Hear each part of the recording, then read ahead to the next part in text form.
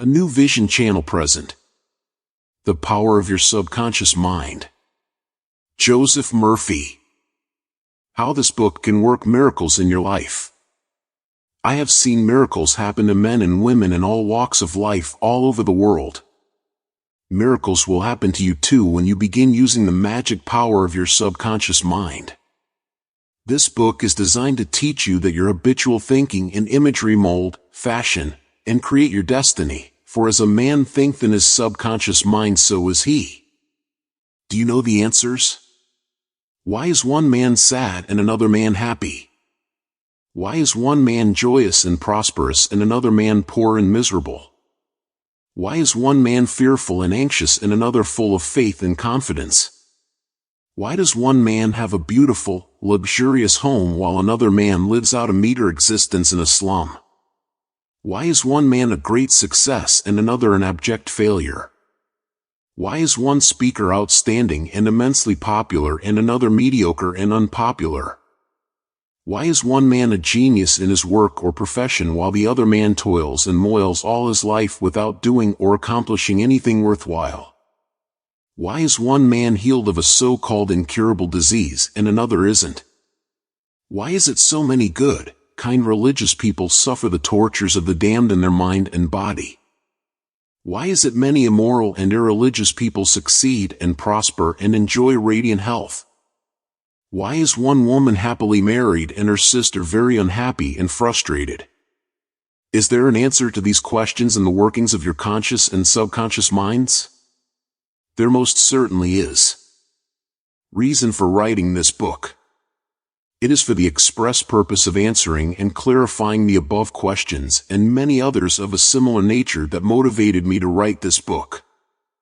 I have endeavored to explain the great fundamental truths of your mind in the simplest language possible.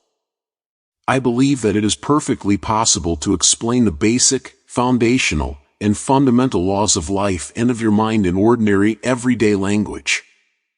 You will find that the language of this book is that used in your daily papers, current periodicals, in your business offices, in your home, and in the daily workshop.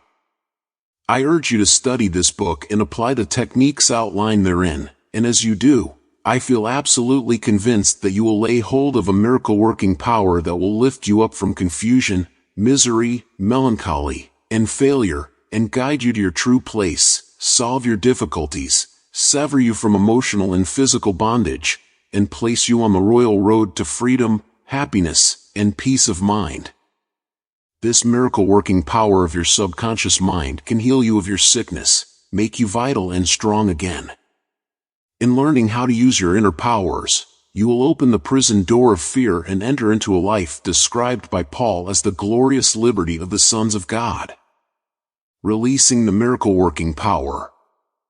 A personal healing will ever be the most convincing evidence of our subconscious powers. Over 42 years ago, I resolved a malignancy. In medical terminology, it was called a sarcoma, by using the healing power of my subconscious mind, which created me and still maintains and governs all my vital functions. The technique I applied is elaborated on in this book, and I feel sure that it will help others to trust the same infinite healing presence lodged in the subconscious depths of all men.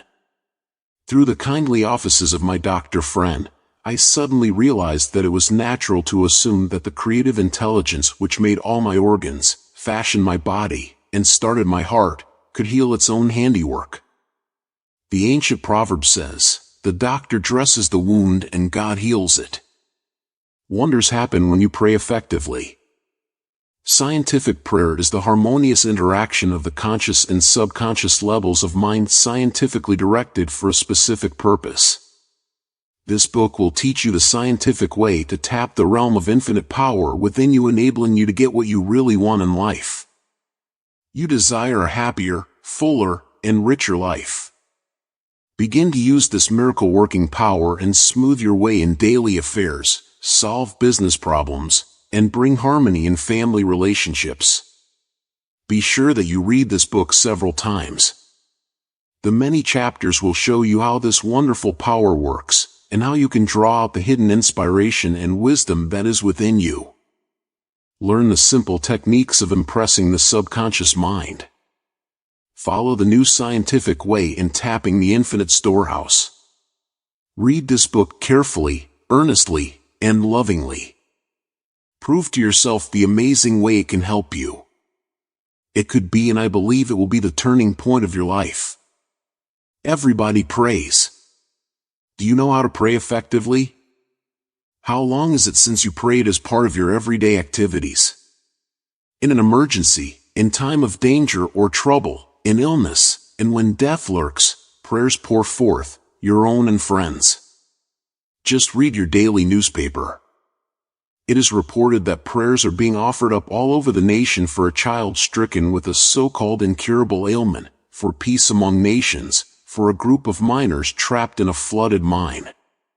Later it is reported that when rescued, the miners said that they prayed while waiting for rescue. An airplane pilot says that he prayed as he made a successful emergency landing. Certainly, prayer is an ever-present help in time of trouble, but you do not have to wait for trouble to make prayer an integral and constructive part of your life. The dramatic answers to prayer make headlines and are the subject of testimonies to the effectiveness of prayer. What of the many humble prayers of children, the simple thanksgiving of grace at the table daily, the faithful devotions wherein the individual seeks only communion with God? My work with people has made it necessary for me to study the various approaches to prayer. I have experienced the power of prayer in my own life, and I have talked and worked with many people who also have enjoyed the help of prayer. The problem usually is how to tell others how to pray. People who are in trouble have difficulty in thinking and acting reasonably. They need an easy formula to follow, an obviously workable pattern that is simple and specific. Often, they must be led to approach the emergency. Unique feature of this book. The unique feature of this book is its down-to-earth practicality. Here you are presented with simple, usable techniques and formulas, which you can easily apply in your workaday world. I have taught these simple processes to men and women all over the world, and recently over 1,000 men and women of all religious affiliations attended a special class in Los Angeles where I presented the highlights of what is offered in the pages of this book. Many came from distances of 200 miles for each class lesson. The special features of this book will appeal to you because they show you why oftentimes you get the opposite of what you prayed for and reveal to you the reasons why. People have asked me in all parts of the world and thousands of times, why is it I have prayed and got no answer? In this book you will find the reasons for this common complaint. The many ways of impressing the subconscious mind and getting the right answers make this an extraordinarily valuable book and an ever-present help in time of trouble. What do you believe? It is not the thing believed in that brings an answer to man's prayer. The answer to prayer results when the individual's subconscious mind responds to the mental picture or thought in his mind. This law of belief is operating in all religions of the world and is the reason why they are psychologically true. The Buddhist, the Christian, the Muslim, and the Hebrew all may get answers to their prayers, not because of the particular creed, religion, affiliation, ritual, ceremony, formula, liturgy, incantation, sacrifices, or offerings, but solely because of belief or mental acceptance and receptivity about that for which they pray. The law of life is the law of belief, and belief could be summed up briefly as a thought in your mind. As a man thinks, feels, and believes, so is the condition of his mind, body, and circumstances. A technique, a methodology based on an understanding of what you are doing and why you are doing it will help you to bring about a subconscious embodiment of all the good things of life. Essentially, answered prayer is the realization of your heart's desire. Desire is prayer. Everyone desires health, happiness, security, peace of mind, true expression, but many fail to achieve clearly defined results. A university professor admitted to me recently, I know that if I changed my mental pattern and redirected my emotional life, my ulcers would not recur, but I do not have any technique, process, or modus operandi. My mind wanders back and forth on my many problems, and I feel frustrated, defeated, and unhappy. This professor had a desire for perfect health. He needed knowledge of the way his mind worked which would enable him to fulfill his desire. By practicing the healing methods outlined in this book, he became whole and perfect. There is one mind common to all individual men, Emerson. The miracle-working powers of your subconscious mind existed before you and I were born, before any church or world existed. The great eternal truths and principles of life antedate all religions.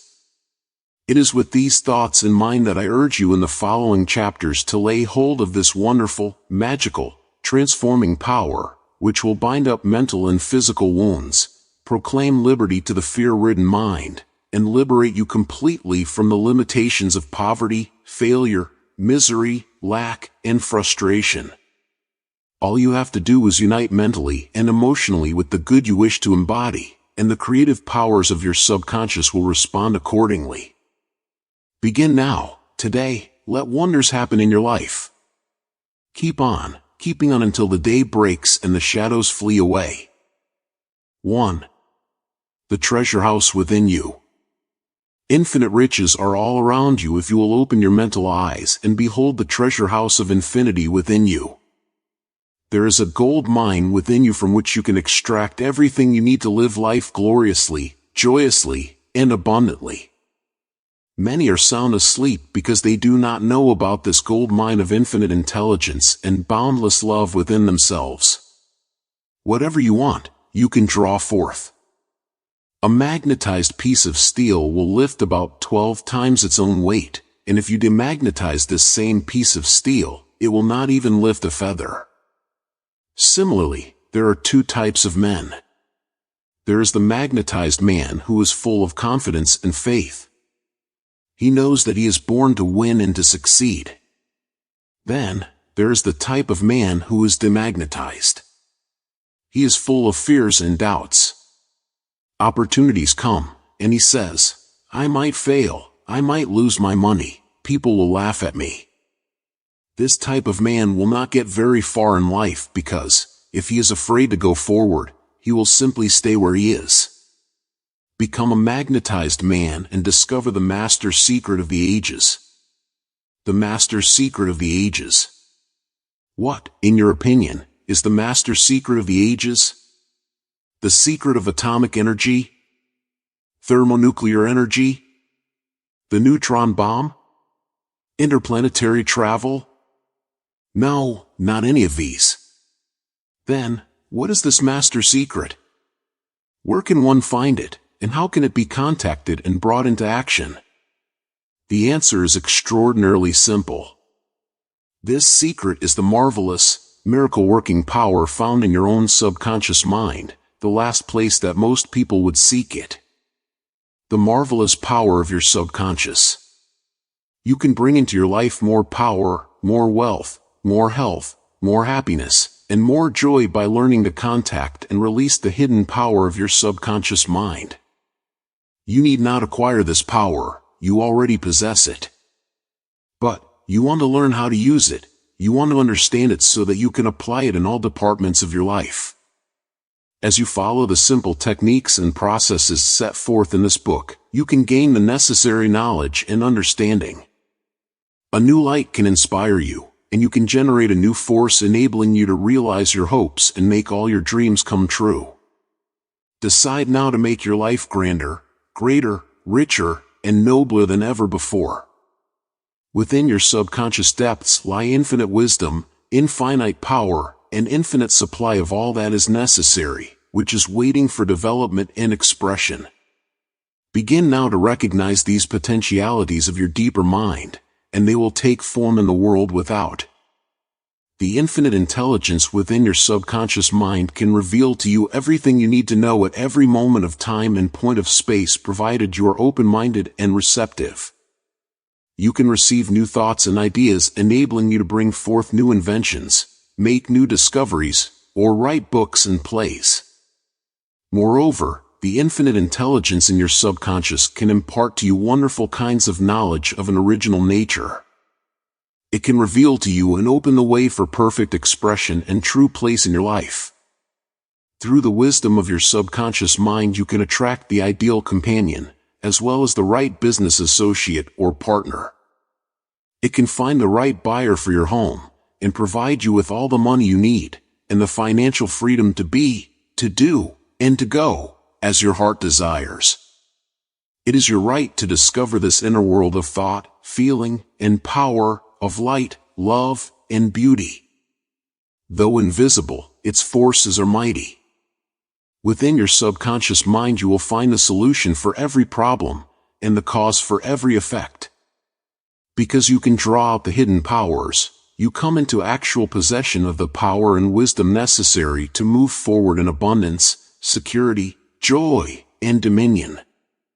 I have seen the power of the subconscious lift people up out of crippled states, making them whole, vital, and strong once more, and free to go out into the world to experience happiness, health, and joyous expression. There is a miraculous healing power in your subconscious that can heal the troubled mind and the broken heart. It can open the prison door of the mind and liberate you. It can free you from all kinds of material and physical bondage. Necessity of a working basis. Substantial progress in any field of endeavor is impossible in the absence of a working basis, which is universal in its application. You can become skilled in the operation of your subconscious mind. You can practice its powers with a certainty of results in exact proportion to your knowledge of its principles and to your application of them for definite specific purposes and goals you wish to achieve. Being a former chemist, I would like to point out that if you combine hydrogen and oxygen in the proportions of 2 atoms of the former to 1 of the latter, water would be the result. You are very familiar with the fact that 1 atom of oxygen and 1 atom of carbon will produce carbon monoxide, a poisonous gas. But, if you add another atom of oxygen, you will get carbon dioxide, a harmless gas, and so on throughout the vast realm of chemical compounds. You must not think that the principles of chemistry, physics, and mathematics differ from the principles of your subconscious mind. Let us consider a generally accepted principle: water seeks its own level. This is a universal principle, which is applicable to water everywhere. Consider another principle: matter expands when heated.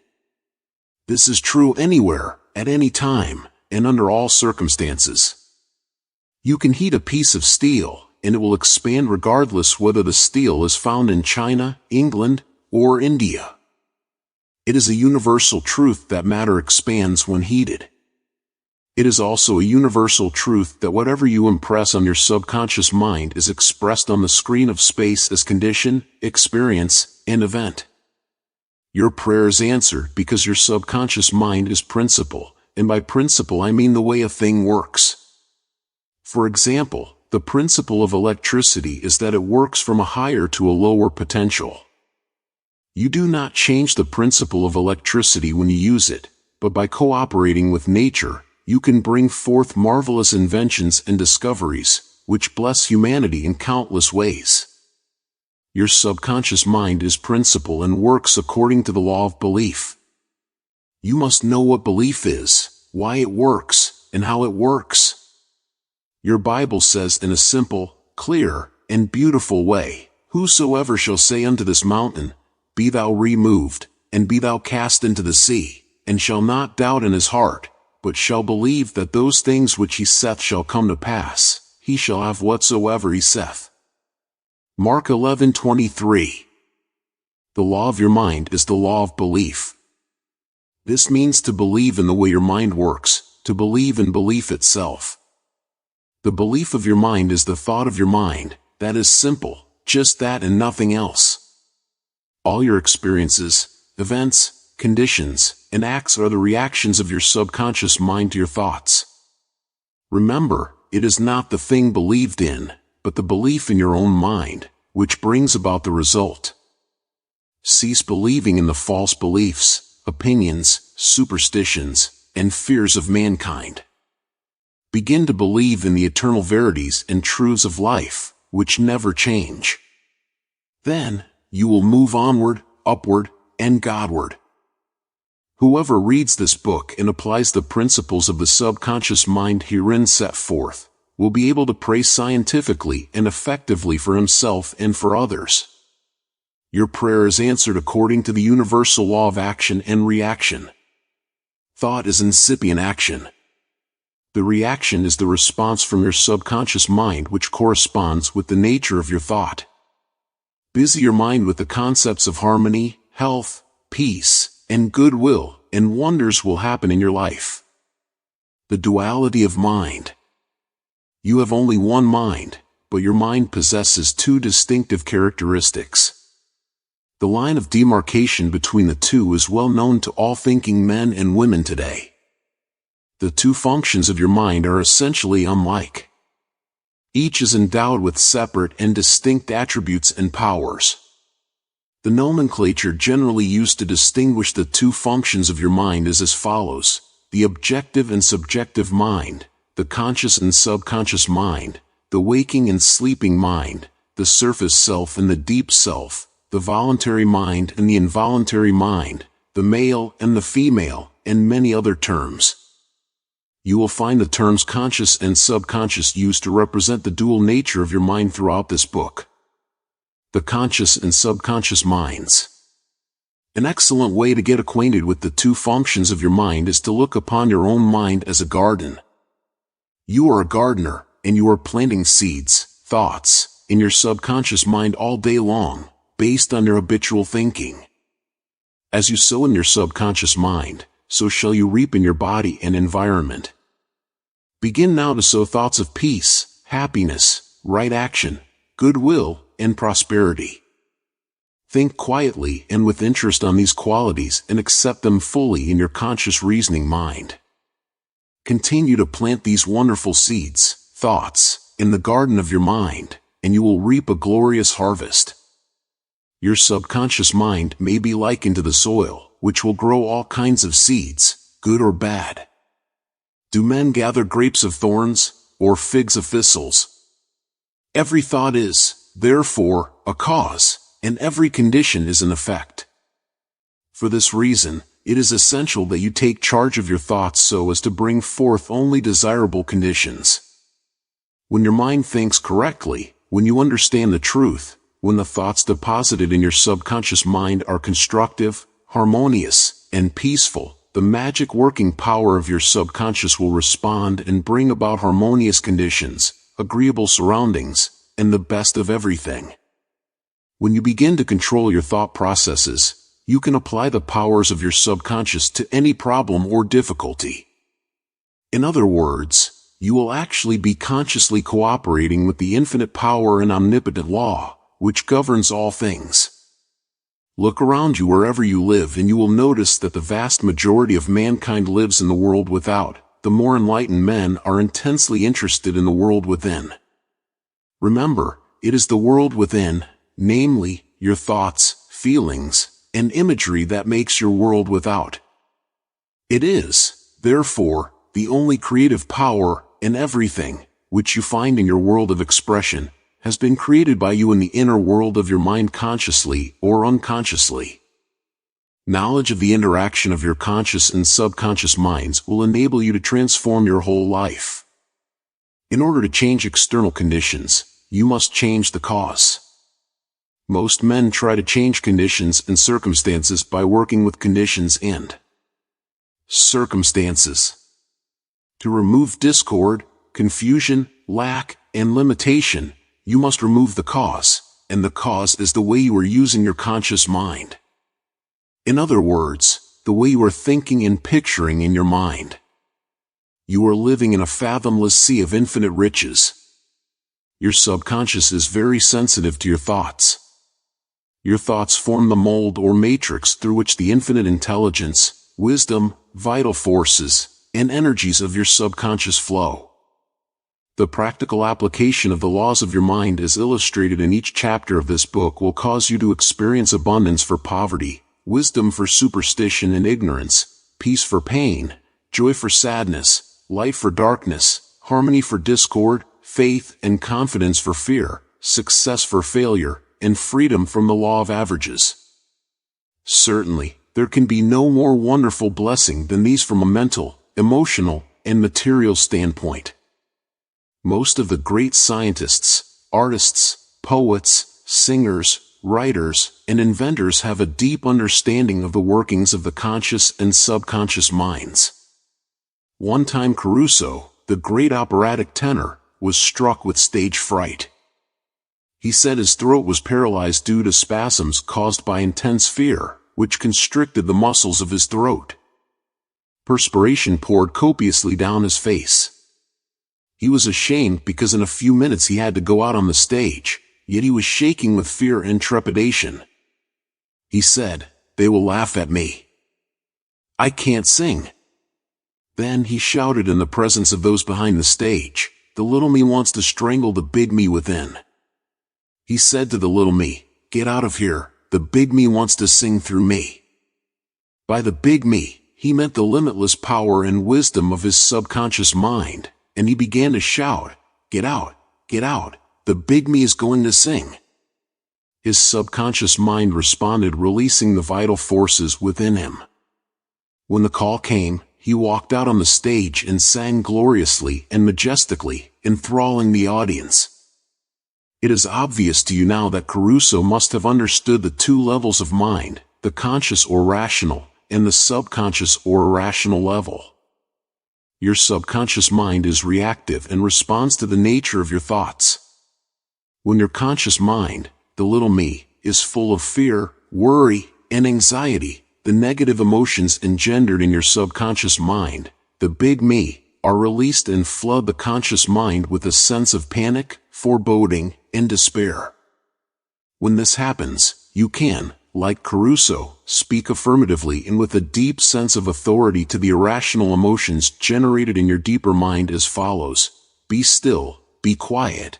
I am in control. You must obey me. You are subject to my command. You cannot intrude where you do not belong." It is fascinating and intensely interesting to observe how you can speak authoritatively and with conviction to the irrational movement of your deeper self, bringing silence, harmony, and peace to your mind. The subconscious is subject to the conscious mind, and that is why it is called subconscious or subjective. Outstanding differences and modes of operation. You will perceive the main differences by the following illustrations. The conscious mind is like the navigator or captain at the bridge of a ship. He directs the ship and signals orders to men in the engine room, who in turn control all the boilers, instruments, gauges, etc. The men in the engine room do not know where they are going, they follow orders. They would go on the rocks if the man on the bridge issued faulty or wrong instructions based on his findings with the compass, sextant, or other instruments. The men in the engine room obey him because he is in charge and issues orders, which are automatically obeyed. Members of the crew do not talk back to the captain, they simply carry out orders. The captain is the master of his ship, and his decrees are carried out. Likewise, your conscious mind is the captain and the master of your ship, which represents your body, environment, and all your affairs. Your subconscious mind takes the orders you give it based upon what your conscious mind believes and accepts as true. When you repeatedly say to people, "I can't afford it," then your subconscious mind takes you at your word and sees to it that you will not be in a position to purchase what you want. As long as you persist in saying, "I can't afford that car, that trip to Europe, that home, that fur coat or ermine wrap," you can rest assured that your subconscious mind will follow your orders, and you will go through life experiencing the lack of all these things. Last Christmas Eve, a beautiful young university student looked at an attractive and rather expensive traveling bag in a store window. She was going home to Buffalo, New York, for the holidays. She was about to say, "I can't afford that bag," when she recalled something she had heard at one of my lectures, which was, "Never finish a negative statement, reverse it immediately, and wonders will happen in your life." She said, "That bag is mine. It is for sale. I accept it mentally, and my subconscious sees to it that I receive it." At 8 o'clock Christmas Eve, her fiancé presented her with a bag exactly the same as the one she had looked at and mentally identified herself with at 10 o'clock the same morning. She had filled her mind with the thought of expectancy and released the whole thing to her deeper mind, which has the know-how of accomplishment. This young girl, a student at the University of Southern California, said to me, "I didn't have the money to buy that bag, but now I know where to find money and all the things I need, and that is in the treasure house of eternity within me." Another simple illustration is this: when you say, "I do not like mushrooms," and the occasion subsequently comes that you are served mushrooms in sauces or salads, you will get indigestion because your subconscious mind says to you, the boss, your conscious mind, does not like mushrooms. This is an amusing example of the outstanding differences and modes of operation of your conscious and subconscious minds. A woman may say, "I wake up at 3 o'clock if I drink coffee at night." Whenever she drinks coffee, her subconscious mind nudges her, as if to say, "The boss wants you to stay awake tonight." Your subconscious mind works 24 hours a day and makes provisions for your benefit, pouring all the fruit of your habitual thinking into your lap. How her subconscious responded.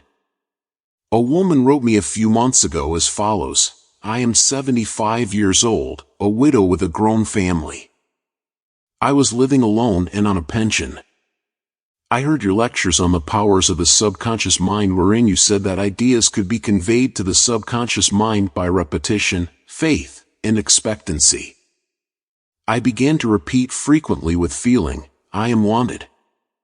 I am happily married to a kind, loving, and spiritual-minded man. I am secure.' I kept on doing this many times a day for about 2 weeks, and one day at the corner drugstore, I was introduced to a retired pharmacist. I found him to be kind, understanding, and very religious. He was a perfect answer to my prayer. Within a week he proposed to me, and now we are on our honeymoon in Europe. I know that the intelligence within my subconscious mind brought both of us together in divine order." This woman discovered that the treasure house was within her. Her prayer was felt as true in her heart, and her affirmation sank down by osmosis into her subconscious mind, which is the creative medium. The moment she succeeded in bringing about a subjective embodiment, her subconscious mind brought about the answer through the law of attraction.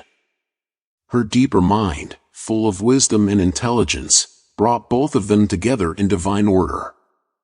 Be sure that you think on whatsoever things are true, whatsoever things are honest, whatsoever things are just, whatsoever things are pure, whatsoever things are lovely, whatsoever things are of good report, if there be any virtue, and if there be any praise, think on these things. Phil. 4:8. Brief summary of ideas worth remembering. 1. The treasure house is within you. Look within for the answer to your heart's desire.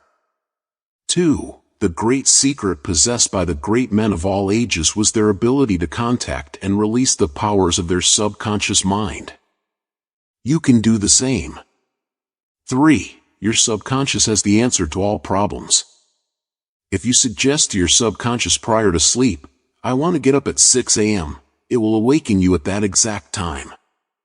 4. Your subconscious mind is the builder of your body and can heal you. Lull yourself to sleep every night with the idea of perfect health, and your subconscious, being your faithful servant, will obey you. 5. Every thought is a cause, and every condition is an effect. 6. If you want to write a book, write a wonderful play, give a better talk to your audience, convey the idea lovingly and feelingly to your subconscious mind, and it will respond accordingly. 7. You are like a captain navigating a ship. He must give the right orders, and likewise, you must give the right orders, thoughts and images, to your subconscious mind, which controls and governs all your experiences. 8. Never use the terms, "I can't afford it" or "I can't do this." Your subconscious mind takes you at your word and sees to it that you do not have the money or the ability to do what you want to do. Affirm, I can do all things through the power of my subconscious mind. 9. The law of life is the law of belief. A belief is a thought in your mind. Do not believe in things to harm or hurt you. Believe in the power of your subconscious to heal, inspire, strengthen, and prosper you. According to your belief is it done unto you. 10. Change your thoughts, and you change your destiny. 2. How your own mind works. You have a mind, and you should learn how to use it. There are 2 levels of your mind, the conscious or rational level, and the subconscious or irrational level. You think with your conscious mind, and whatever you habitually think sinks down into your subconscious mind, which creates according to the nature of your thoughts. Your subconscious mind is the seat of your emotions and is the creative mind. If you think good, good will follow. If you think evil, evil will follow. This is the way your mind works. The main point to remember is once the subconscious mind accepts an idea, it begins to execute it. It is an interesting and subtle truth that the law of the subconscious mind works for good and bad ideas alike. This law, when applied in a negative way, is the cause of failure, frustration, and unhappiness. However, when your habitual thinking is harmonious and constructive, you experience perfect health, success, and prosperity. Peace of mind and a healthy body are inevitable when you begin to think and feel in the right way. Whatever you claim mentally and feel is true, your subconscious mind will accept and bring forth into your experience. The only thing necessary for you to do is to get your subconscious mind to accept your idea, and the law of your own subconscious mind will bring forth the health, peace, or the position you desire. You give the command or decree, and your subconscious will faithfully reproduce the idea impressed upon it. The law of your mind is this: you will get a reaction or response from your subconscious mind according to the nature of the thought or idea you hold in your conscious mind. Psychologists and psychiatrists point out that when thoughts are conveyed to your subconscious mind, impressions are made in the brain cells. As soon as your subconscious accepts any idea, it proceeds to put it into effect immediately. It works by association of ideas and uses every bit of knowledge that you have gathered in your lifetime to bring about its purpose. It draws on the infinite power, energy, and wisdom within you. It lines up all the laws of nature to get its way. Sometimes it seems to bring about an immediate solution to your difficulties, but at other times it may take days, weeks, or longer. Its ways are past finding out. Conscious and subconscious terms differentiated. You must remember that these are not 2 minds. They are merely 2 spheres of activity within one mind. Your conscious mind is the reasoning mind. It is that phase of mind which chooses. For example, you choose your books, your home, and your partner in life. You make all your decisions with your conscious mind.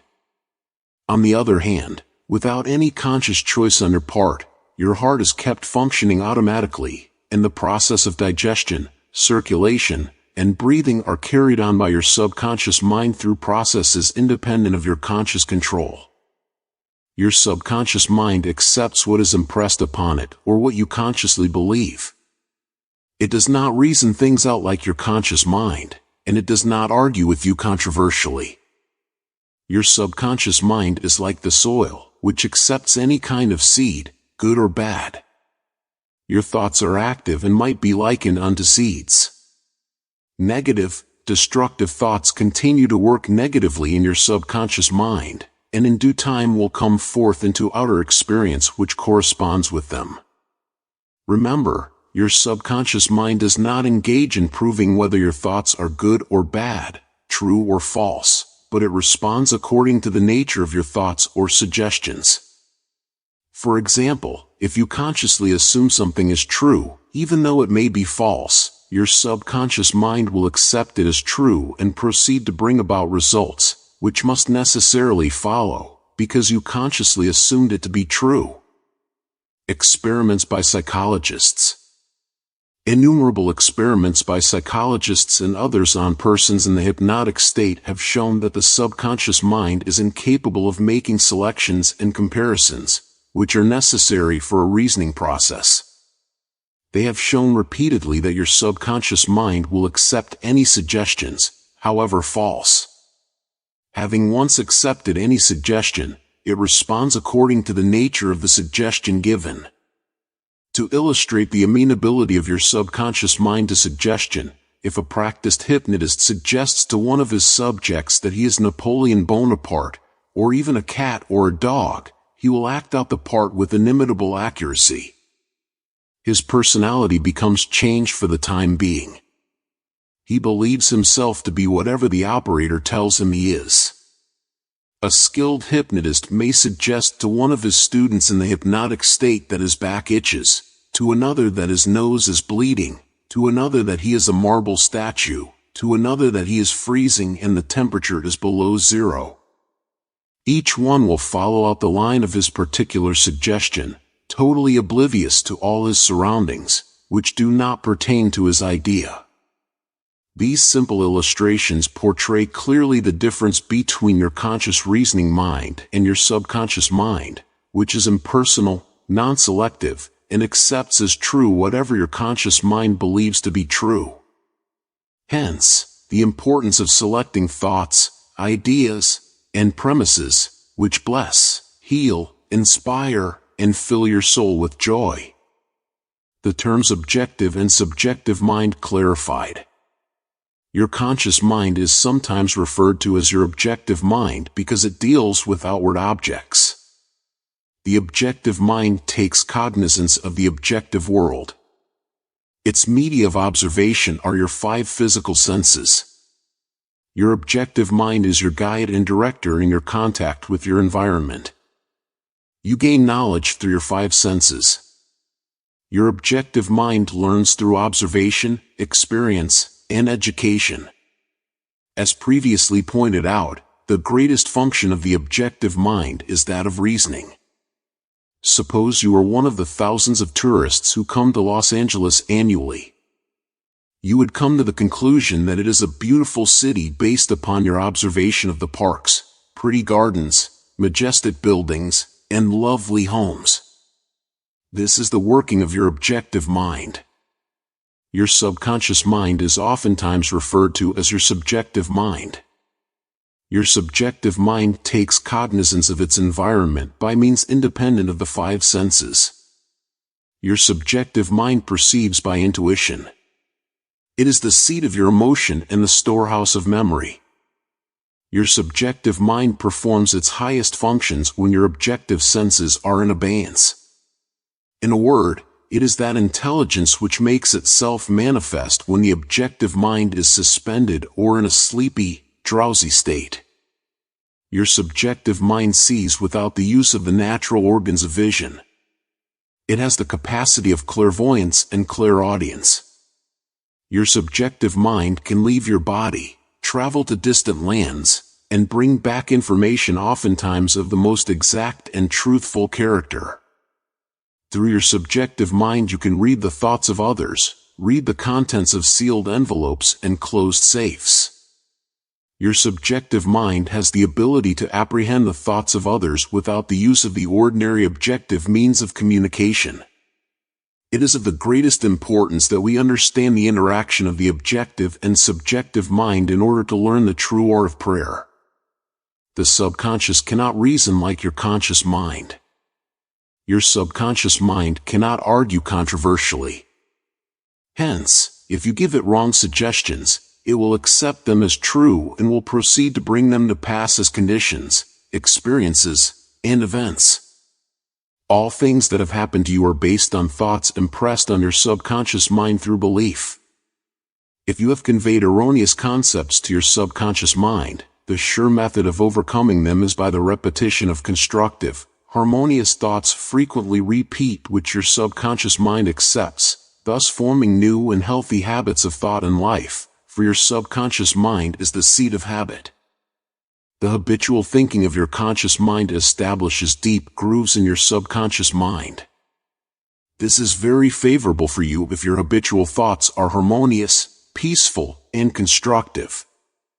If you have indulged in fear, worry, and other destructive forms of thinking, the remedy is to recognize the omnipotence of your subconscious mind and decree freedom, happiness, and perfect health.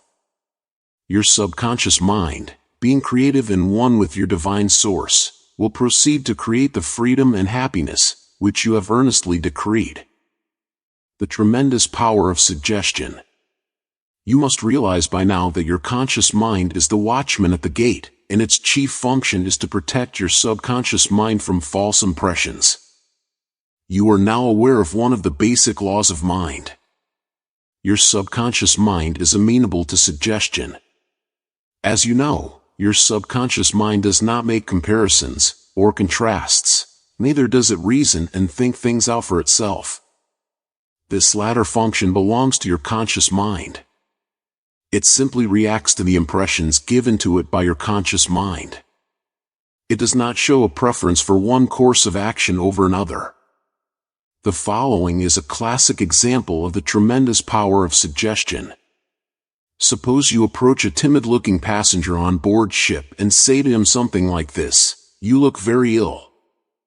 How pale you are. I feel certain you are going to be seasick. Let me help you to your cabin." The passenger turns pale. Your suggestion of seasickness associates itself with his own fears and forebodings. He accepts your aid down to the berth, and there your negative suggestion, which was accepted by him, is realized. Different reactions to the same suggestion.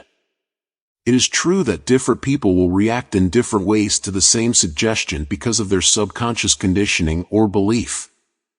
For example, if you go to a sailor on the ship and say to him sympathetically, "My dear fellow, you're looking very ill. Aren't you feeling sick? You look to me as if you were going to be seasick."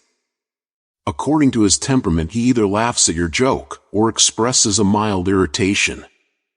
Your suggestion fell on deaf ears in this instance because your suggestion of seasickness was associated in his mind with his own immunity from it. Therefore, it called up not fear or worry, but self-confidence.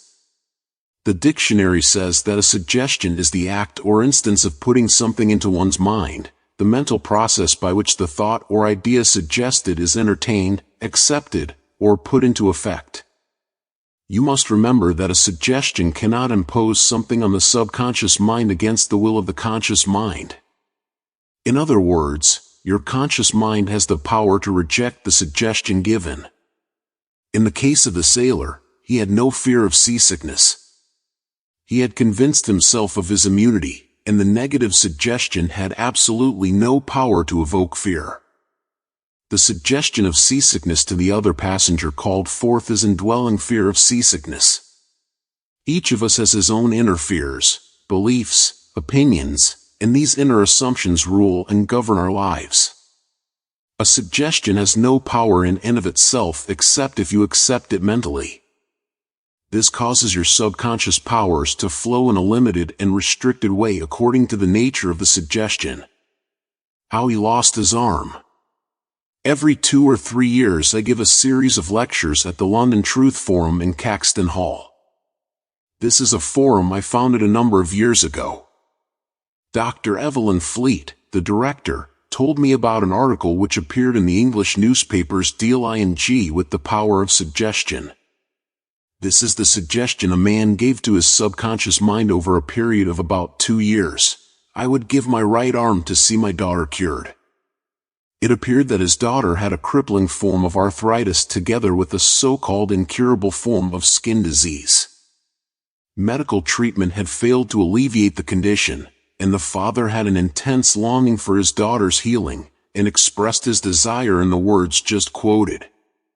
Dr. Evelyn Fleet said that the newspaper article pointed out that one day the family was out riding when their car collided with another.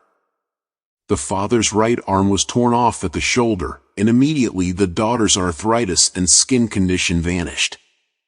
You must make certain to give your subconscious only suggestions, which heal, bless, elevate, and inspire you in all your ways. remember that your subconscious mind cannot take a joke. It takes you at your word. How autosuggestion banishes fear. Illustrations of autosuggestion. Autosuggestion means suggesting something definite and specific to oneself. Herbert Parkin, in his excellent Manual of Autosuggestion, records the following incident. It has its amusing side, so that one remembers it. A New York visitor in Chicago looks at his watch, which is set an hour ahead of Chicago time, and tells a Chicago friend that it is 12 o'clock. The Chicago friend, not considering the difference in time between Chicago and New York, tells the New Yorker that he is hungry and that he must go to lunch. Autosuggestion may be used to banish various fears and other negative conditions. A young singer was invited to give an audition. She had been looking forward to the interview, but on 3 previous occasions she had failed miserably due to fear of failure. This young lady had a very good voice, but she had been saying to herself, when the time comes for me to sing, maybe they won't like me. I will try, but I'm full of fear and anxiety. Her subconscious mind accepted these negative autosuggestions as a request and proceeded to manifest them and bring them into her experience. The cause was an involuntary autosuggestion, i.e., silent fear thoughts emotionalized and subjectifies. She overcame it by the following technique. 3 times a day she isolated herself in a room. She sat down comfortably in an armchair, relaxed her body, and closed her eyes. She stilled her mind and body as best she could. Physical inertia favors mental passivity and renders the mind more receptive to suggestion. She counteracted the fear suggestion by saying to herself, I sing beautifully. I am poised, serene, confident, and calm. She repeated this statement slowly, quietly, and with feeling from 5 to 10 times at each sitting. She had 3 such sittings every day and 1 immediately prior to sleep. At the end of a week she was completely poised and confident. When the invitation to audition came, she gave a remarkable, wonderful audition. How she restored her memory. A woman, aged 75, was in the habit of saying to herself, I am losing my memory. She reversed the procedure and practiced induced autosuggestion several times a day as follows. My memory from today on is improving in every department. I shall always remember whatever I need to know at every moment of time and point of space. The impressions received will be clearer and more definite. I shall retain them automatically and with ease. Whatever I wish to recall will immediately present itself in the correct form in my mind. I am improving rapidly every day, and very soon my memory will be better than it has ever been before. At the end of 3 weeks, her memory was back to normal, and she was delighted. How he overcame a nasty temper. Many men who complained of irritability and bad temper proved to be very susceptible to autosuggestion and obtained marvelous results by using the following statements 3 or 4 times a day, morning, noon, and at night prior to sleep for about a month. Henceforth, I shall grow more good-humored. Joy, happiness, and cheerfulness are now becoming my normal states of mind. Every day I am becoming more and more lovable and understanding. I am now becoming the center of cheer and goodwill to all those about me, infecting them with good humor. This happy, joyous, and cheerful mood is now becoming my normal, natural state of mind. I am grateful. The constructive and destructive power of suggestion. Some illustrations and comments on heterosuggestion. Heterosuggestion means suggestions from another person. In all ages the power of suggestion has played a part in the life and thought of man in every period of time and in each country of the earth. In many parts of the world it is the controlling power in religion. Suggestion may be used to discipline and control ourselves, but it can also be used to take control and command over others who do not know the laws of mind. In its constructive form it is wonderful and magnificent. In its negative aspects, it is one of the most destructive of all the response patterns of the mind, resulting in patterns of misery, failure, suffering, sickness, and disaster. Have you accepted any of these? From infancy on, the majority of us have been given many negative suggestions. Not knowing how to thwart them, we unconsciously accepted them. Here are some of the negative suggestions. You can't. You'll never amount to anything. You mustn't. You'll fail. You haven't got a chance. You're all wrong. It's no use. It's not what you know, but who you know. The world is going to the dogs. What's the use? Nobody cares. It's no use trying so hard. You're too old now. Things are getting worse and worse. Life is an endless grind. Love is for the birds. You just can't win. Pretty soon you'll be bankrupt. Watch out, you'll get the virus. You can't trust a soul, etc. Unless, as an adult, you use constructive autosuggestion, which is a reconditioning therapy. The impressions made on you in the past can cause behavior patterns that cause failure in your personal and social life. Autosuggestion is a means releasing you from the massive negative verbal conditioning that might otherwise distort your life pattern, making the development of good habits difficult. You can counteract negative suggestions. Pick up the paper any day, and you can read dozens of items that could sow the seeds of futility, fear, worry, anxiety, and impending doom. If accepted by you, these thoughts of fear could cause you to lose the will for life. Knowing that you can reject all these negative suggestions by giving your subconscious mind constructive autosuggestions, you counteract all these destructive ideas. Check regularly on the negative suggestions that people make to you. You do not have to be influenced by destructive heterosuggestion. All of us have suffered from it in our childhood and in our teens.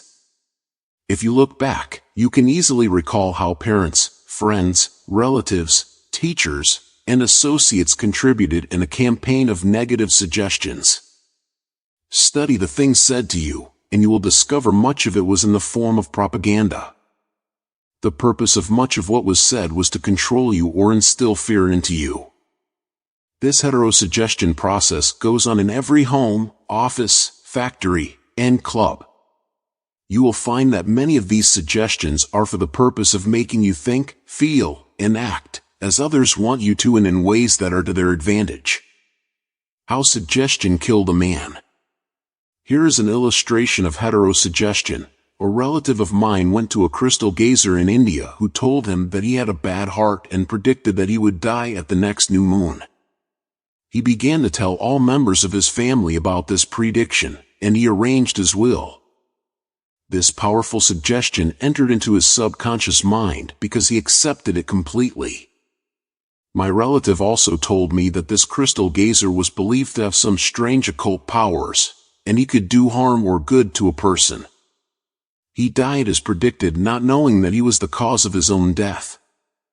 I suppose many of us have heard similar stupid, ridiculous, superstitious stories. Let us look at what happened in the light of our knowledge of the way the subconscious mind works. Whatever the conscious, reasoning mind of man believes, the subconscious mind will accept and act upon. My relative was happy, healthy, vigorous, and robust when he went to see the fortune teller. She gave him a very negative suggestion, which he accepted. He became terrified, and constantly dwelled upon the fact that he was going to die at the next new moon. He proceeded to tell everyone about it, and he prepared for the end. The activity took place in his own mind, and his own thought was the cause. He brought about his own so-called death, or rather destruction of the physical body, by his fear and expectation of the end. The woman who predicted his death had no more power than the stones and sticks in the field. Her suggestion had no power to create or bring about the end she suggested. If he had known the laws of his mind, he would have completely rejected the negative suggestion and refused to give her words any attention, knowing in his heart that he was governed and controlled by his own thought and feeling. Like tin arrows aimed at a battleship, her prophecy could have been completely neutralized and dissipated without hurting him. The suggestions of others in themselves have absolutely no power whatever over you except the power that you give them through your own thoughts. You have to give your mental consent. You have to entertain the thought. Then, it becomes your thought, and you do the thinking.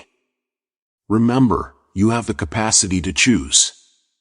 Choose life. Choose love. Choose health. The power of an assumed major premise. Your mind works like a syllogism.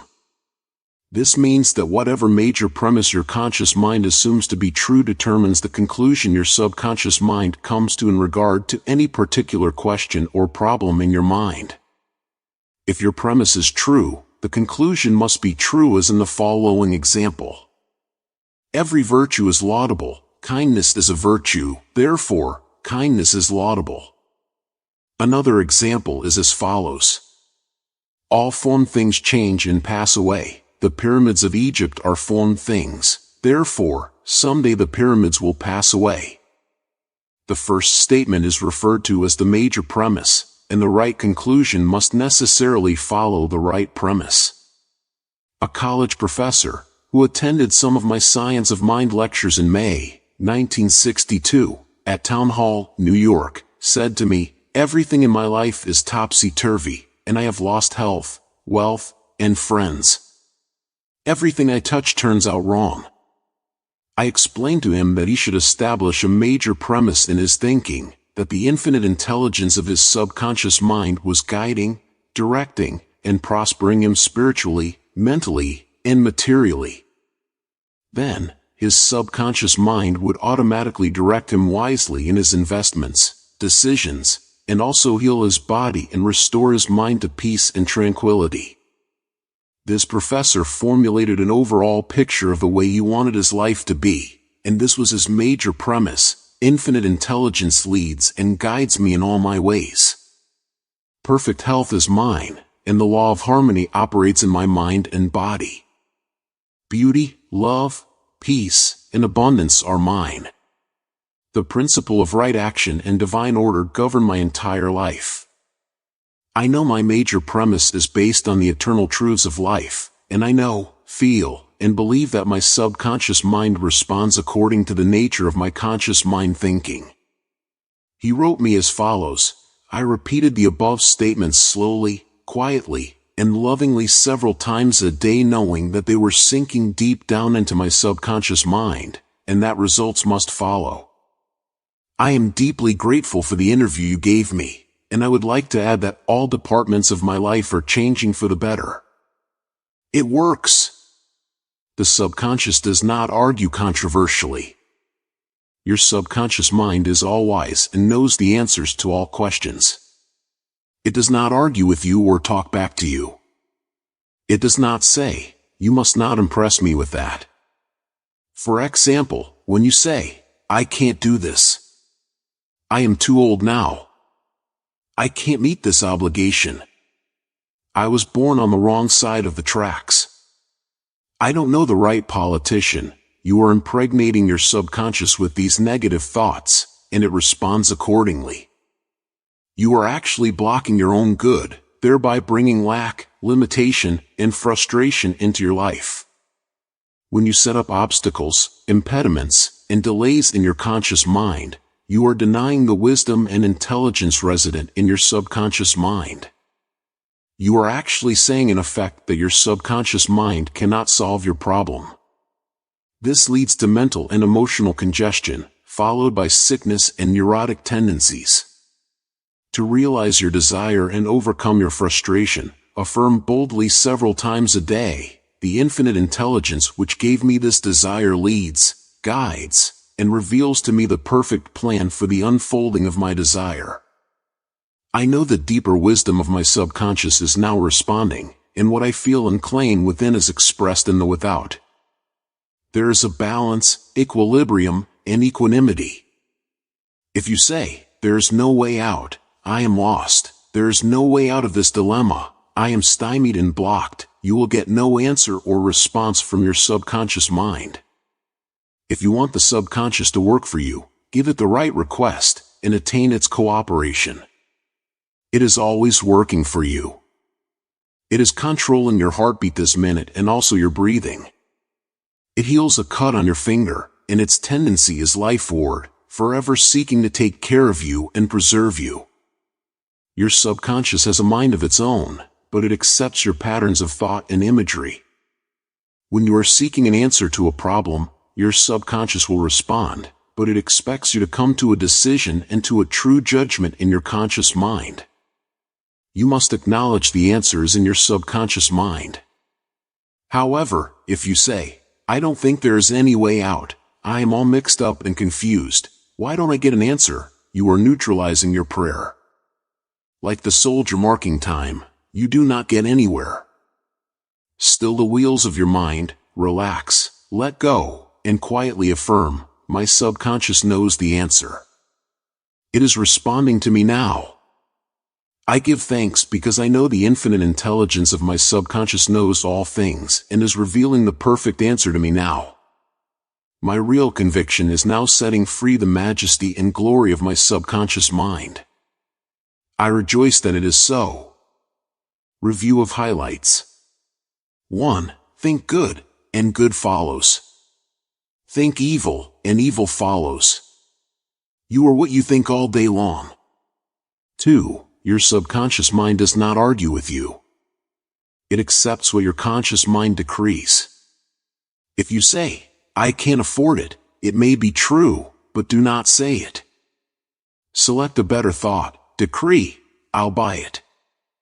I accept it in my mind." 3. You have the power to choose. Choose health and happiness. You can choose to be friendly, or you can choose to be unfriendly. Choose to be cooperative, joyous, friendly, lovable, and the whole world will respond. This is the best way to develop a wonderful personality.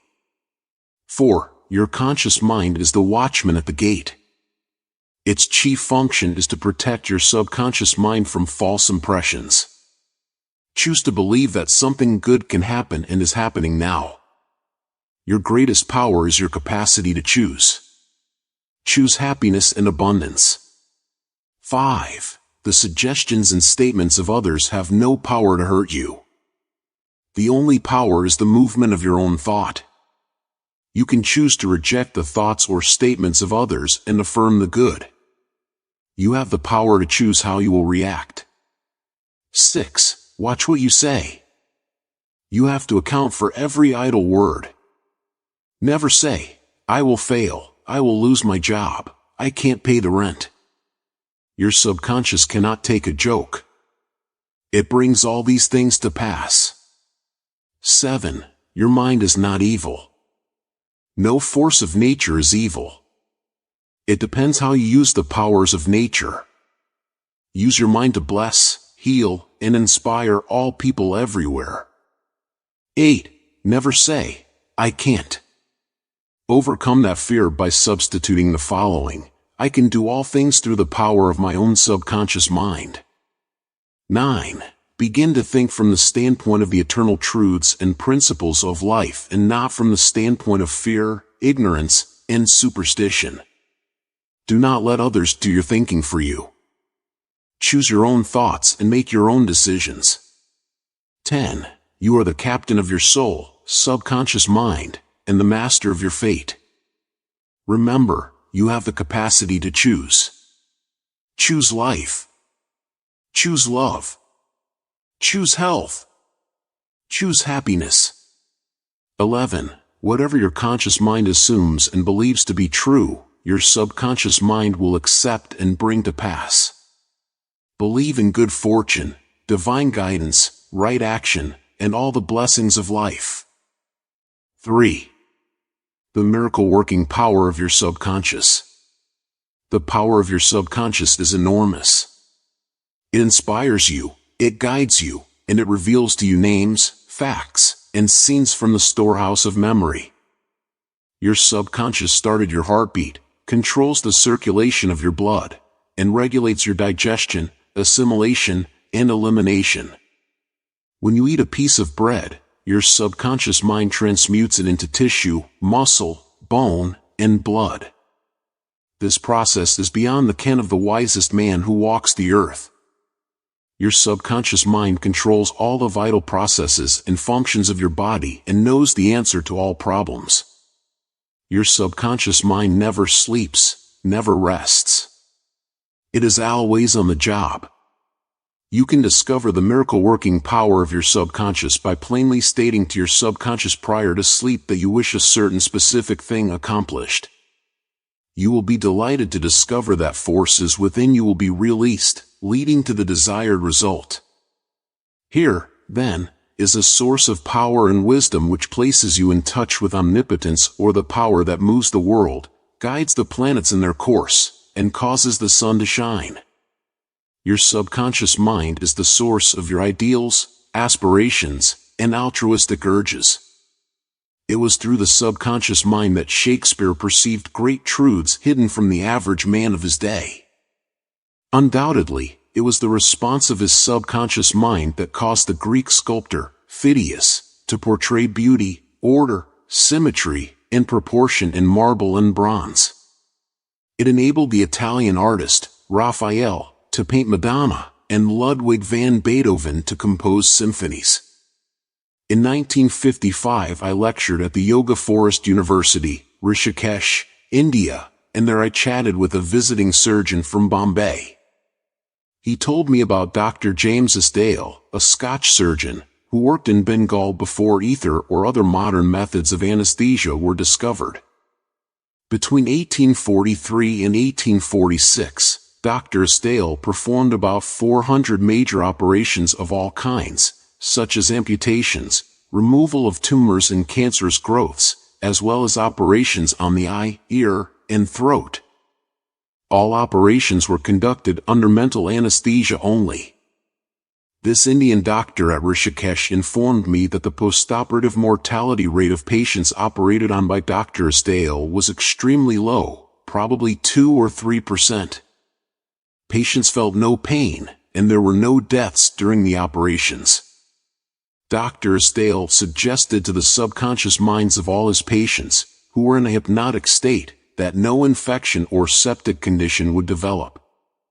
You must remember that this was before Louis Pasteur, Joseph Lister, and others who pointed out the bacterial origin of disease and causes of infection due to unsterilized instruments and virulent organisms.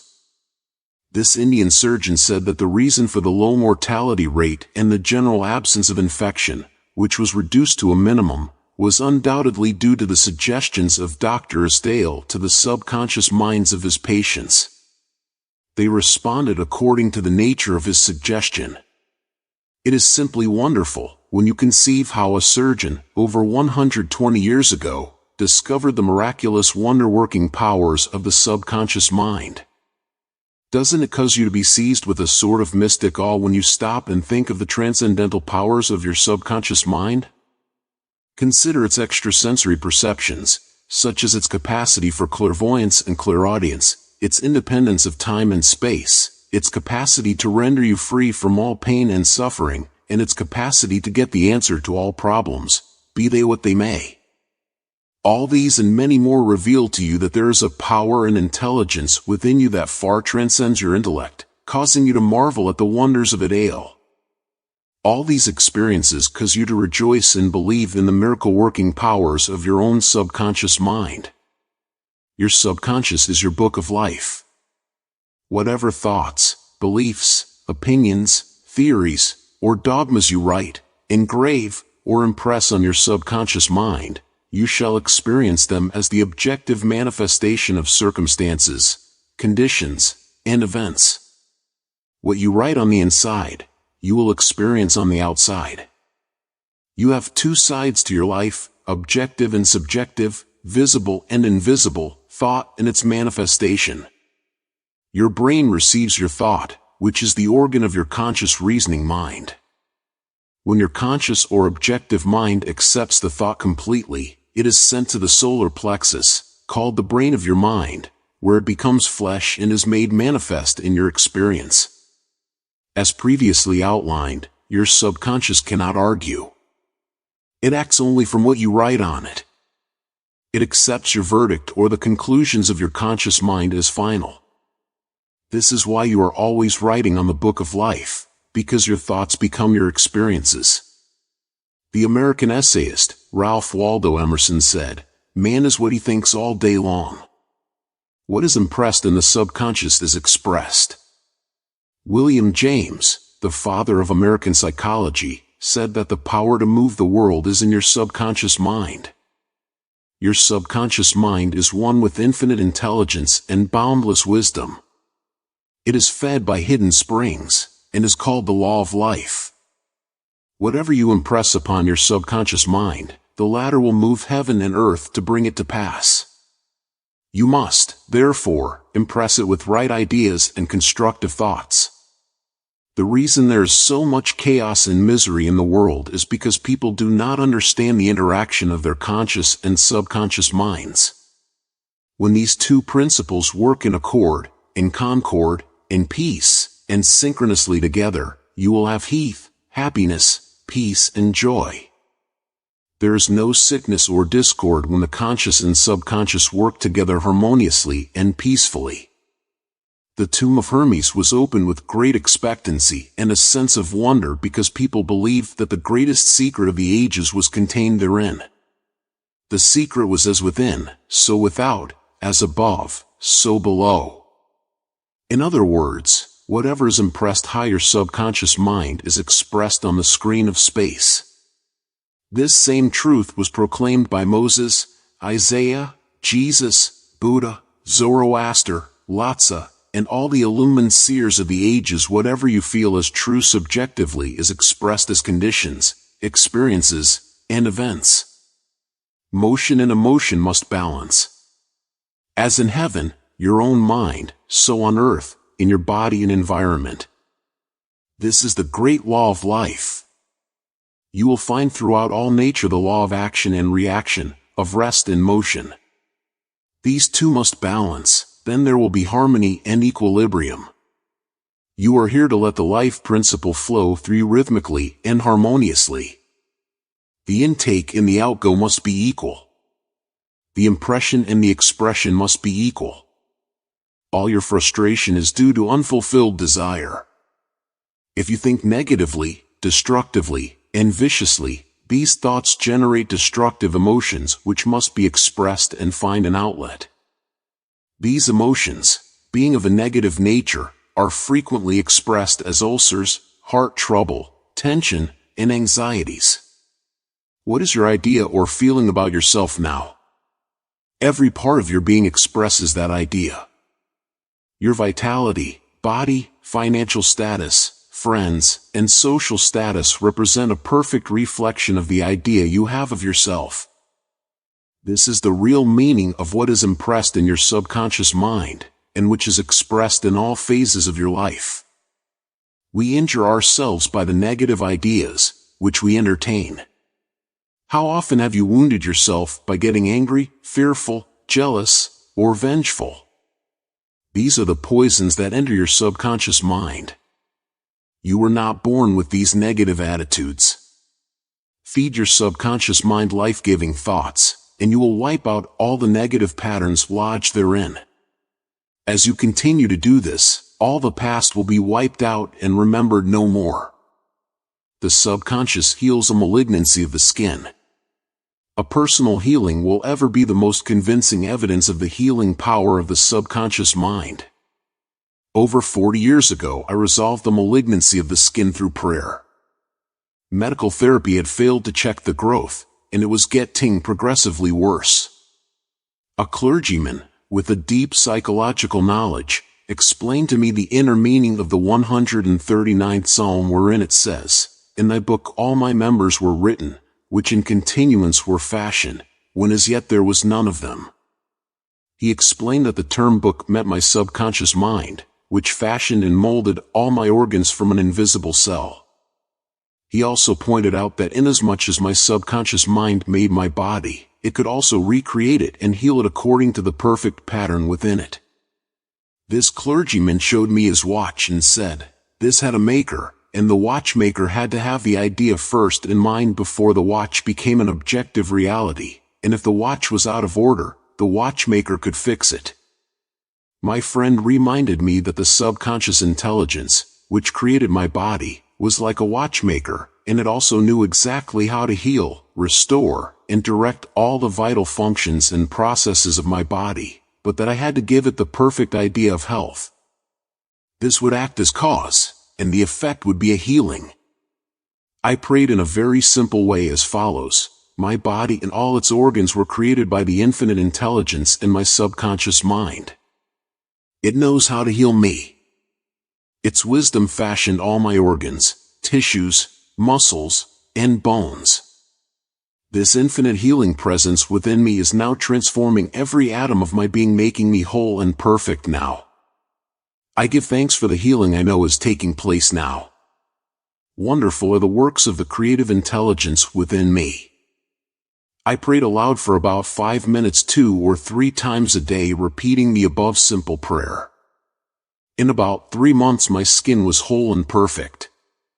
As you can see, all I did was give life-giving patterns of wholeness, beauty, and perfection to my subconscious mind, thereby obliterating the negative images and patterns of thought lodged in my subconscious mind, which were the cause of all my trouble. Nothing appears on your body except when the mental equivalent is first in your mind, and as you change your mind by drenching it with incessant affirmatives, you change your body.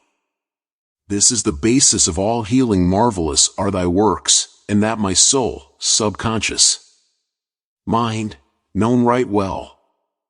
Psalm 139 verse 14. How the subconscious controls all functions of the body. While you are awake or sound asleep upon your bed, the ceaseless, tireless action of your subconscious mind controls all the vital functions of your body without the help of your conscious mind. For example, while you are asleep your heart continues to beat rhythmically, your lungs do not rest, and the process of inhalation and exhalation, whereby your blood absorbs fresh air, goes on just the same as when you are awake. Your subconscious controls your digestive processes and glandular secretions, as well as all the other mysterious operations of your body. The hair on your face continues to grow whether you are asleep or awake. Scientists tell us that the skin secretes much more perspiration during sleep than during the waking hours. Your eyes, ears, and other senses are active during sleep. For instance, many of our great scientists have received answers to perplexing problems while they were asleep. They saw the answers in a dream. Oftentimes your conscious mind interferes with the normal rhythm of the heart, lungs, and functioning of the stomach and intestines by worry, anxiety, fear, and depression. These patterns of thought interfere with the harmonious functioning of your subconscious mind. When mentally disturbed, the best procedure is to let go, relax, and still the wheels of your thought processes. Speak to your subconscious mind, telling it to take over in peace, harmony, and divine order. You will find that all the functions of your body will become normal again. Be sure to speak to your subconscious mind with authority and conviction, and it will conform to your command. Your subconscious seeks to preserve your life and restore you to health at all costs. It causes you to love your children, which also illustrates an instinctive desire to preserve all life. Let us suppose you accidentally ate some bad food. Your subconscious mind would cause you to regurgitate it. If you inadvertently took some poison, your subconscious powers would proceed to neutralize it. If you completely entrusted yourself to its wonder-working power, you would be entirely restored to health. How to get the subconscious to work for you? The first thing to realize is that your subconscious mind is always working. It is active night and day, whether you act upon it or not. Your subconscious is the builder of your body, but you cannot consciously perceive or hear that inner silent process. Your business is with your conscious mind and not your subconscious mind. Just keep your conscious mind busy with the expectation of the best, and make sure the thoughts you habitually think are based on whatsoever things are lovely, true, just, and of good report. Begin now to take care of your conscious mind, knowing in your heart and soul that your subconscious mind is always expressing, reproducing, and manifesting according to your habitual thinking. Remember, just as water takes the shape of the pipe it flows through, the life principle in you flows through you according to the nature of your thoughts. Claim that the healing presence in your subconscious is flowing through you as harmony, health, peace, joy, and abundance.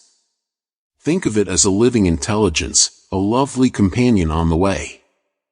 Firmly believe it is continually flowing through you, vivifying, inspiring, and prospering you. It will respond exactly this way.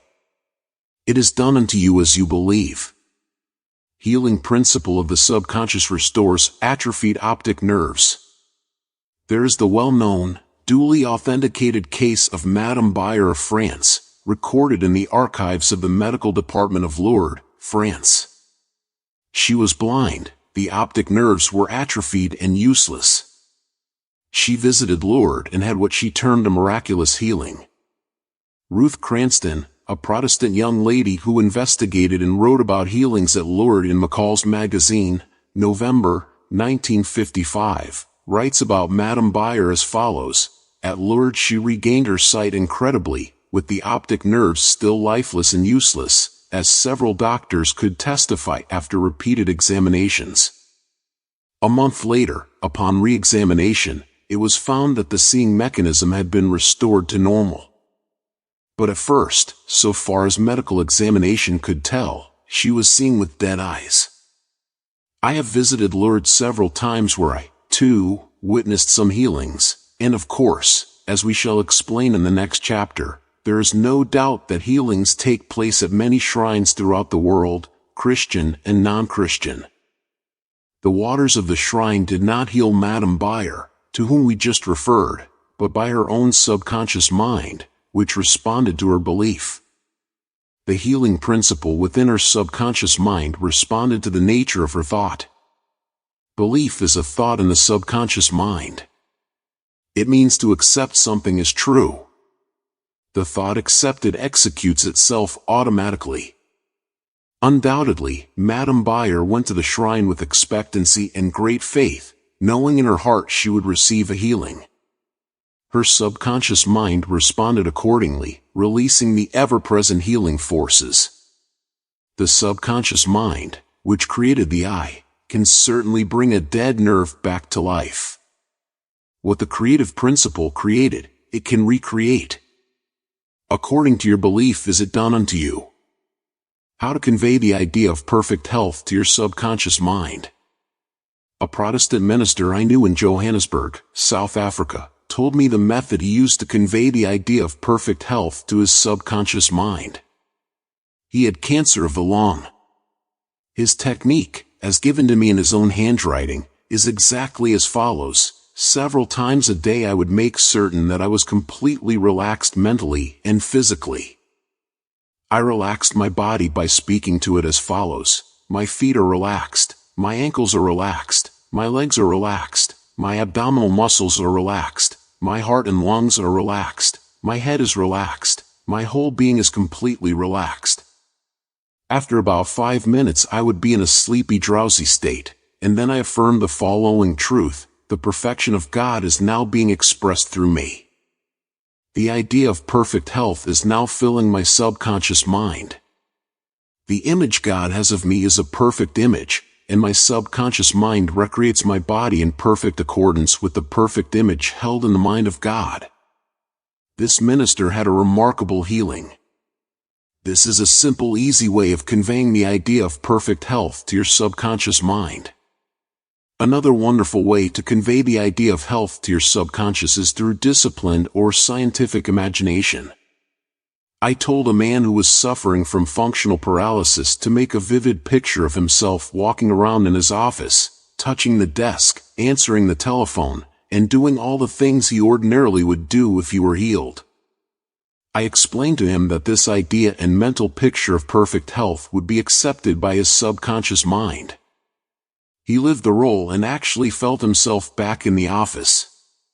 He knew that he was giving his subconscious mind something definite to work upon. His subconscious mind was the film upon which the picture was impressed. One day, after several weeks of frequent conditioning of the mind with this mental picture, the telephone rang by prearrangement and kept ringing while his wife and nurse were out. The telephone was about 12 feet away, but nevertheless he managed to answer it. He was healed at that hour. The healing power of his subconscious mind responded to his mental imagery, and a healing followed. This man had a mental block, which prevented impulses from the brain reaching his legs. Therefore, he said he could not walk. When he shifted his attention to the healing power within him, the power flowed through his focused attention, enabling him to walk. Whatsoever ye shall ask in prayer, believing, ye shall receive. Matt 21:22. Ideas worth remembering. 1. Your subconscious mind controls all the vital processes of your body and knows the answer to all problems. 2. Prior to sleep, turn over a specific request to your subconscious mind and prove its miracle-working power to yourself. 3. Whatever you impress on your subconscious mind is expressed on the screen of space as conditions, experiences, and events. Therefore, you should carefully watch all ideas and thoughts entertained in your conscious mind. 4. The law of action and reaction is universal.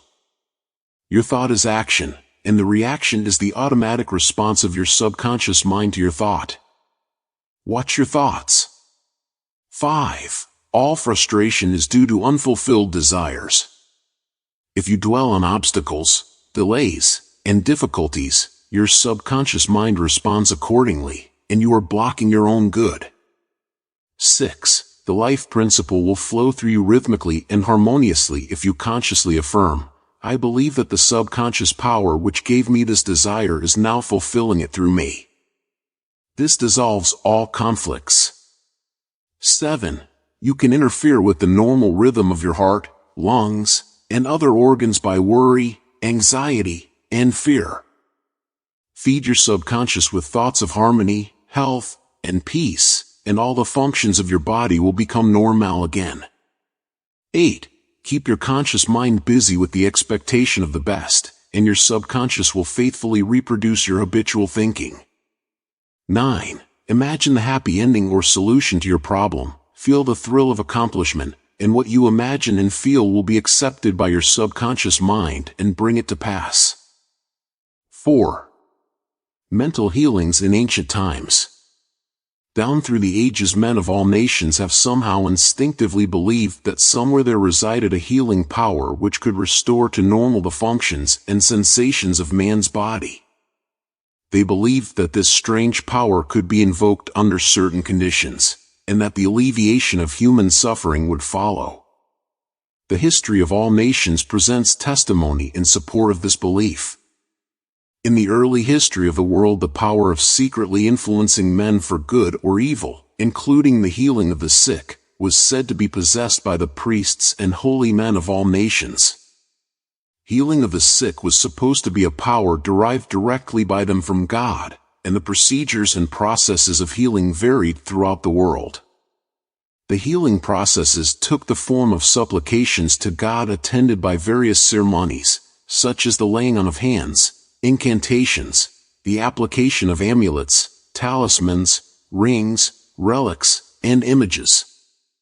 For example, in the religions of antiquity, priests in the ancient temples gave drugs to the patient and practiced hypnotic suggestions prior to the patient's sleep, telling him that the gods would visit him in his sleep and heal him. Many healings followed. Obviously, all this was the work of potent suggestions to the subconscious mind. After the performance of certain mysterious rites, the devotees of Hecate would see the goddess during sleep, provided that before going to sleep they had prayed to her according to weird and fantastic instructions. They were told to mix lizards with resin, frankincense, and myrrh, and pound all this together in the open air under the crescent moon. Healings were reported in many cases following this grotesque procedure. It is obvious that these strange procedures, as mentioned in the illustrations given, favored suggestion and acceptance by the subconscious mind of these people by making a powerful appeal to their imagination. Actually, in all these healings, the subconscious mind of the subject was the healer. In all ages, unofficial healers have obtained remarkable results in cases where authorized medical skill has failed. This gives cause for thought. How do these healers in all parts of the world effect their cures? The answer to all these healings is due to the blind belief of the sick person, which released the healing power resident in his subconscious mind. Many of the remedies and methods employed were rather strange and fantastic, which fired the imagination of the patients, causing an aroused emotional state. This state of mind facilitated the suggestion of health, and was accepted both by the conscious and subconscious mind of the sick. This will be elaborated on further in the next chapter. Biblical accounts on the use of the subconscious powers. What things soever ye desire, when ye pray, believe that ye receive them, and ye shall have them. Mark 11:24. Note the difference in tenses. The inspired writer tells us to believe and accept as true the fact that our desire has already been accomplished and fulfilled, that it is already completed, and that its realization will follow as a thing in the future. The success of this technique depends on the confident conviction that the thought, the idea, the picture is already a fact in mind. In order for anything to have substance in the realm of mind, it must be thought of as actually existing there. Here in a few cryptic words is a concise and specific direction for making use of the creative power of thought by impressing upon the subconscious the particular thing which you desire. Your thought, idea, plan, or purpose is as real on its own plane as your hand or your heart.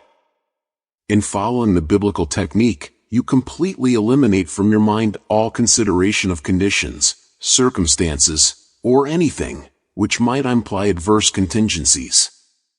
You are planting a seed, concept, in the mind, which, if you leave it undisturbed, will infallibly germinate into external fruition. The prime condition, which Jesus insisted upon, was faith. Over and over again you read in the Bible, according to your faith is it done unto you. If you plant certain types of seeds in the ground, you have faith they will grow after their kind. This is the way of seeds, and trusting the laws of growth in agriculture, you know that the seeds will come forth after their kind. Faith, as mentioned in the Bible, is a way of thinking, an attitude of mind, an inner certitude, knowing that the idea you fully accept in your conscious mind will be embodied in your subconscious mind and made manifest. Faith is, in a sense, accepting as true what your reason and senses deny, i.e., a shutting out of the little, rational, analytical, conscious mind and embracing an attitude of complete reliance on the inner power of your subconscious mind. A classical instance of Bible technique is recorded in Matthew 9:28-30. And when he was come into the house, the blind men came to him, and Jesus saith unto them, Believe ye that I am able to do this? They said unto him, Yea, Lord. Then touched he their eyes, saying, According to your faith be it unto you. And their eyes were opened, and Jesus straitly charged them, saying, See that no man know it. In the words according to your faith be it unto you, you can see that Jesus was actually appealing to the cooperation of the subconscious mind of the blind men. Their faith was their great expectancy, their inner feeling, their inner conviction that something miraculous would happen, and that their prayer would be answered, and it was. This is the time-honored technique of healing, utilized alike by all healing groups throughout the world regardless of religious affiliation. In the words, see that no man know it, Jesus enjoins the newly healed patients not to discuss their healing because they might be subjected to the skeptical and derogatory criticisms of the unbelieving. This might tend to undo the benefits they had received at the hand of Jesus by depositing thoughts of fear, doubt, and anxiety in the subconscious mind, for with authority and power he commandeth the unclean spirits, and they came out. Luke 4:36.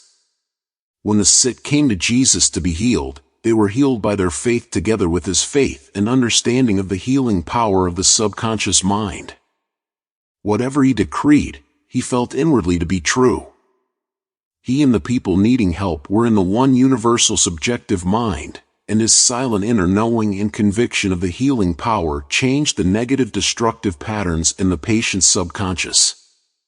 The resultant healings were the automatic response to the internal mental change.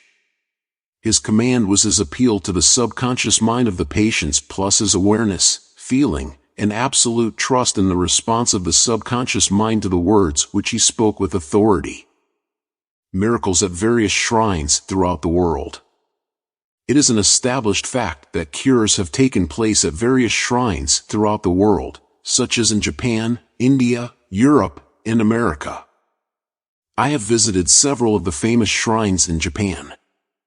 At the world-famous shrine called Daibutsu is a gigantic divinity of bronze where Buddha is seated with folded hands, and the head is inclined in an attitude of profound contemplative ecstasy.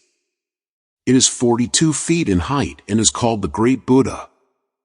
Here I saw young and old making offerings at its feet. Money, fruit, rice, and oranges were offered. Candles were lit, incense was burned, and prayers of petition recited. The guide explained the chant of a young girl as she murmured a prayer, bowed low, and placed 2 oranges as an offering. She also lit a candle. He said she had lost her voice, and it was restored at the shrine. She was thanking Buddha for restoring her voice. She had the simple faith that Buddha would give her back her singing voice if she followed a certain ritual, fasted, and made certain offerings. All this helped to kindle faith and expectancy, resulting in a conditioning of her mind to the point of belief. Her subconscious mind responded to her belief. To illustrate further the power of imagination and blind belief, I will relate the case of a relative of mine who had tuberculosis. His lungs were badly diseased. His son decided to heal his father. He came home to Perth, Western Australia, where his father lived, and said to him that he had met a monk who had returned from one of the healing shrines in Europe. This monk sold him a piece of the true cross. He said that he gave the monk the equivalent of $500 for it. This young man had actually picked up a splinter of wood from the sidewalk, went to the jeweler's, and had it set in a ring so that it looked real.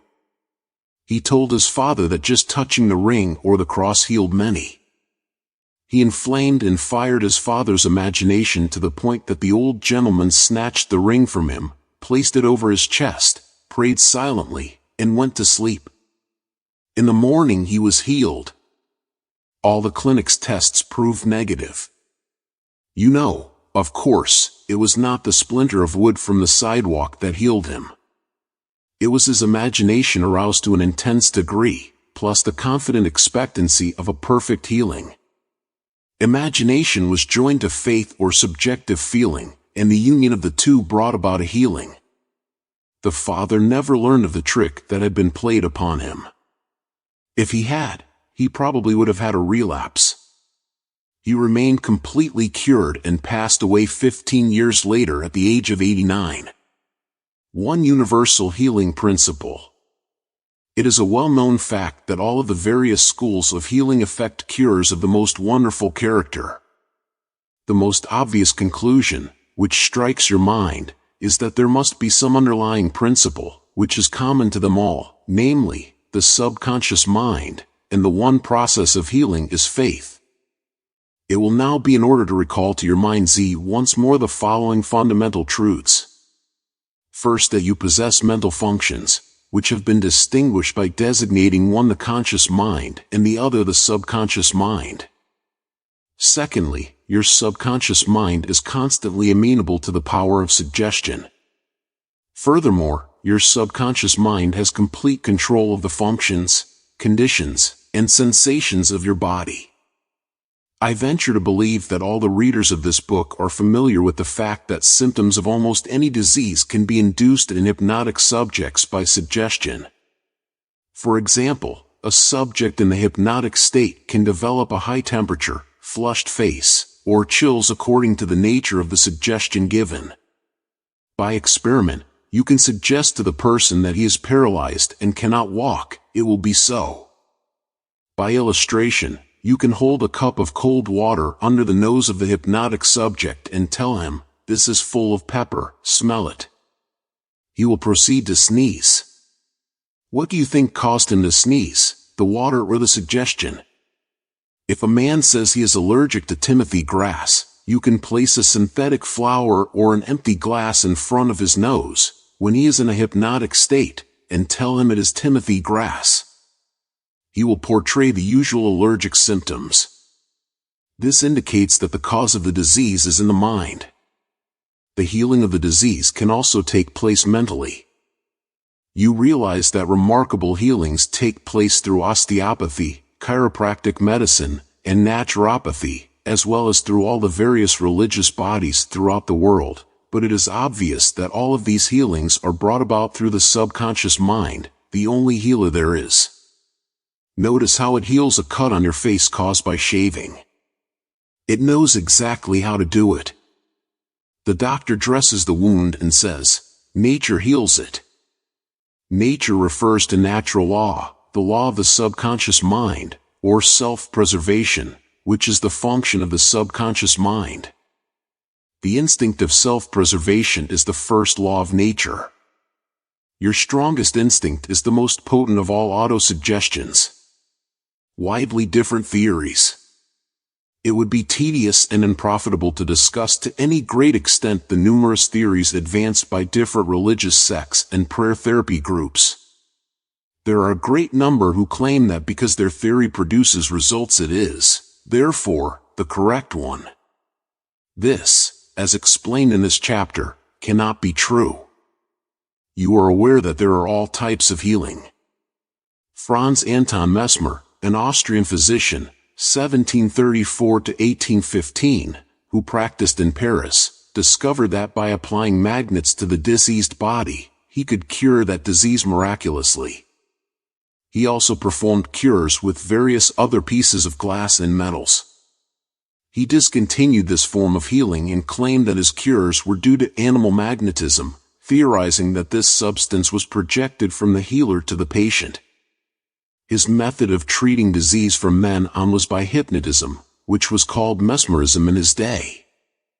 Other physicians said that all his healings were due to suggestion and nothing else.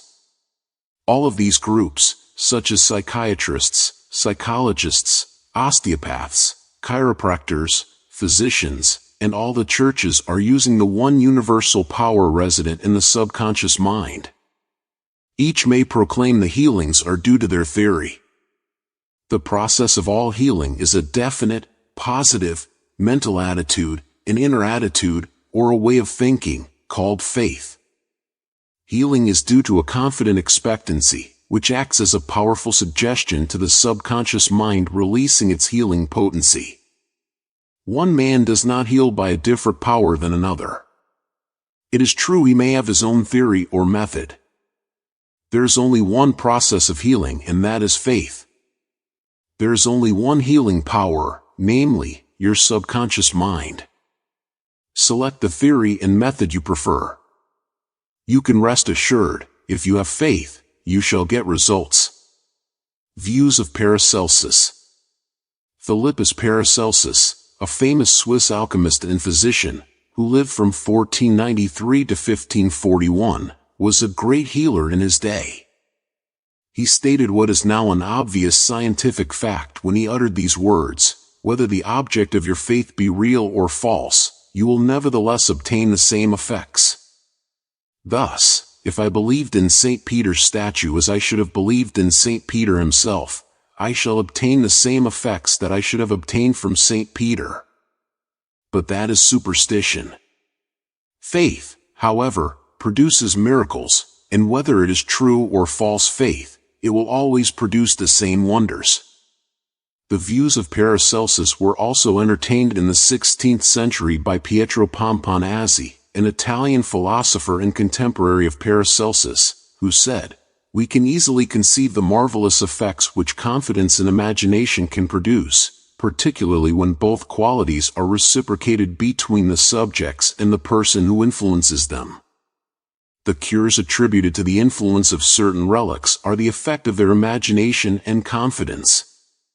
Quacks and philosophers know that if the bones of any skeleton were put in place of the saint's bones, the sick would nonetheless experience beneficial effects, if they believed that they were veritable relics.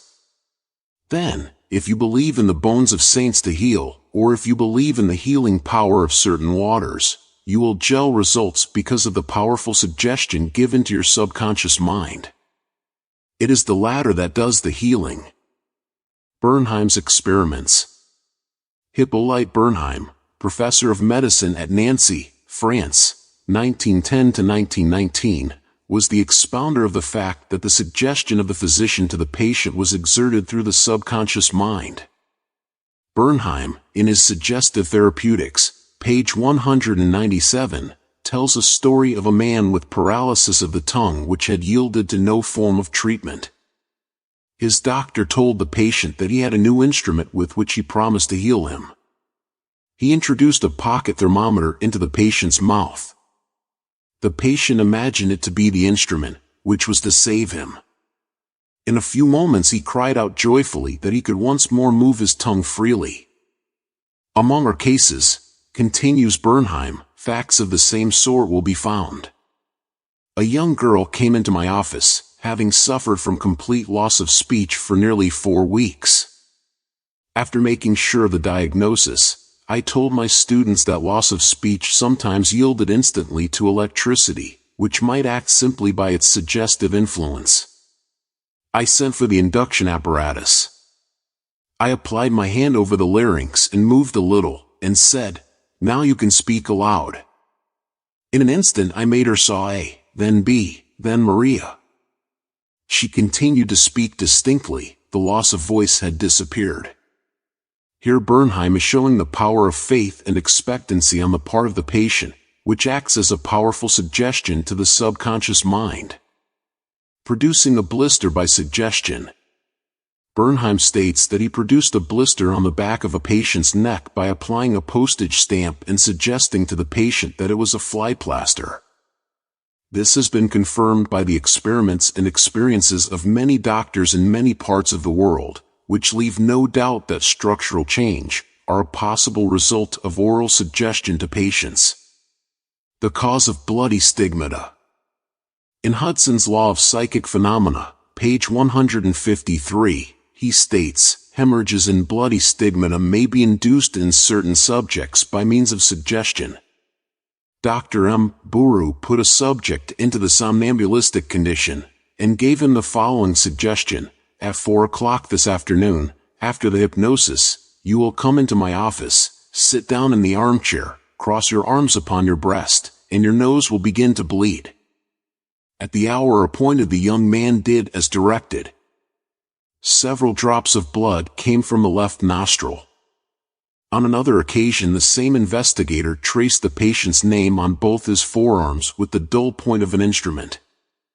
Then when the patient was in the somnambulistic condition, he said, at 4 o'clock this afternoon you will go to sleep, and your arms will bleed along the lines which I have traced, and your name will appear written on your arms in letters of blood.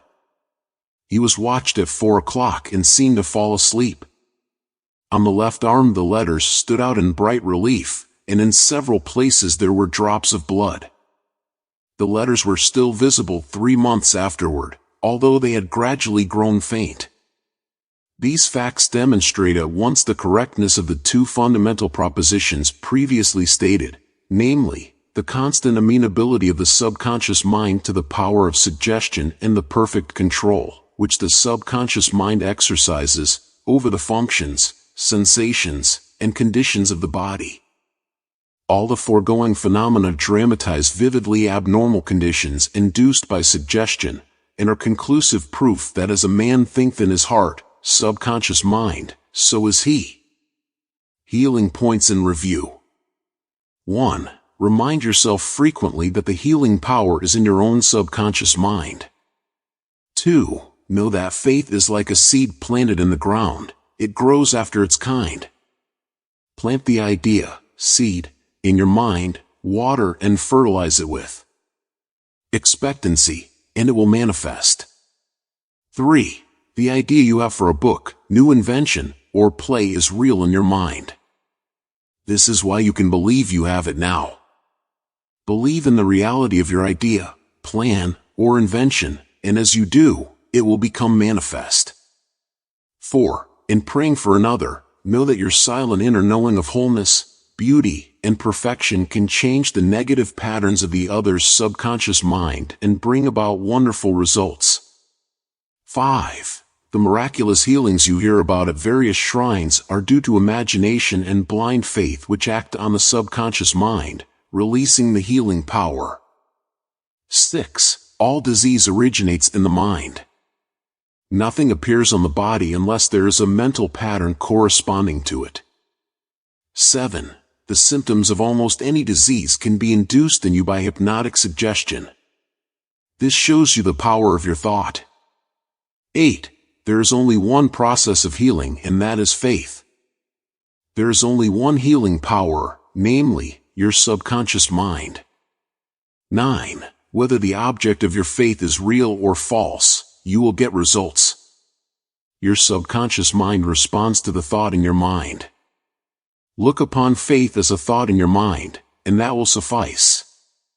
5. Mental healings in modern times. Everyone is definitely concerned with the healing of bodily conditions and human affairs.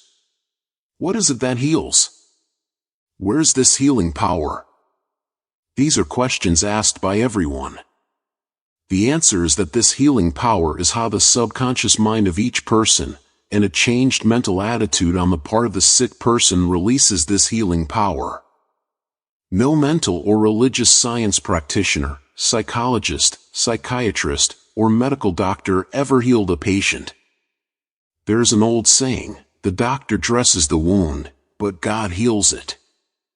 The psychologist or psychiatrist proceeds to remove the mental blocks in the patient so that the healing principle may be released, restoring the patient to health.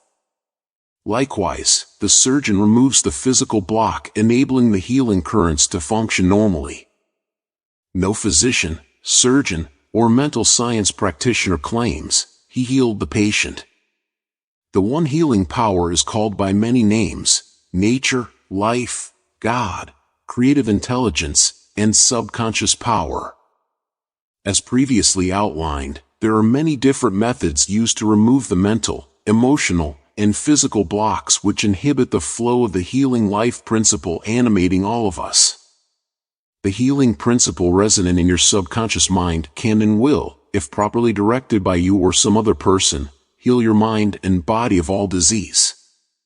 This healing principle is operative in all men regardless of creed, color, or race. You do not have to belong to some particular church in order to use and participate in this healing process. Your subconscious will heal the burn or cut on your hand even though you profess to be an atheist or agnostic. The modern mental therapeutic procedure is based on the truth that the infinite intelligence and power of your subconscious mind responds according to your faith. The mental science practitioner or minister follows the injunction of the Bible, i.e., he goes into his closet and shuts the door, which means he stills his mind, relaxes, lets go, and thinks of the infinite healing presence within him. He closes the door of his mind to all outside distractions as well as appearances, and then he quietly and knowingly turns over his request or desire to his subconscious mind, realizing that the intelligence of his mind will answer him according to his specific needs. The most wonderful thing to know is this: imagine the end desired and feel its reality, then the infinite life principle will respond to your conscious choice and your conscious request. This is the meaning of believe you have received, and you shall receive. This is what the modern mental scientist does when he practices prayer therapy. One process of healing. There's only one universal healing principle operating through everything: the cat, the dog, the tree, the grass, the wind, the earth, for everything is alive. This life principle operates through the animal, vegetable, and mineral kingdoms as instinct and the law of growth. Man is consciously aware of this life principle, and he can consciously direct it to bless himself in countless ways. There are many different approaches, techniques, and methods in using the universal power, but there is only one process of healing, which is faith, for according to your faith is it done unto you. The law of belief. All religions of the world represent forms of belief, and these beliefs are explained in many ways. The law of life is belief. What do you believe about yourself, life, and the universe? It is done unto you, as you believe. Belief is a thought in your mind, which causes the power of your subconscious to be distributed into all phases of your life according to your thinking habits. You must realize the Bible is not talking about your belief in some ritual, ceremony, form, institution, man, or formula. It is talking about belief itself. The belief of your mind is simply the thought of your mind. If thou canst believe, all things are possible to him that believeth. Mark 9:23. It is foolish to believe in something to hurt or harm you. Remember, it is not the thing believed in that hurts or harms you, but the belief or thought in your mind, which creates the result. All your experiences, all your actions, and all the events and circumstances of your life are but the reflections and reactions to your own thought. Prayer therapy is the combined function of the conscious and subconscious mind scientifically directed. Prayer therapy is the synchronized, harmonious, and intelligent function of the conscious and subconscious levels of mind specifically directed for a definite purpose. In scientific prayer or prayer therapy, you must know what you are doing and why you are doing it. You trust the law of healing. Prayer therapy is sometimes referred to as mental treatment, and another term is scientific prayer. In prayer therapy you consciously choose a certain idea, mental picture, or plan which you desire to experience. You realize your capacity to convey this idea or mental image to your subconscious by feeling the reality of the state assumed. As you remain faithful in your mental attitude, your prayer will be answered. Prayer therapy is a definite mental action for a definite specific purpose. Let us suppose that you decide to heal a certain difficulty by prayer therapy. You are aware that your problem or sickness, whatever it may be, must be caused by negative thoughts charged with fear and lodged in your subconscious mind, and that if you can succeed in cleansing your mind of these thoughts, you will get a healing. You, therefore, turn to the healing power within your own subconscious mind and remind yourself of its infinite power and intelligence and its capacity to heal all conditions. As you dwell on these truths, your fear will begin to dissolve, and the recollection of these truths also corrects the erroneous beliefs. You give thanks for the healing that you know will come, and then you keep your mind off the difficulty until you feel guided, after an interval, to pray again. While you are praying, you absolutely refuse to give any power to the negative conditions or to admit for a second that the healing will not come. This attitude of mind brings about the harmonious union of the conscious and subconscious mind, which releases the healing power. Faith healing, what it means, and how blind faith works. What is popularly termed faith healing is not the faith mentioned in the Bible, which means knowledge of the interaction of the conscious and subconscious mind. A faith healer is one who heals without any real scientific understanding of the powers and forces involved. He may claim that he has a special gift of healing, and the sick person's blind belief in him or his powers may bring results. The voodoo doctor in South Africa and other parts of the world may heal by incantations, or touching the so-called bones of saints, or anything else may heal a person, which cause the patients to honestly believe in the method or process.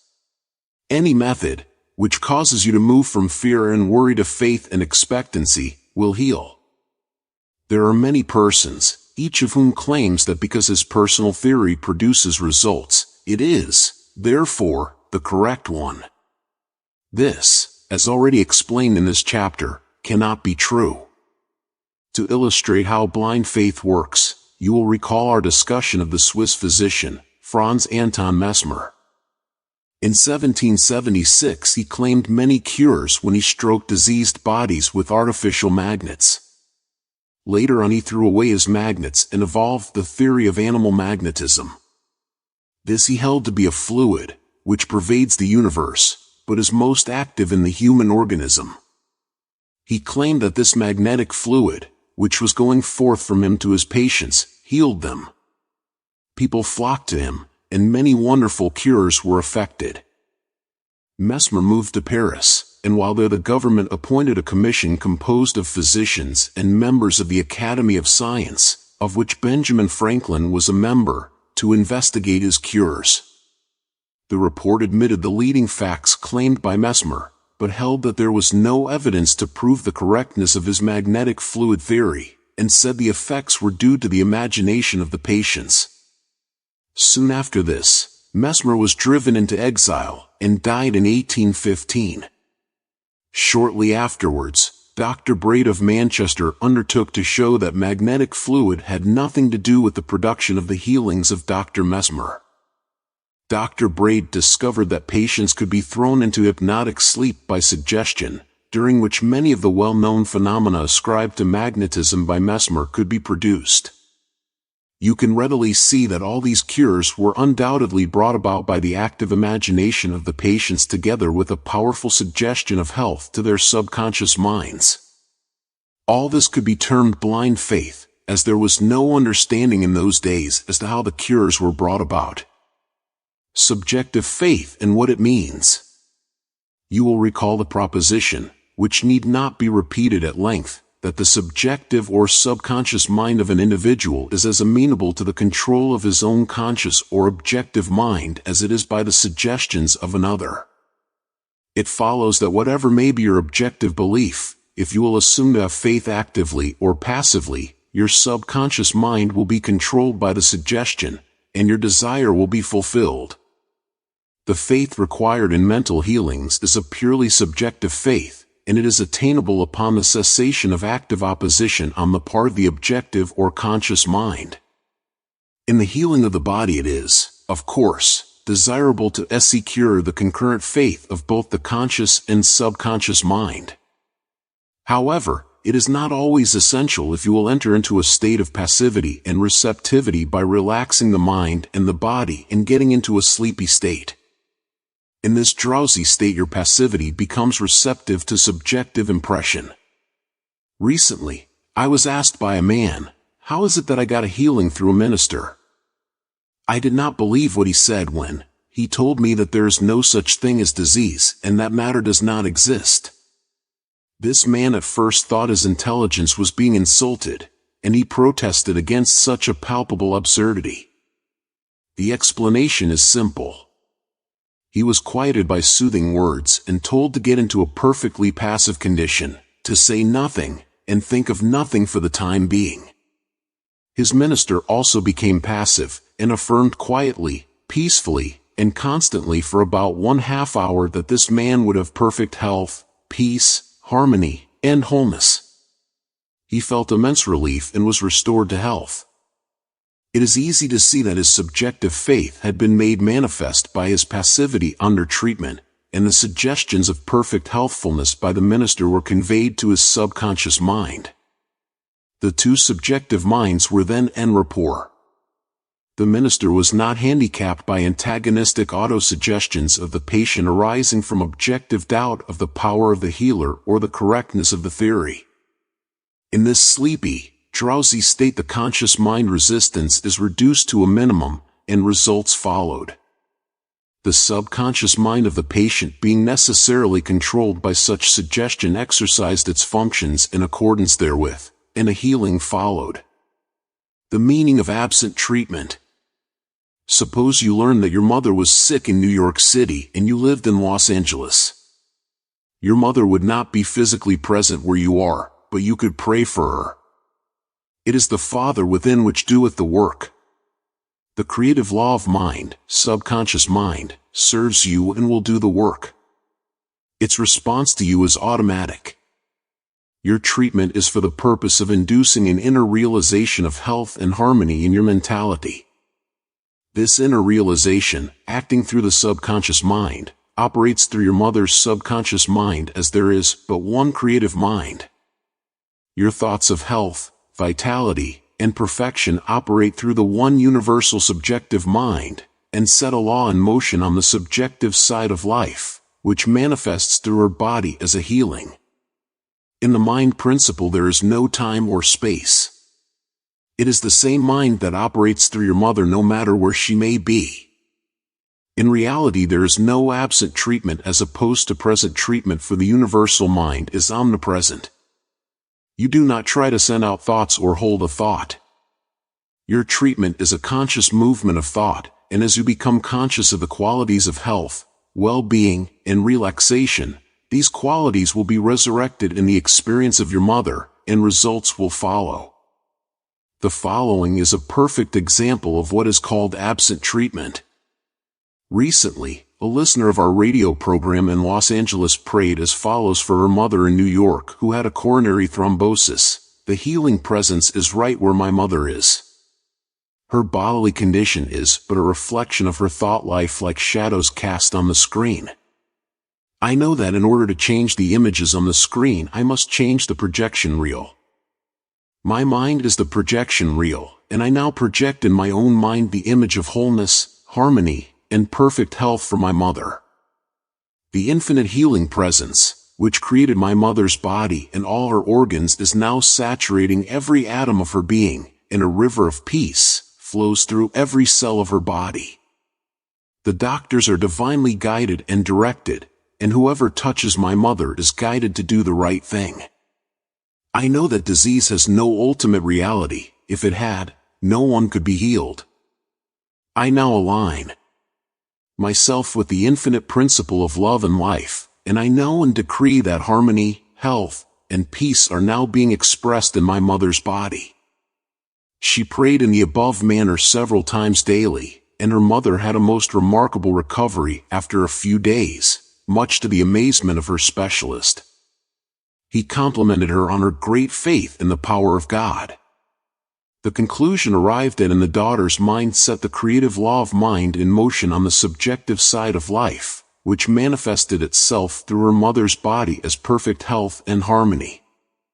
What the daughter felt as true about her mother was simultaneously resurrected in the experience of her mother, releasing the kinetic action of the subconscious mind. A psychologist friend of mine told me that one of his lungs was infected. X-rays and analysis showed the presence of tuberculosis. At night before going to sleep he would quietly affirm, "Every cell, nerve, tissue, and muscle of my lungs are now being made whole, pure, and perfect. My whole body is being restored to health and harmony." These are not his exact words, but they represent the essence of what he affirmed. A complete healing followed in about a month's time. Subsequent X-rays showed a perfect healing. I wanted to know his method, so I asked him why he repeated the words prior to sleep. Here is his reply: the kinetic action of the subconscious mind continues throughout your sleep time period. Hence, give the subconscious mind something good to work on as you drop off into slumber. This was a very wise answer. In thinking of harmony and perfect health, he never mentioned his trouble by name. I strongly suggest that you cease talking about your ailments or giving them a name. The only sap from which they draw life is your attention and fear of them. Like the above-mentioned psychologist, become a mental surgeon. Then your troubles will be cut off like dead branches are pruned from a tree. If you are constantly naming your aches and symptoms, you inhibit the kinetic action, which means the release of the healing power and energy of your subconscious mind. Furthermore, by the law of your own mind, these imaginings tend to take shape, as the thing I greatly feared. Fill your mind with the great truths of life and walk forward in the light of love. Summary of your aids to health. 1. Find out what it is that heals you. Realize that correct directions given to your subconscious mind will heal your mind and body. 2. Develop a definite plan for turning over your requests or desires to your subconscious mind. 3. imagine the end desired and feel its reality. Follow it through, and you will get definite results. 4. Decide what belief is. Know that belief is a thought in your mind, and what you think you create. 5. It is foolish to believe in sickness and something to hurt or to harm you. Believe in perfect health, prosperity, peace, wealth, and divine guidance. 6. Great and noble thoughts upon which you habitually dwell become great acts. 7. Apply the power of prayer therapy in your life. Choose a certain plan, idea, or mental picture. Mentally and emotionally unite with that idea, and as you remain faithful to your mental attitude, your prayer will be answered. 8. Always remember, if you really want the power to heal, you can have it through faith, which means knowledge of the working of your conscious and subconscious mind. Faith comes with understanding. 9. Blind faith means that a person may get results in healing without any scientific understanding of the powers and forces involved. 10. Learn to pray for your loved ones who may be ill. Quiet your mind, and your thoughts of health, vitality, and perfection operating through the one universal subjective mind will be felt and resurrected in the mind of your loved one. 6. Practical techniques in mental healings. An engineer has a technique and a process for building a bridge or an engine. Like the engineer, your mind also has a technique for governing, controlling, and directing your life. You must realize that methods and techniques are primary. In building the Golden Gate Bridge, the chief engineer understood mathematical principles, stresses and strains. Secondly, he had a picture of the ideal bridge across the bay. The third step was his application of tried and proven methods by which the principles were implemented until the bridge took form and we drive on it. There also are techniques and methods by which your prayers are answered. If your prayer is answered, there is a way in which it is answered, and this is a scientific way. Nothing happens by chance. This is a world of law and order. In this chapter you will find practical techniques for the unfolding and nurture of your spiritual life. Your prayers must not remain up in the air like a balloon. They must go somewhere and accomplish something in your life. When we come to analyze prayer, we discover there are many different approaches and methods. We will not consider in this book the formal, ritual prayers used in religious services. These have important place in group worship. We are immediately concerned with the methods of personal prayer as it is applied in your daily life and as it is used to help others. Prayer is the formulation of an idea concerning something we wish to accomplish. Prayer is the soul's sincere desire. Your desire is your prayer. It comes out of your deepest needs and it reveals the things you want in life. Blessed are they that hunger and thirst after righteousness, for they shall be filled.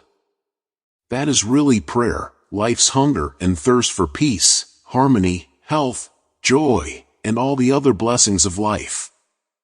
The passing over technique for impregnating the subconscious. This consists essentially in inducing the subconscious mind to take over your request as handed it by the conscious mind. This passing over is best accomplished in the reverie-like state. Know that in your deeper mind are infinite intelligence and infinite power. Just calmly think over what you want, see it coming into fuller fruition from this moment forward. Be like the little girl who had a very bad cough and a sore throat. She declared firmly and repeatedly, "It is passing away now. It is passing away now." It passed away in about an hour. Use this technique with complete simplicity and naivete. Your subconscious will accept your blueprint. If you were building a new home for yourself and family, you know that you would be intensely interested in regard to the blueprint for your home. You would see to it that the builders conformed to the blueprint. You would watch the material and select only the best wood, steel, in fact, the best of everything. What about your mental home and your mental blueprint for happiness and abundance? All your experiences and everything that enters into your life depend upon the nature of the mental building blocks, which you use in the construction of your mental home. If your blueprint is full of mental patterns of fear, worry, anxiety, or lack, and if you are despondent, doubtful, and cynical, then the texture of the mental material you are weaving into your mind will come forth as more toil, care, tension, anxiety, and limitation of all kinds. The most fundamental and the most far-reaching activity in life is that which you build into your mentality every waking hour. Your word is silent and invisible, nevertheless, it is real. You are building your mental home all the time, and your thought and mental imagery represent your blueprint. Hour by hour, moment by moment, you can build radiant health, success, and happiness by the thoughts you think, the ideas which you harbor, the beliefs that you accept, and the scenes that you rehearse in the hidden studio of your mind. This stately mansion, upon the construction of which you are perpetually engaged, is your personality, your identity in this plane, your whole life story on this earth. Get a new blueprint, build silently by realizing peace, harmony, joy, and goodwill in the present moment. By dwelling upon these things and claiming them, your subconscious will accept your blueprint and bring all these things to pass. By their fruits ye shall know them. The science and art of true prayer. The term science means knowledge, which is coordinated, arranged, and systematized. Let us think of the science and art of true prayer as it deals with the fundamental principles of life and the techniques and processes by which they can be demonstrated in your life, as well as in the life of every human being when he applies them faithfully. The art is your technique or process, and the science behind it is the definite responsive creative mind to your mental picture or thought. Ask, and it shall be given you, seek, and ye shall find, knock, and it shall be opened unto you. Matthew 7:7. Here you are told you shall receive that for which you ask. It shall be opened to you when you knock, and you shall find that for which you are searching. This teaching implies the definiteness of mental and spiritual laws. There is always a direct response from the infinite intelligence of your subconscious mind to your conscious thinking. If you ask for bread, you will not receive a stone. You must ask believing, if you are to receive. Your mind moves from the thought to the thing. Unless there is first an image in the mind, it cannot move, for there would be nothing for it to move toward. Your prayer, which is your mental act, must be accepted as an image in your mind before the power from your subconscious will play upon it and make it productive. You must reach a point of acceptance in your mind, an unqualified and undisputed state of agreement. This contemplation should be accompanied by a feeling of joy and restfulness in foreseeing the certain accomplishment of your desire.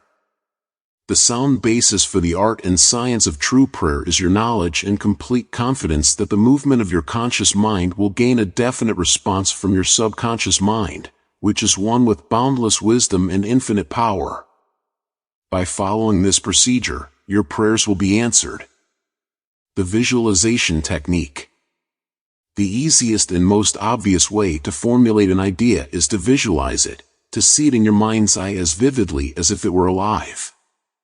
You can see with the naked eye only what already exists in the external world. In a similar way, that which you can visualize in your mind's eye already exists in the invisible realms of your mind. Any picture, which you have in your mind, is the substance of things hoped for and the evidence of things not seen. What you form in your imagination is as real as any part of your body. The idea and the thought are real and will one day appear in your objective world if you are faithful to your mental image. This process of thinking forms impressions in your mind. These impressions in turn become manifested as facts and experiences in your life. The builder visualizes the type of building he wants. He sees it as he desires it to be completed. His imagery and thought processes become a plastic mold from which the building will emerge a beautiful or an ugly one, a skyscraper or a very low one. His mental imagery is projected as it is drawn on paper. Eventually, the contractor and his workers gather the essential materials, and the building progresses until it stands finished, conforming perfectly to the mental patterns of the architect. I use the visualization technique prior to speaking from the platform. I quiet the wheels of my mind in order that I may present to the subconscious mind my images of thought. Then, I picture the entire auditorium and the seats filled with men and women, and each one of them illumined and inspired by the infinite healing presence within each one. I see them as radiant, happy, and free. Having first built up the idea in my imagination, I quietly sustain it there as a mental picture while I imagine I hear men and women saying, "I am healed, I feel wonderful, I've had an instantaneous healing, I'm transformed." I keep this up for about 10 minutes or more, knowing and feeling that each person's mind and body are saturated with love, wholeness, beauty, and perfection.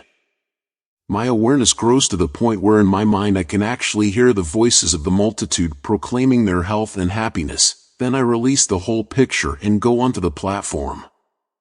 Almost every Sunday some people stop and say that their prayers were answered. Mental movie method. The Chinese say, "A picture is worth 1,000 words." William James, the father of American psychology, stressed the fact that the subconscious mind will bring to pass any picture held in the mind and backed by faith. Act as though I am, and I will be. A number of years ago I was in the Middle West lecturing in several states, and I desired to have a permanent location in the general area from which I could serve those who desired help. I traveled far, but the desire did not leave my mind. One evening, while in a hotel in Spokane, Washington, I relaxed completely on a couch, immobilized my attention, and in a quiet, passive manner imagined that I was talking to a large audience, saying in effect, "I am glad to be here, I have prayed for the ideal opportunity." I saw in my mind's eye the imaginary audience, and I felt the reality of it all. I played the role of the actor, dramatized this mental movie, and felt satisfied that this picture was being conveyed to my subconscious mind, which would bring it to pass in its own way. The next morning, on awakening, I felt a great sense of peace and satisfaction, and in a few days' time I received a telegram asking me to take over an organization in the Midwest, which I did, and I enjoyed it immensely for several years. The method outlined here appeals to many who have described it as the mental movie method. I have received numerous letters from people who listen to my radio talks and weekly public lectures, telling me of the wonderful results they get using this technique in the sale of their property. I suggest to those who have homes or property for sale that they satisfy themselves in their own mind that their price is right.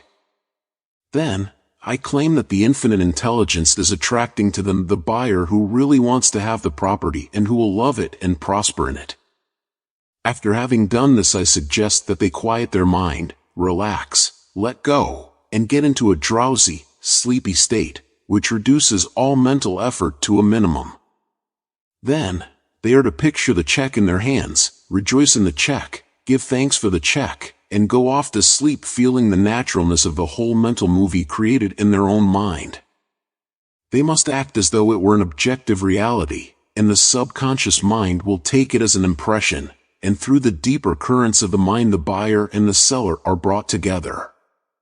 A mental picture held in the mind, backed by faith, will come to pass. The Baudouin Technique. Charles Baudouin was a professor at the Rousseau Institute in France. He was a brilliant psychotherapist and a research director of the New Nancy School of Healing, who in 1910 taught that the best way to impress the subconscious mind was to enter into a drowsy, sleepy state, or a state akin to sleep in which all effort was reduced to a minimum. Then, in a quiet, passive, receptive way, by reflection, he would convey the idea to the subconscious. The following is his formula, a very simple way of securing this impregnation of the subconscious mind, is to condense the idea which is to be the object of suggestion, to sum it up in a brief phrase which can be readily graven on the memory, and to repeat it over and over again as a lullaby. Some years ago, a young lady in Los Angeles was engaged in a prolonged bitter family lawsuit over a will. Her husband had bequeathed his entire estate to her, and his sons and daughters by a previous marriage were bitterly fighting to break the will. The Baudouin technique was outlined to her, and this is what she did. She relaxed her body in an armchair, entered into the sleepy state and, as suggested, condensed the idea of her need into a phrase consisting of 6 words easily graven on the memory. It is finished in divine order. The significance to her of these words meant that infinite intelligence operating through the laws of her subconscious mind would bring about a harmonious adjustment through the principle of harmony. She continued this procedure every night for about 10 nights. After she got into a sleepy state, she would affirm slowly, quietly, and feelingly the statement, "It is finished in divine order," over and over again, feeling a sense of inner peace and an all-pervading tranquility. Then she went off into her deep, normal sleep. On the morning of the 11th day, following the use of the above technique, she awakened with a sense of well-being, a conviction that it was finished. Her attorney called her the same day, saying that the opposing attorney and his clients were willing to settle. A harmonious agreement was reached, and litigation was discontinued. The sleeping technique. By entering into a sleepy, drowsy state, effort is reduced to a minimum. The conscious mind is submerged to a great extent when in a sleepy state. The reason for this is that the highest degree of outcropping of the subconscious occurs prior to sleep and just after we awaken. In this state, the negative thoughts, which tend to neutralize your desire and so prevent acceptance by your subconscious mind, are no longer present. Suppose you want to get rid of a destructive habit. Assume a comfortable posture, relax your body, and be still. Get into a sleepy state, and in that sleepy state, say quietly, over and over again as a lullaby, "I am completely free from this habit, harmony and peace of mind reign supreme." Repeat the above slowly, quietly, and lovingly for 5 or 10 minutes night and morning. Each time you repeat the words, the emotional value becomes greater. When the urge comes to repeat the negative habit, repeat the above formula out loud by yourself. By this means you induce the subconscious to accept the idea, and a healing follows. The thank you technique. In the Bible, Paul recommends that we make known our requests with praise and thanksgiving. Some extraordinary results follow this simple method of prayer. The thankful heart is always close to the creative forces of the universe, causing countless blessings to flow toward it by the law of reciprocal relationship, based on a cosmic law of action and reaction. For instance, a father promises his son a car for graduation. The boy has not yet received the car, but he is very thankful and happy, and is as joyous as though he had actually received the car. He knows his father will fulfill his promise, and he is full of gratitude and joy even though he has not yet received the car, objectively speaking. He has, however, received it with joy and thankfulness in his mind. I shall illustrate how Mr. Broke applied this technique with excellent results. He said, "Bills are piling up. I am out of work. I have 3 children and no money. What shall I do?" Regularly, every night and morning, for a period of about 3 weeks, he repeated the words, "Thank you, Father, for my wealth," in a relaxed, peaceful manner until the feeling or mood of thankfulness dominated his mind. He imagined he was addressing the infinite power and intelligence within him, knowing, of course, that he could not see the creative intelligence or infinite mind. He was seeing with the inner eye of spiritual perception, realizing that his thought image of wealth was the first cause, relative to the money, position, and food he needed. His thought feeling was the substance of wealth untrammeled by antecedent conditions of any kind. By repeating, "Thank you, Father," over and over again, his mind and heart were lifted up to the point of acceptance, and when fear, thoughts of lack, poverty, and distress came into his mind, he would say, "Thank you, Father," as often as necessary. He knew that as he kept up the thankful attitude he would recondition his mind to the idea of wealth, which is what happened. The sequel to his prayer is very interesting. After praying in the above-mentioned manner, he met a former employer of his on the street whom he had not seen for 20 years. The man offered him a very lucrative position and advanced him $500 on a temporary loan. Today, Mr. Broke is vice president of the company for which he works. His recent remark to me was, "I shall never forget the wonders of thank you, Father. It has worked wonders for me." The affirmative method. The effectiveness of an affirmation is determined largely by your understanding of the truth and the meaning back of the words. Superscript 3 in praying used not vain repetition. Therefore, the power of your affirmation lies in the intelligent application of definite and specific positives. For example, a boy adds 3 and 3 and puts down 7 on the blackboard.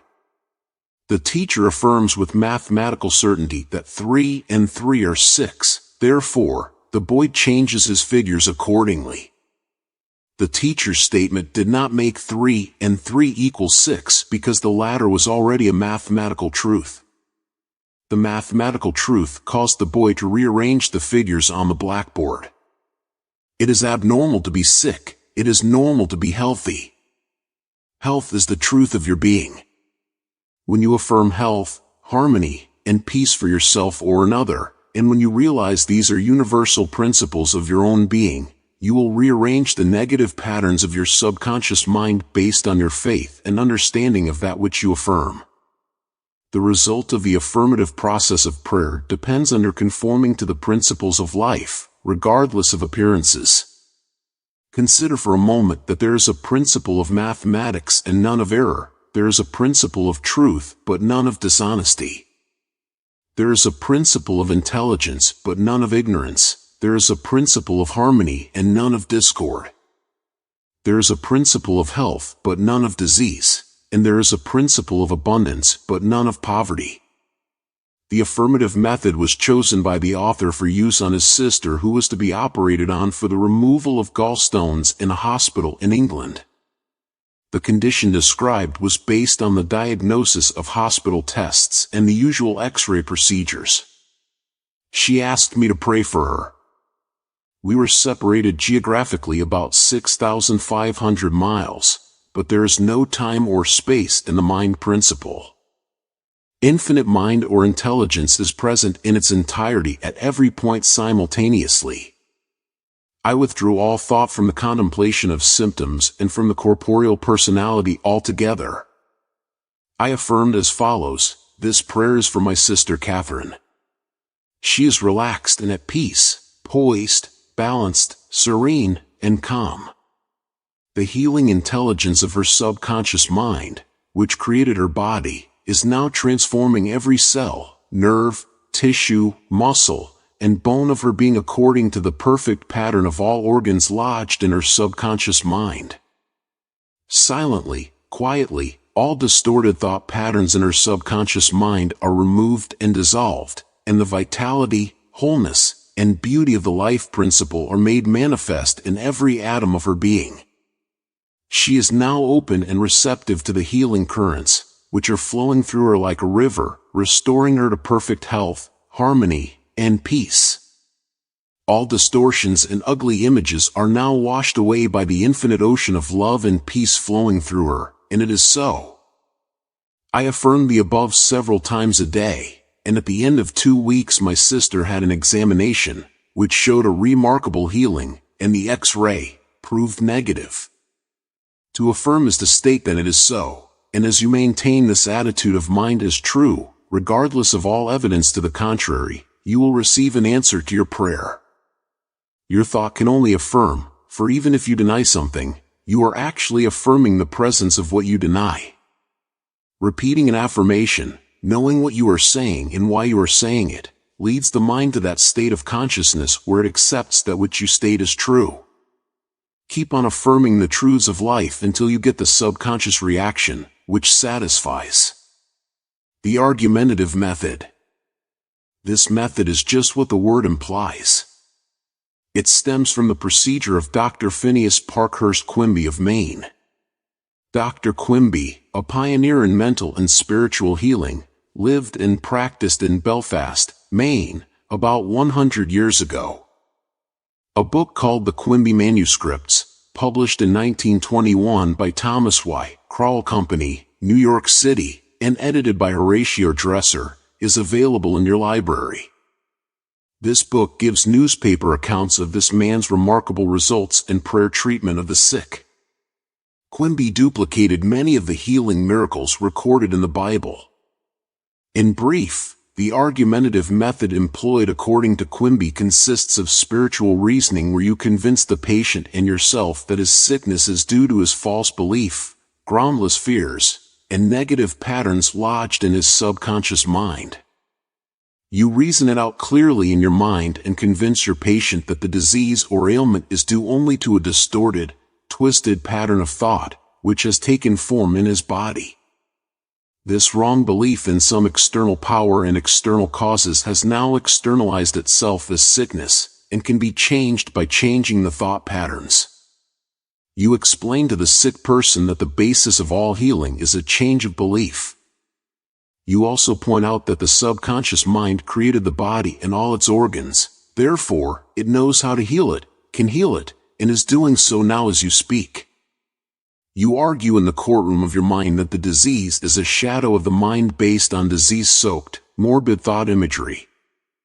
You continue to build up all the evidence you can muster on behalf of the healing power within, which created all the organs in the first place, and which has a perfect pattern of every cell, nerve, and tissue within it. Then, you render a verdict in the courthouse of your mind in favor of yourself or your patient. You liberate the sick one by faith and spiritual understanding. Your mental and spiritual evidence is overwhelming, there being but one mind. What you feel is true will be resurrected in the experience of the patient. This procedure is essentially the argumentative method used by Dr. Quimby of Maine from 1849 to 1869. The absolute method is like modern sound wave therapy. Many people throughout the world practice this form of prayer treatment with wonderful results. The person using the absolute method mentions the name of the patient, such as John Jones, then quietly and silently thinks of God and his qualities and attributes, such as, God is all bliss, boundless love, infinite intelligence, all-powerful, boundless wisdom, absolute harmony, indescribable beauty, and perfection. As he quietly thinks along these lines, he is lifted up in consciousness into a new spiritual wavelength, at which times he feels the infinite ocean of God's love is now dissolving everything unlike itself in the mind and body of John Jones for whom he is praying. He feels all the power and love of God are now focused on John Jones, and whatever is bothering or vexing him is now completely neutralized in the presence of the infinite ocean of life and love. The absolute method of prayer might be likened to the sound wave or sonic therapy recently shown me by a distinguished physician in Los Angeles. He has an ultrasound wave machine, which oscillates at a tremendous speed and sends sound waves to any area of the body to which it is directed. These sound waves can be controlled, and he told me of achieving remarkable results in dissolving arthritic calcareous deposits, as well as the healing and removal of other disturbing conditions. To the degree that we rise in consciousness by contemplating qualities and attributes of God, do we generate spiritual electronic waves of harmony, health, and peace. Many remarkable healings follow this technique of prayer. A cripple walks. Dr. Phineas Parkhurst Quimby, of whom we spoke previously in this chapter, used the absolute method in the latter years of his healing career. He was really the father of psychosomatic medicine and the first psychoanalyst. He had the capacity to diagnose clairvoyantly the cause of the patient's trouble, pains, and aches. The following is a condensed account of the healing of a cripple as recorded in Quimby's manuscripts. Quimby was called on to visit a woman who was lame, aged, and bedridden. He states that her ailment was due to the fact that she was imprisoned by a creed so small and contracted that she could not stand upright and move about.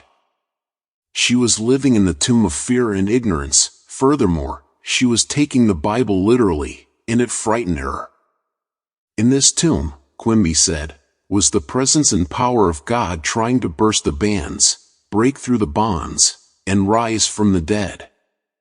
When she would ask others for an explanation of some passage of the Bible, the answer would be a stone, then she would hunger for the bread of life. Dr. Quimby diagnosed her case as a mind cloudy and stagnated, due to excitation and fear, caused by the inability to see clearly the meaning of the passage of the Bible, which she had been reading. This showed itself in the body by her heavy and sluggish feeling, which would terminate as paralysis. At this point Quimby asked her what was meant in the Bible verses, "Yet a little while am I with you, and then I go unto him that sent me. Ye shall seek me, and shall not find me, and where I am, thither ye cannot come." John 7:33-34. She replied that it meant Jesus went to heaven. Quimby explained what it really meant by telling her that being with her a little while meant his explanation of her symptoms, feelings, and their causes, i.e., he had compassion and sympathy for her momentarily, but he could not remain in that mental state. The next step was to go to him that sent us, which, as Quimby pointed out, was the creative power of God in all of us. Quimby immediately traveled in his mind and contemplated the divine ideal, i.e., the vitality, intelligence, harmony, and power of God functioning in the sick person. This is why he said to the woman, "Therefore, where I go you cannot come, for you are in your narrow, restricted belief, and I am in health." This prayer and explanation produced an instantaneous sensation, and a change came over her mind. She walked without her crutches. Quimby said it was one of the most singular of all his healings. She was, as it were, dead to error, and to bring her to life or truth was to raise her from the dead. Quimby quoted the resurrection of Christ and applied it to her own Christ or health. This produced a powerful effect on her. He also explained to her that the truth, which she accepted, was the angel or idea, which rolled away the stone of fear, ignorance, and superstition, thereby releasing the healing power of God, which made her whole. The decree method. Power goes into our word according to the feeling and faith behind it. When we realize the power that moves the world is moving on our behalf and is backing up our word, our confidence and assurance grow. You do not try and add power to power, therefore, there must be no mental striving, coercion, force, or mental wrestling. A young girl used the decree method on a young man who was constantly phoning her, pressing her for dates, and meeting her at her place of business. She found it very difficult to get rid of him. She decreed as follows, "I release, unto God. He is in his true place at all times. I am free, and he is free. I now decree that my words go forth into infinite mind, and it brings it to pass. It is so." She said he vanished and she has never seen him since, adding, "It was as though the ground swallowed him up. Thou shalt decree a thing, and it shall be established unto thee, and the light shall shine upon thy ways." Job 22 verse 28. Serve yourself with scientific truth. 1. Be a mental engineer and use tried and proven techniques in building a grander and greater life. 2. Your desire is your prayer. Picture the fulfillment of your desire now and feel its reality, and you will experience the joy of the answered prayer. 3. Desire to accomplish things the easy way, with the sure aid of mental science. 4. You can build radiant health, success, and happiness by the thoughts you think in the hidden studio of your mind. 5. Experiment scientifically until you personally prove that there is always a direct response from the infinite intelligence of your subconscious mind to your conscious thinking. 6. Feel the joy and restfulness in foreseeing the certain accomplishment of your desire. Any mental picture, which you have in your mind, is the substance of things hoped for and the evidence of things not seen. 7. A mental picture is worth 1,000 words. Your subconscious will bring to pass any picture held in the mind backed by faith. 8. Avoid all effort or mental coercion in prayer. Get into a sleepy, drowsy state and lull yourself to sleep feeling and knowing that your prayer is answered. 9. Remember that the thankful heart is always close to the riches of the universe. 10. To affirm is to state that it is so, and as you maintain this attitude of mind as true, regardless of all evidence to the contrary, you will receive an answer to your prayer. 11. Generate electronic waves of harmony, health, and peace by thinking of the love and the glory of God. 12. What you decree and feel as true will come to pass. Decree harmony, health, peace, and abundance. 7. The tendency of the subconscious is life ward. Over 90% of your mental life is subconscious, so men and women who fail to make use of this marvelous power live within very narrow limits. Your subconscious processes are always life ward and constructive. Your subconscious is the builder of your body and maintains all its vital functions. It is on the job 24 hours a day and never sleeps. It is always trying to help and preserve you from harm. Your subconscious mind is in touch with infinite life and boundless wisdom, and its impulses and ideas are always life ward. The great aspirations, inspirations, and visions for a grander and nobler life spring from the subconscious. Your profoundest convictions are those you cannot argue about rationally because they do not come from your conscious mind, they come from your subconscious mind. Your subconscious speaks to you in intuitions, impulses, hunches, intimations, urges, and ideas, and it is always telling you to rise, transcend, grow, advance, adventure, and move forward to greater heights. The urge to love, to save the lives of others comes from the depths of your subconscious. For example, during the Great San Francisco earthquake and fire of April 18, 1906, invalids and cripples who had been confined to bed for long periods of time rose up and performed some of the most amazing feats of bravery and endurance. The intense desire welled up within them to save others at all costs, and their subconscious responded accordingly. Great artists, musicians, poets, speakers, and writers tune in with their subconscious powers and become animated and inspired. For example, Robert Louis Stevenson, before he went to sleep, used to charge his subconscious with the task of evolving stories for him while he slept. He was accustomed to ask his subconscious to give him a good, marketable thriller when his bank account was low. Stevenson said the intelligence of his deeper mind gave him the story piece by piece, like a cereal. This shows how your subconscious will speak lofty and wise sayings through you, which your conscious mind knows nothing about. Mark Twain confided to the world on many occasions that he never worked in his life. All his humor and all his great writings were due to the fact that he tapped the inexhaustible reservoir of his subconscious mind. How the body portrays the workings of the mind. The interaction of your conscious and subconscious mind requires a similar interaction between the corresponding system of nerves. The cerebrospinal system is the organ of the conscious mind, and the sympathetic system is the organ of the subconscious mind. The cerebrospinal system is the channel through which you receive conscious perception by means of your 5 physical senses and exercise control over the movement of your body.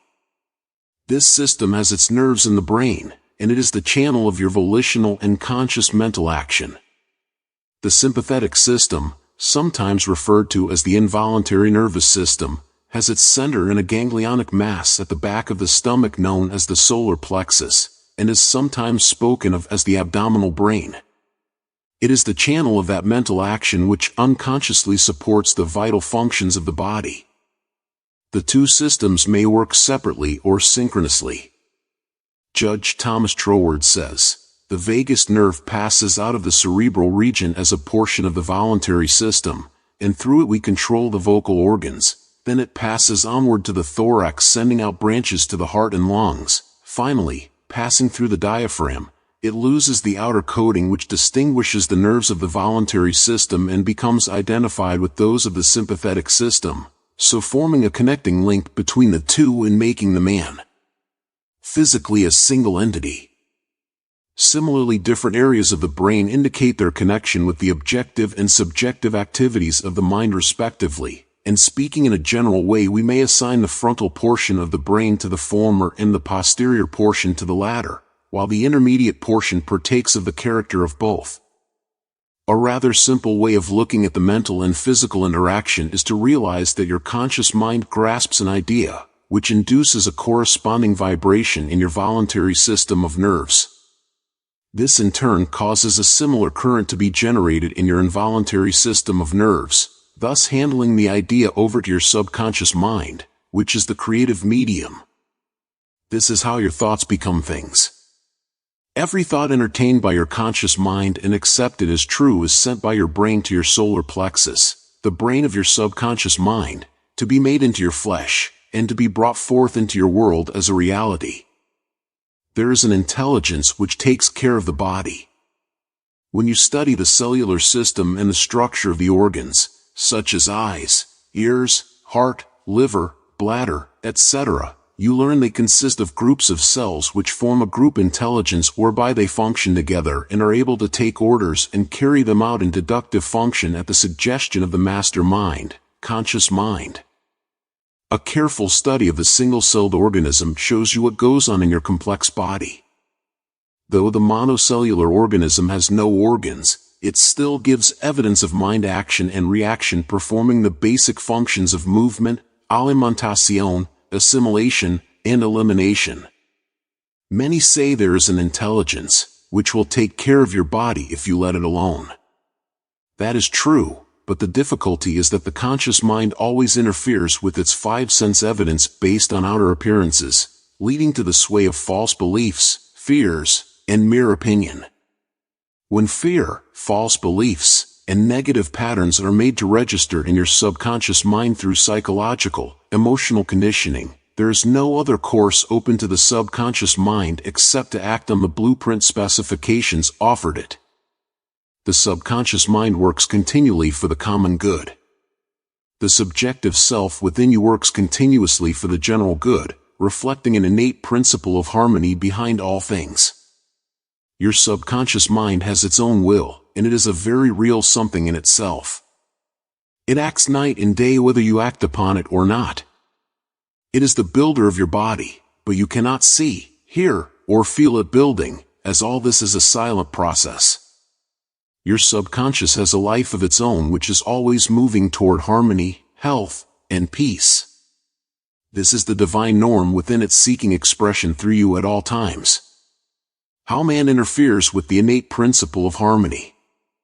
To think correctly, scientifically, we must know the truth. To know the truth is to be in harmony with the infinite intelligence and power of your subconscious mind, which is always moving life forward. Every thought or action, which is not harmonious, whether through ignorance or design, will result in discord and limitation of all kinds. Scientists inform us that you build a new body every 11 months, so you are really only 11 months old from a physical standpoint. If you build defects back into your body by thoughts of fear, anger, jealousy, and ill will, you have no one to blame but yourself. You are the sum total of your own thoughts. You can keep from entertaining negative thought and imagery. The way to get rid of darkness is with light. The way to overcome cold is with heat. The way to overcome the negative thought is to substitute the good thought. Affirm the good, and the bad will vanish. Why it's normal to be healthy, vital, and strong, it's abnormal to be sick. The average child born into the world is perfectly healthy with all its organs functioning perfectly. This is the normal state, and we should remain healthy, vital, and strong. The instinct of self-preservation is the strongest instinct of your nature, and it constitutes a most potent, ever-present, and constantly operative truth, inherent in your nature. It is, therefore, obvious that all your thoughts, ideas, and beliefs must operate with greater potentiality when they are in harmony with the innate life principle in you, which is forever seeking to preserve and protect you along all lines. It follows from this that normal conditions can be restored with greater ease and certainty than abnormal conditions can be induced. It is abnormal to be sick, It simply means you are going against the stream of life and thinking negatively. The law of life is the law of growth. All nature testifies to the operation of this law by silently, constantly expressing itself in the law of growth. Where there is growth and expression, there must be life. Where there is life, there must be harmony. And where there is harmony, there is perfect health. If your thought is in harmony with the creative principle of your subconscious mind, you are in tune with the innate principle of harmony. If you entertain thoughts which are not in accordance with the principle of harmony, these thoughts cling to you, harass you, worry you, and finally bring about disease, and if persisted in, possibly death. In the healing of disease, you must increase the inflow and distribution of the vital forces of your subconscious mind throughout your system. This can be done by eliminating thoughts of fear, worry, anxiety, jealousy, hatred, and every other destructive thought which tends to tear down and destroy your nerves and glands, body tissue which controls the elimination of all waste material. Pott's disease cured. In the Nautilus magazine of March, 1917, there appears an article about a boy suffering from Pott's disease, or tuberculosis of the spine, who had a remarkable healing. His name was Frederick Elias Andrews of Indianapolis, now minister of Unity School of Christianity, Kansas City, Missouri. His physician pronounced him incurable. He began to pray, and from a crooked, twisted cripple going about on hands and knees, he became a strong, straight, well-formed man. He created his own affirmation, mentally absorbing the qualities he needed. He affirmed over and over again many times a day, "I am whole, perfect, strong, powerful, loving, harmonious, and happy." He persevered and said that this prayer was the last utterance on his lips at night and the first in the morning. He prayed for others also by sending out thoughts of love and health. This attitude of mind and way of prayer returned to him multiplied many times. His faith and perseverance paid off with big dividends. When thoughts of fear, anger, jealousy, or envy drew his attention, he would immediately start his counteracting force of affirmation going in his mind. His subconscious mind responded according to the nature of his habitual thinking. This is the meaning of the statement in the Bible, "Go thy way, thy faith hath made thee whole." Mark 10:52. How faith in your subconscious powers makes you whole. A young man, who came to my lectures on the healing power of the subconscious mind, had severe eye trouble, which his doctor said necessitated an operation. He said to himself, "My subconscious made my eyes, and it can heal me." Each night, as he went to sleep, he entered into a drowsy, meditative state, the condition akin to sleep. His attention was immobilized and focused on the eye doctor. He imagined the doctor was in front of him, and he plainly heard, or imagined he heard, the doctor saying to him, "A miracle has happened." He heard this over and over again every night for perhaps 5 minutes or so before going to sleep. At the end of 3 weeks he again went to the ophthalmologist who had previously examined his eyes, and the physician said to this man, "This is a miracle." What happened? This man impressed his subconscious mind using the doctor as an instrument or a means of convincing it or conveying the idea. Through repetition, faith, and expectancy he impregnated his subconscious mind. His subconscious mind made his eye, within it was the perfect pattern, and immediately it proceeded to heal the eye. This is another example of how faith in the healing power of your subconscious can make you whole. Pointers to review. 1. Your subconscious is the builder of your body and is on the job 24 hours a day. You interfere with its life-giving patterns by negative thinking. 2. Charge your subconscious with the task of evolving an answer to any problem prior to sleep and it will answer you. 3. Watch your thoughts. Every thought accepted as true is sent by your brain to your solar plexus, your abdominal brain, and is brought into your world as a reality. 4. Know that you can remake yourself by giving a new blueprint to your subconscious mind. 5. The tendency of your subconscious is always lifeward. Your job is with your conscious mind. Feed your subconscious mind with premises, which are true.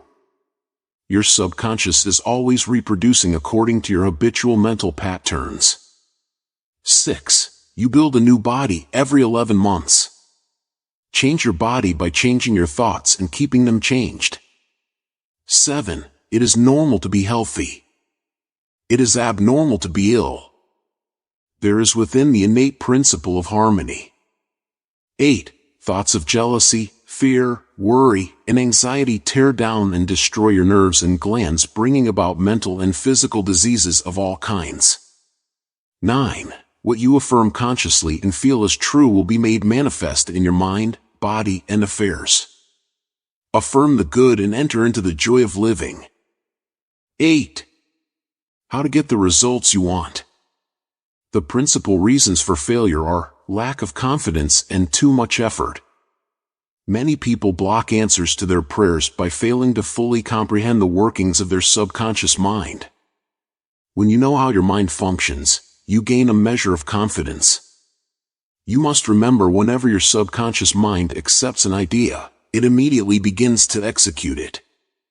It uses all its mighty resources to that end and mobilizes all the mental and spiritual laws of your deeper mind. This law is true for good or bad ideas. Consequently, if you use it negatively, it brings trouble, failure, and confusion. When you use it constructively, it brings guidance, freedom, and peace of mind. The right answer is inevitable when your thoughts are positive, constructive, and loving. From this, it is perfectly obvious that the only thing you have to do in order to overcome failure is to get your subconscious to accept your idea or request by feeling its reality now, and the law of your mind will do the rest. Turn over your request with faith and confidence, and your subconscious will take over and answer for you. You will always fail to get results by trying to use mental coercion. Your subconscious mind does not respond to coercion, it responds to your faith or conscious mind acceptance. Your failure to get results may also arise from such statements as, "Things are getting worse." "I will never get an answer." "I see no way out." "It is hopeless." "I don't know what to do." "I'm all mixed up." When you use such statements, you get no response or cooperation from your subconscious mind. Like a soldier marking time, you neither go forward nor backward. In other words, you don't get anywhere. If you get into a taxi and give half-dozen different directions to the driver in 5 minutes, he would become hopelessly confused and probably would refuse to take you anywhere. It is the same when working with your subconscious mind. There must be a clear-cut idea in your mind. You must arrive at the definite decision that there is a way out, a solution to the vexing problem and sickness. Only the infinite intelligence within your subconscious knows the answer. When you come to that clear-cut conclusion in your conscious mind, your mind is then made up, and according to your belief is it done unto you. Easy does it. A house owner once remonstrated with a furnace repairman for charging $200 for fixing the boiler. The mechanic said, "I charged 5 cents for the missing bolt and $199.95 for knowing what was wrong." Similarly, your subconscious mind is the master mechanic, the all-wise one, who knows ways and means of healing any organ of your body, as well as your affairs. Decree health, and your subconscious will establish it, but relaxation is the key. Easy does it. Do not be concerned with details and means, but know the end result. Get the feel of the happy solution to your problem, whether it is health, finances, or employment. Remember how you felt after you had recovered from a severe state of illness. Bear in mind that your feeling is the touchstone of all subconscious demonstration. Your new idea must be felt subjectively in a finished state, not the future, but as coming about now. Infer no opponent, use imagination and not willpower. In using your subconscious mind, you infer no opponent, you use no willpower. You imagine the end and the freedom state. You will find your intellect trying to get in the way, but persist in maintaining a simple, childlike, miracle-making faith. Picture yourself without the ailment or problem. Imagine the emotional accompaniment of the freedom state you crave. Cut out all red tape from the process. The simple way is the best. How disciplined imagination works wonders. A wonderful way to get a response from your subconscious mind is through disciplined or scientific imagination. As previously pointed out, your subconscious mind is the builder of the body and controls all its vital functions. The Bible says, "Whatsoever ye shall ask in prayer, believing, ye shall receive." To believe is to accept something as true, or to live in the state of being it. As you sustain this mood, you shall experience the joy of the answered prayer. The 3 steps to success in prayer. The usual procedure is as follows. 1. Take a look at the problem. 2. Turn to the solution or way out known only to the subconscious mind. 3. Rest in a sense of deep conviction that it is done. Do not weaken your prayer by saying, "I wish I might be healed. I hope so." Your feeling about the work to be done is the boss. Harmony is yours. Know that health is yours. Become intelligent by becoming a vehicle for the infinite healing power of the subconscious mind. Pass on the idea of health, your subconscious mind to the point of conviction, then relax. Get yourself off your hands. Say to the condition and circumstance, "This, too, shall pass." Through relaxation you impress your subconscious mind, enabling the kinetic energy behind the idea to take over and bring it into concrete realization. The law of reversed effort and why you get the opposite of what you pray for. Coup, the famous psychologist from France who visited America about 40 years ago, defined the law of reversed effort as follows. When your desires and imagination are in conflict, your imagination invariably gains the day. If, for example, you were asked to walk a plank on the floor, you would do so without question. Now suppose the same plank were placed 20 feet up in the air between 2 walls, would you walk it? Your desire to walk it would be counteracted by your imagination or fear of falling. Your dominant idea, which would be the picture of falling, would conquer. Your desire, will, or effort to walk on the plank would be reversed, and the dominant idea of failure would be reinforced. Mental effort is invariably self-defeated, eventuating always in the opposite of what is desired. The suggestions of powerlessness to overcome the condition dominate the mind. Your subconscious is always controlled by the dominant idea. Your subconscious will accept the stronger of 2 contradictory propositions. The effortless way is the better. If you say, "I want a healing, but I can't get it. I try so hard. I force myself to pray. I use all the willpower I have," you must realize that your error lies in your effort. Never try to compel the subconscious mind to accept your idea by exercising willpower.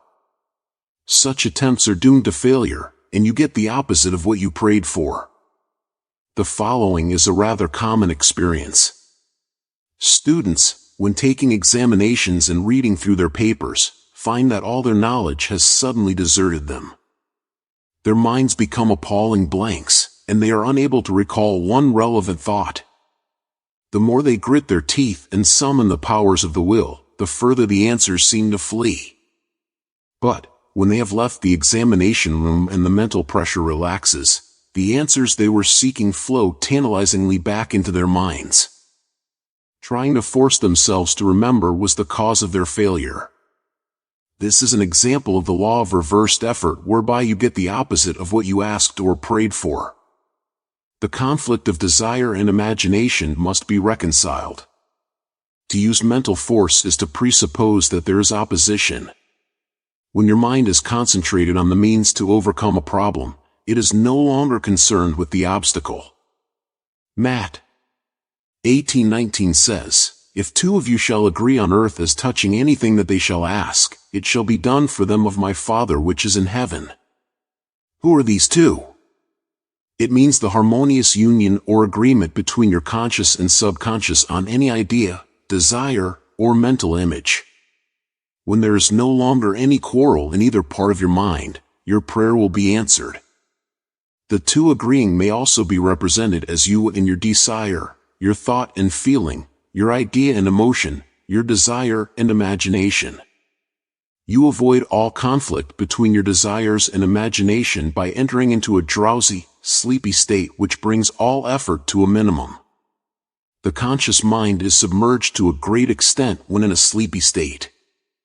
The best time to impregnate your subconscious is prior to sleep. The reason for this is that the highest degree of outcropping of the subconscious occurs prior to sleep and just after we awaken. In this state, the negative thoughts and imagery, which tend to neutralize your desire and so prevent acceptance by your subconscious mind, no longer present themselves. When you imagine the reality of the fulfilled desire and feel the thrill of accomplishment, your subconscious brings about the realization of your desire. A great many people solve all their dilemmas and problems by the play of their controlled, directed, and disciplined imagination, knowing that whatever they imagine and feel is true will and must come to pass. The following will clearly illustrate how a young girl overcame the conflict between her desire and her imagination. She desired a harmonious solution to her legal problem, yet her mental imagery was constantly on failure, loss, bankruptcy, and poverty. It was a complicated lawsuit, and there was one postponement after another with no solution in sight. At my suggestion, she got into a sleepy, drowsy state each night prior to sleep, and she began to imagine the happy ending, feeling it to the best of her ability. She knew that the image in her mind had to agree with her heart's desire. Prior to sleep, she began to dramatize as vividly as possible her lawyer having an animated discussion with her regarding the outcome. She would ask him questions, and he would answer her appropriately. He would say to her over and over again, "There has been a perfect, harmonious solution. The case has been settled out of court." During the day when fear thoughts came into her mind, she would run her mental movie with gestures, voice, and sound equipment. She could easily imagine the sound of his voice, smile, and mannerism. She ran this mental picture so often, it became a subjective pattern, or regular train track. At the end of a few weeks, her attorney called her and confirmed objectively what she had been imagining and feeling is true subjectively. This is really what the psalmist meant when he wrote, "Let the words of my mouth, your thoughts, mental images, good, and the meditations of my heart, your feeling, nature, emotion, be acceptable in thy sight, O Lord, the law of your subconscious mind, my strength, and my Redeemer." The power and wisdom of your subconscious mind can redeem you from sickness, bondage, and misery. Psalm 19 verse 14. Ideas worth recalling. 1. Mental coercion or too much effort shows anxiety and fear, which block your answer. Easy does it. 2. When your mind is relaxed and you accept an idea, your subconscious goes to work to execute the idea. 3. Think and plan independently of traditional methods. Know that there is always an answer and a solution to every problem. 4. Do not be overly concerned with the beating of your heart, with the breathing of your lungs, or the functions of any part of your anatomy. Lean heavily upon your subconscious and proclaim frequently that divine right action is taking place. 5. The feeling of health produces health, the feeling of wealth produces wealth. How do you feel? 6. Imagination is your most powerful faculty.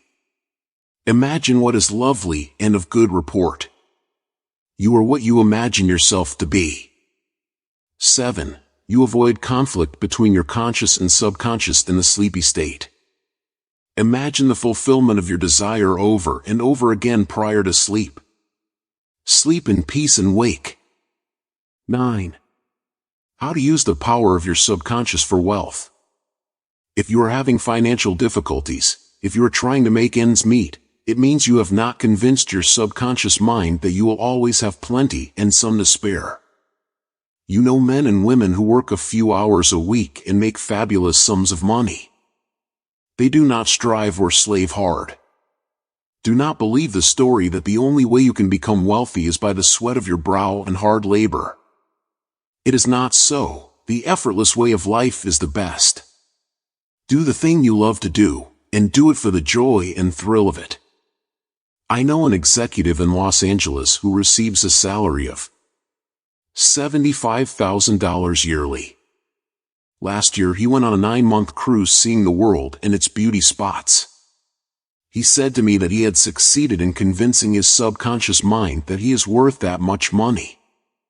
He told me that many men in his organization getting about $100 a week knew more about the business than he did, and could manage it better, but they had no ambition, no creative ideas, and were not interested in the wonders of their subconscious mind. Wealth is of the mind. Wealth is simply a subconscious conviction on the part of the individual. You will not become a millionaire by saying, "I am a millionaire, I am a millionaire." You will grow into a wealth consciousness by building into your mentality the idea of wealth and abundance. Your invisible means of support. The trouble with most people is that they have no invisible means of support. When business falls away, the stock market drops, or they lose their investments, they seem helpless. The reason for such insecurity is that they do not know how to tap the subconscious mind. They are unacquainted with the inexhaustible storehouse within. A man with a poverty-type mind finds himself in poverty-stricken conditions. Another man with a mind filled with ideas of wealth is surrounded with everything he needs. It was never intended that man should lead a life of indigence. You can have wealth, everything you need, and plenty to spare. Your words have power to cleanse your mind of wrong ideas and to instill right ideas in their place. The ideal method for building a wealth consciousness. Perhaps you are saying as you read this chapter, "I need wealth and success." This is what you do. Repeat for about 5 minutes to yourself 3 or 4 times a day, wealth, success. These words have tremendous power. They represent the inner power of the subconscious mind. Anchor your mind on this substantial power within you, then conditions and circumstances corresponding to their nature and quality will be manifested in your life. You are not saying, "I am wealthy," you are dwelling on real powers within you. There is no conflict in the mind when you say, "wealth." Furthermore, the feeling of wealth will well up within you as you dwell on the idea of wealth. The feeling of wealth produces wealth. Keep this in mind at all times. Your subconscious mind is like a bank, a sort of universal financial institution. It magnifies whatever you deposit or impress upon it, whether it is the idea of wealth or of poverty. Choose wealth. Why your affirmations for wealth fail. I have talked to many people during the past 35 years whose usual complaint is, "I have said for weeks and months, I am wealthy, I am prosperous, and nothing has happened." I discovered that when they said, "I am prosperous, I am wealthy," they felt within that they were lying to themselves. One man told me, "I have affirmed that I am prosperous until I am tired. Things are now worse." I knew when I made the statement that it was obviously not true. His statements were rejected by the conscious mind, and the very opposite of what he outwardly affirmed and claimed was made manifest. Your affirmation succeeds best when it is specific and when it does not produce a mental conflict or argument. Hence the statements made by this man made matters worse because they suggested his lack. Your subconscious accepts what you really feel to be true, not just idle words or statements. The dominant idea or belief is always accepted by the subconscious mind. How to avoid mental conflict. The following is the ideal way to overcome this conflict for those who have this difficulty. Make this practical statement frequently, particularly prior to sleep. By day and by night I am being prospered in all of my interests. This affirmation will not arouse any argument because it does not contradict your subconscious mind's impression of financial lack. I suggested to one businessman whose sales and finances were very low and who was greatly worried, that he sit down in his office, become quiet, and repeat this statement over and over again, "My sales are improving every day." This statement engaged the cooperation of the conscious and subconscious mind. Results followed. Don't sign blank checks. You sign blank checks when you make such statements as, "There's not enough to go around. There is a shortage. I will lose the house because of the mortgage," etc. If you are full of fear about the future, you are also writing a blank check and attracting negative conditions to you. Your subconscious mind takes your fear and negative statement as your request and proceeds in its own way to bring obstacles, delays, lack, and limitation into your life. Your subconscious gives you compound interest. To him that hath the feeling of wealth, more wealth shall be added. To him that hath the feeling of lack, more lack shall be added. Your subconscious multiplies and magnifies whatever you deposit in it. Every morning as you awaken, deposit thoughts of prosperity, success, wealth, and peace. Dwell upon these concepts. Busy your mind with them as often as possible. These constructive thoughts will find their way as deposits in your subconscious mind, and bring forth abundance and prosperity. Why nothing happened? I can hear you saying, "Oh, I did that and nothing happened." You did not get results because you indulged in fear thoughts perhaps 10 minutes later and neutralized the good you had affirmed. When you place a seed in the ground, you do not dig it up. You let it take root and grow. Suppose, for example, you are going to say, "I shall not be able to make that payment." Before you get further then, "I shall," stop the sentence and dwell on a constructive statement, such as, "By day and by night I am prospered in all my ways." True source of wealth. Your subconscious mind is never short of ideas. There are within it an infinite number of ideas ready to flow into your conscious mind and appear as cash in your pocketbook in countless ways. This process will continue to go on in your mind regardless of whether the stock market goes up or down, or whether the pound sterling or dollar drops in value. Your wealth is never truly dependent on bonds, stocks, or money in the bank. These are really only symbols, necessary and useful, of course, but only symbols. The point I wish to emphasize is that if you convince your subconscious mind that wealth is yours, and that it is always circulating in your life, you will always and inevitably have it, regardless of the form it takes. Trying to make ends meet and the real cause. There are people who claim that they are always trying to make ends meet. They seem to have a great struggle to meet their obligations. Have you listened to their conversation? In many instances their conversation runs along this vein. They are constantly condemning those who have succeeded in life and who have raised their heads above the crowd. Perhaps they are saying, "Oh, that fellow has a racket, he is ruthless, he is a crook." This is why they lack. They are condemning the thing they desire and want. The reason they speak critically of their more prosperous associates is because they are envious and covetous of the other's prosperity. The quickest way to cause wealth to take wings and fly away is to criticize and condemn others who have more wealth than you. A common stumbling block to wealth. There is one emotion, which is the cause of the lack of wealth in the lives of many. Most people learn this the hard way. It is envy. For example, if you see a competitor depositing large sums of money in the bank, and you have only a meager amount to deposit, does it make you envious? The way to overcome this emotion is to say to yourself, "Isn't it wonderful? I rejoice in that man's prosperity. I wish for him greater and greater wealth." To entertain envious thoughts is devastating because it places you in a very negative position. Therefore, wealth flows from you instead of to you. If you are ever annoyed or irritated by the prosperity or great wealth of another, claim immediately that you truly wish for him greater wealth in every possible way. This will neutralize the negative thoughts in your mind and cause an ever greater measure of wealth to flow to you by the law of your own subconscious mind.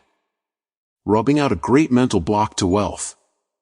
If you are worried and critical about someone whom you claim is making money dishonestly, cease worrying about him.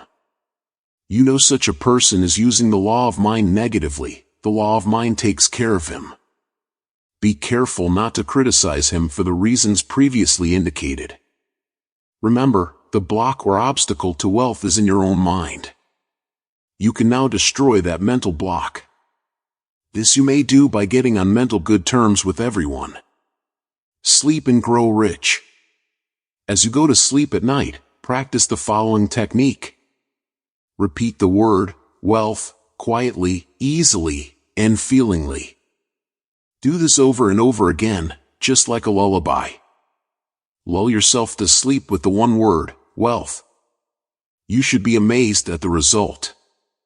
Wealth should flow to you in avalanches of abundance. This is another example of the magic power of your subconscious mind. Serve yourself with the powers of your mind. 1. Decide to be wealthy the easy way, with the infallible aid of your subconscious mind. 2. Trying to accumulate wealth by the sweat of your brow and hard labor is one way to become the richest man in the graveyard. You do not have to strive or slave hard. 3. Wealth is a subconscious conviction. Build into your mentality the idea of wealth.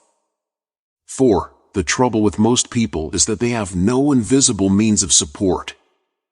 5. Repeat the word, wealth, to yourself slowly and quietly for about 5 minutes prior to sleep, and your subconscious will bring wealth to pass in your experience. 6. The feeling of wealth produces wealth. Keep this in mind at all times. 7. Your conscious and subconscious mind must agree. Your subconscious accepts what you really feel to be true. The dominant idea is always accepted by your subconscious mind. The dominant idea should be wealth, not poverty. 8. You can overcome any mental conflict regarding wealth by affirming frequently, by day and by night, I am being prospered in all of my interests. 9. Increase your sales by repeating this statement over and over again. My sales are improving every day. I am advancing, progressing, and getting wealthier every day. 10. Stop writing blank checks, such as, there's not enough to go around, or there is a shortage, etc. Such statements magnify and multiply your loss. 11. Deposit thoughts of prosperity, wealth, and success in your subconscious mind, and the latter will give you compound interest. 12. What you consciously affirm, you must not mentally deny a few moments later. This will neutralize the good you have affirmed. 13. Your true source of wealth consists of the ideas in your mind. You can have an idea worth millions of dollars. Your subconscious will give you the idea you seek. 14. Envy and jealousy are stumbling blocks to the flow of wealth. Rejoice in the prosperity of others. 15. The block to wealth is in your own mind. Destroy that block now by getting on good mental terms with everyone. 10. Your right to be rich. It is your right to be rich. You are here to lead the abundant life and be happy, radiant, and free. You should, therefore, have all the money you need to lead a full, happy, and prosperous life. You are here to grow, expand, and unfold spiritually, mentally, and materially.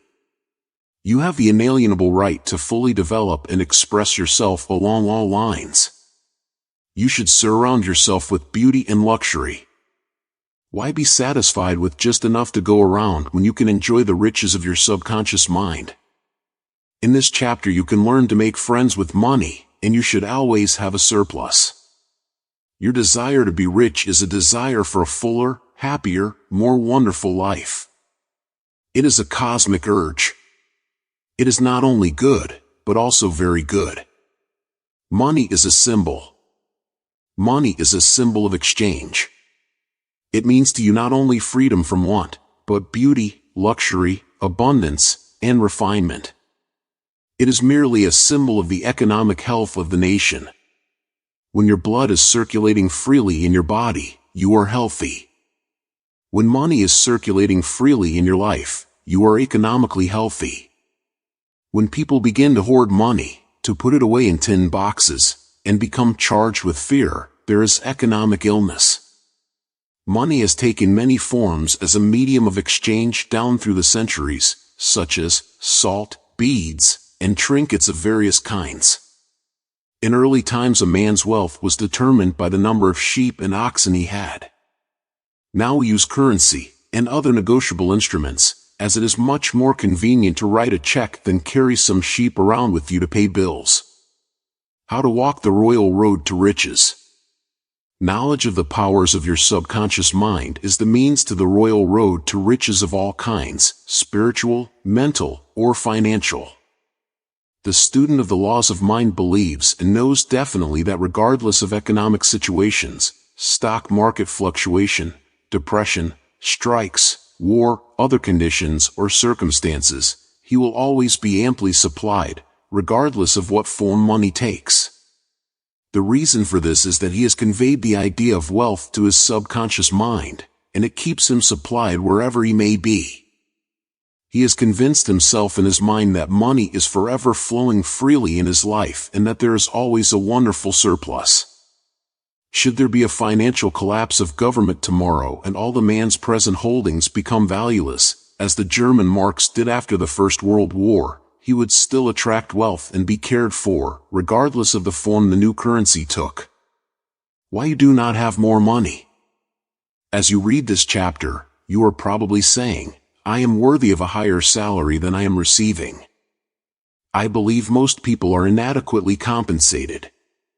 One of the causes many people does not have more money is that they are silently or openly condemning it. They refer to money as filthy lucre, or the love of money is the root of all evil. Another reason they do not prosper is that they have a sneaky subconscious feeling there is some virtue in poverty. This subconscious pattern may be due to early childhood training, superstition, or it could be based on a false interpretation of scriptures. Money in a balanced life. One time a man said to me, I am broke. I do not like money. It is the root of all evil. These statements represent a confused, neurotic mind. Love of money to the exclusion of everything else will cause you to become lopsided and unbalanced. You are here to use your power or authority wisely. Some men crave power, others crave money. If you set your heart on money exclusively and say, money is all I want, I am going to give all my attention to amassing money, nothing else matters, you can get money and attain a fortune, but you have forgotten that you are here to lead a balanced life. You must also satisfy the hunger for peace of mind, harmony, love, joy, and perfect health. By making money your sole aim, you simply made a wrong choice. You thought that was all you wanted, but you found after all your efforts that it was not only the money you needed. You also desired true expression of your hidden talents, true place in life, beauty, and the joy of contributing to the welfare and success of others. By learning the laws of your subconscious mind, you could have $1 million or many millions, if you wanted them, and still have peace of mind, harmony, perfect health, and perfect expression. Poverty is a mental disease. There is no virtue in poverty. It is a disease like any other mental disease. If you were physically ill, you would think there was something wrong with you. You would seek help and do something about the condition at once. Likewise, if you do not have money constantly circulating in your life, there is something radically wrong with you. The urge of the life principle in you is toward growth, expansion, and the life more abundant. You are not here to live in a hovel, dress in rags, and go hungry. You should be happy, prosperous, and successful. Why you must never criticize money. Cleanse your mind of all weird and superstitious beliefs about money. Do not ever regard money as evil or filthy. If you do, you cause it to take wings and fly away from you. Remember that you lose what you condemn. You cannot attract what you criticize. Getting the right attitude toward money. Here is a simple technique you may use to multiply money in your experience. Use the following statements several times a day. I like money. I love it. I use it wisely, constructively, and judiciously. Money is constantly circulating in my life. I release it with joy, and it returns to me multiplied in a wonderful way. It is good and very good. Money flows to me in avalanches of abundance. I use it for good only, and I am grateful for my good and for the riches of my mind. How the scientific thinker looks at money. Suppose, for example, you found gold, silver, lead, copper, or iron in the ground. Would you pronounce these things evil?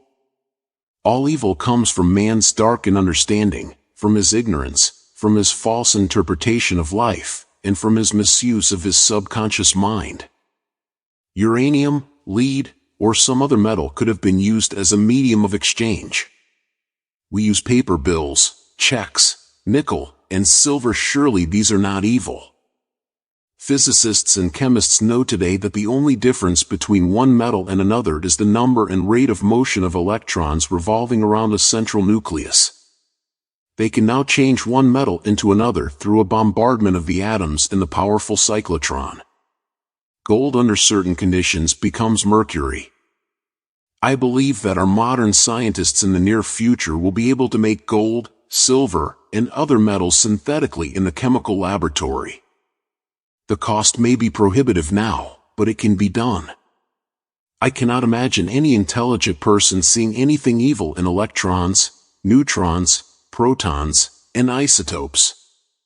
The piece of paper in your pocket is composed of atoms and molecules with their electrons and protons arranged differently. Their number and rate of motion are different. That is the only way the paper differs from the silver in your pocket. How to attract the money you need. Many years ago I met a young boy in Australia who wanted to become a physician and surgeon, but he had no money. I explained to him how a seed deposited in the soil attracts to itself everything necessary for its unfolding, and that all he had to do was to take a lesson from the seed and deposit the required idea in his subconscious mind. For expenses this young, brilliant boy used to clean out doctors' offices, wash windows, and do odd repair jobs. He told me that every night, as he went to sleep, he used to picture in his mind's eye a medical diploma on a wall with his name on it in big, bold letters. He used to clean and shine the framed diplomas in the medical building where he worked. It was not hard for him to engrave the image of a diploma in his mind and develop it there. Definite results followed as he persisted with his mental picture every night for about 4 months. The sequel of this story was very interesting. One of the doctors took a great liking to this young boy, and after training him in the art of sterilizing instruments, giving hypodermic injections, and other miscellaneous first aid work, he employed him as a technical assistant in his office. The doctor later sent him to medical school at his own expense. Today, this young man is a prominent medical doctor in Montreal, Canada. He discovered the law of attraction by using his subconscious mind the right way. He operated an age-old law, which says, having seen the end, you have willed the means to the realization of the end. The end in this case was to become a medical doctor. This young man was able to imagine, see, and feel the reality of being a doctor. He lived with that idea, sustained it, nourished it, and loved it until through his imagination it penetrated the layers of his subconscious mind and became a conviction, thereby attracting to him everything necessary for the fulfillment of his dream. Why some men do not get a raise in pay. If you are working in a large organization and you are silently thinking of and resenting the fact you are underpaid, that you are not appreciated, and that you deserve more money and greater recognition, you are subconsciously severing your ties with that organization. You are setting a law in motion, and the superintendent or manager will say to you, "We have to let you go." Actually, you dismissed yourself. The manager was simply the instrument through which your own negative mental state was confirmed. It was an example of the law of action and reaction. The action was your thought, and the reaction was the response of your subconscious mind. Obstacles and impediments on the pathway to riches. I am sure you have heard men say, "That fellow has a racket." He is a racketeer. He is getting money dishonestly. He is a faker. I knew him when he had nothing. He is a crook, a thief, and a swindler. If you analyze the man who talks like that, you discover he is usually in want or suffering from some financial or physical illness. Perhaps his former college friends went up the ladder of success and excelled him. Now he is bitter and envious of their progress. In many instances, this is the cause of his downfall. Thinking negatively of these classmates and condemning their wealth causes the wealth and prosperity he is praying for to vanish and flee away. He is condemning the thing he is praying for. He is praying two ways. On the one hand, he is saying, "Wealth is flowing to me now," and in the next breath, silently or audibly, he is saying, "I resent that fellow's wealth." Always make it a special point to rejoice in the wealth of the other person. Protect your investments.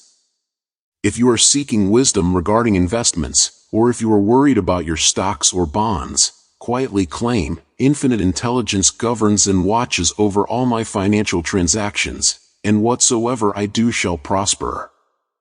Do this frequently and you will find that your investments will be wise. Moreover, you will be protected from loss, as you will be prompted to sell your securities or holdings before any loss accrues to you. You cannot get something for nothing. In large stores, the management employs store detectives to prevent people from stealing. They catch a number of people every day trying to get something for nothing.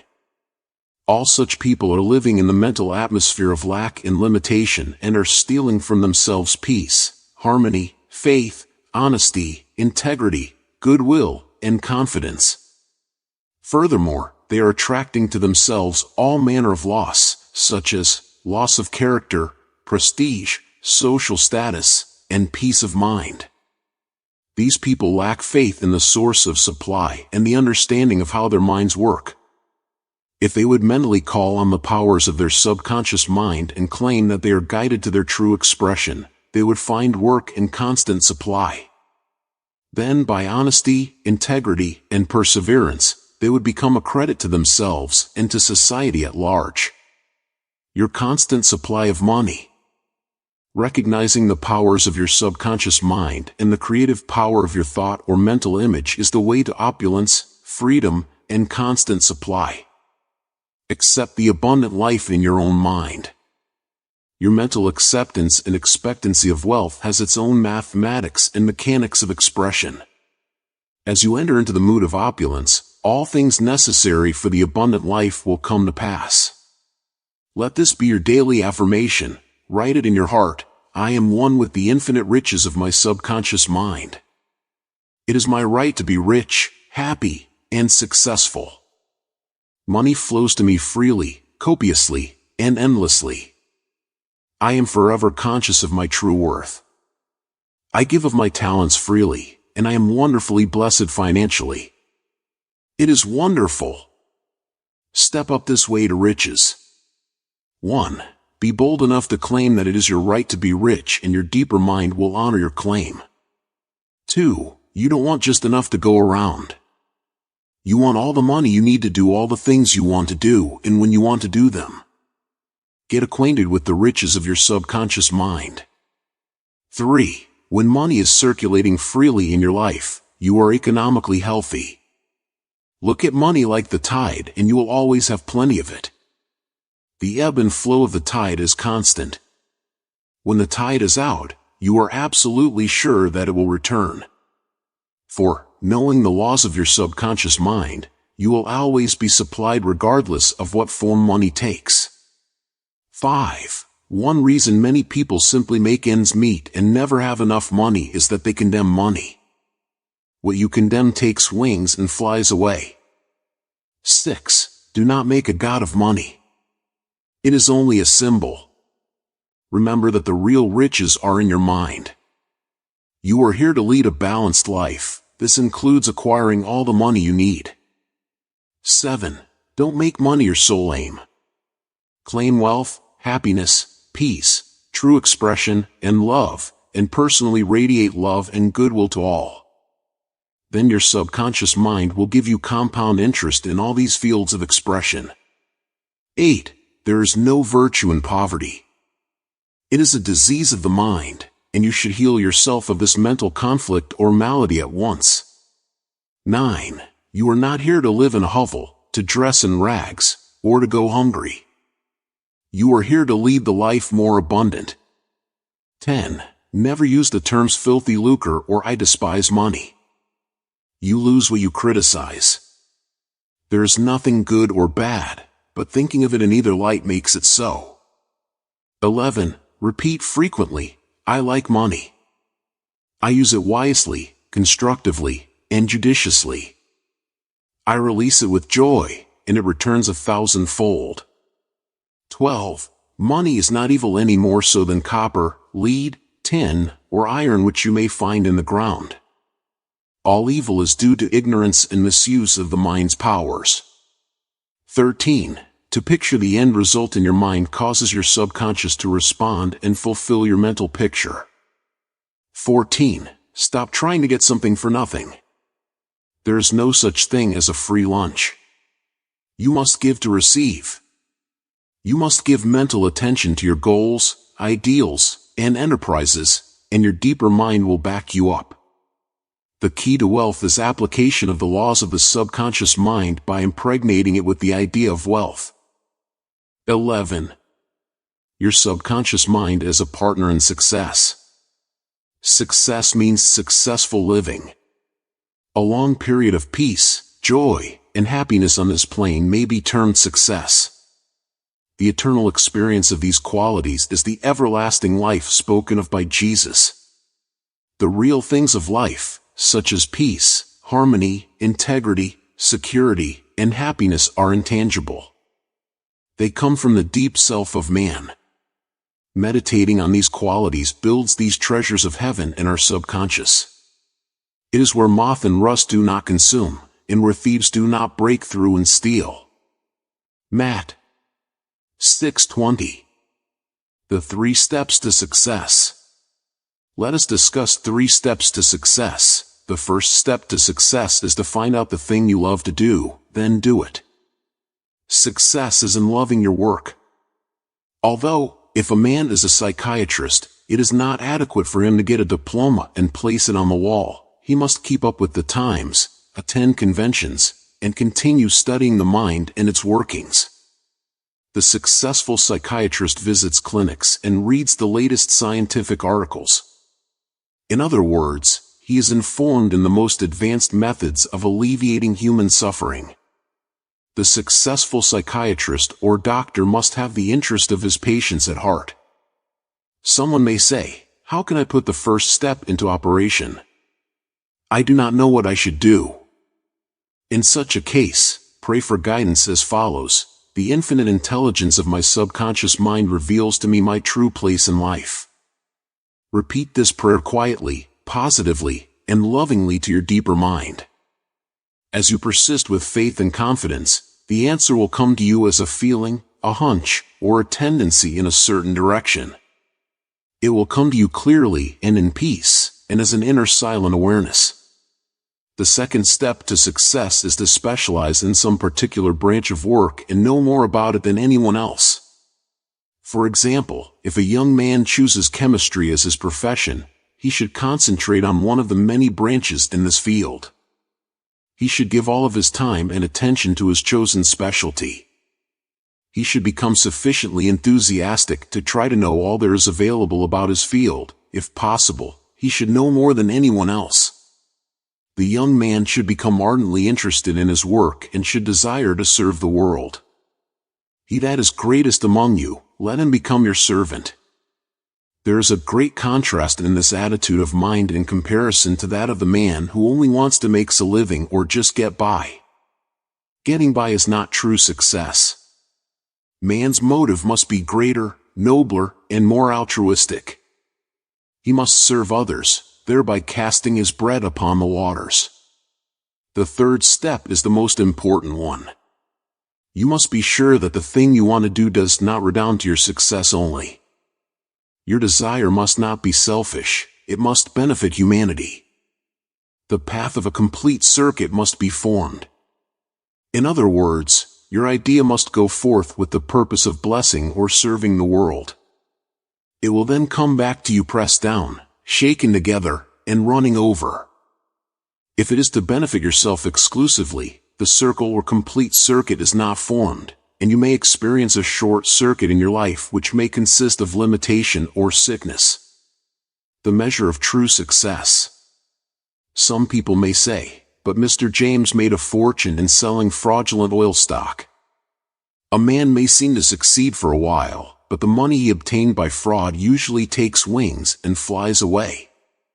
When we rob from another, we rob from ourselves, because we are in a mood of lack and limitation, which may manifest itself in our body, home life, and affairs. What we think and feel, we create. We create what we believe.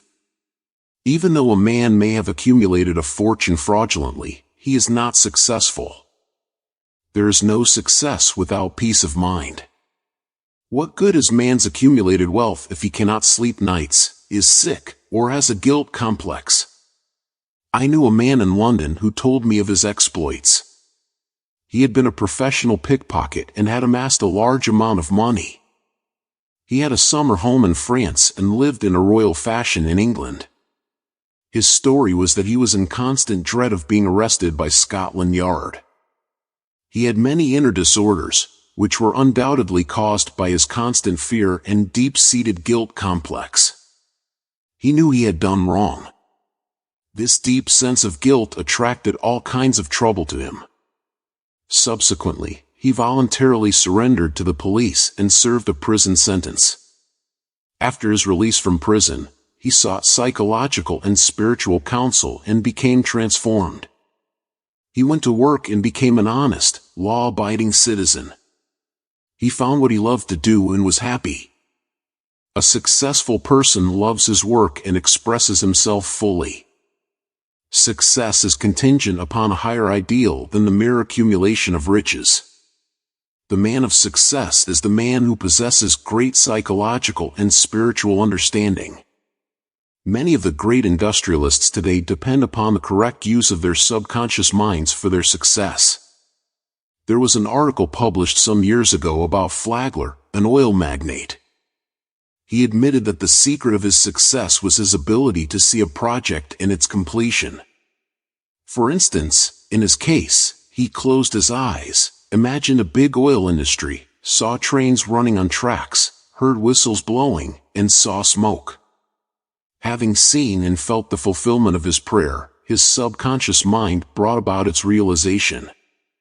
If you imagine an objective clearly, you will be provided with the necessities, in ways you know not of, through the wonder-working power of your subconscious mind.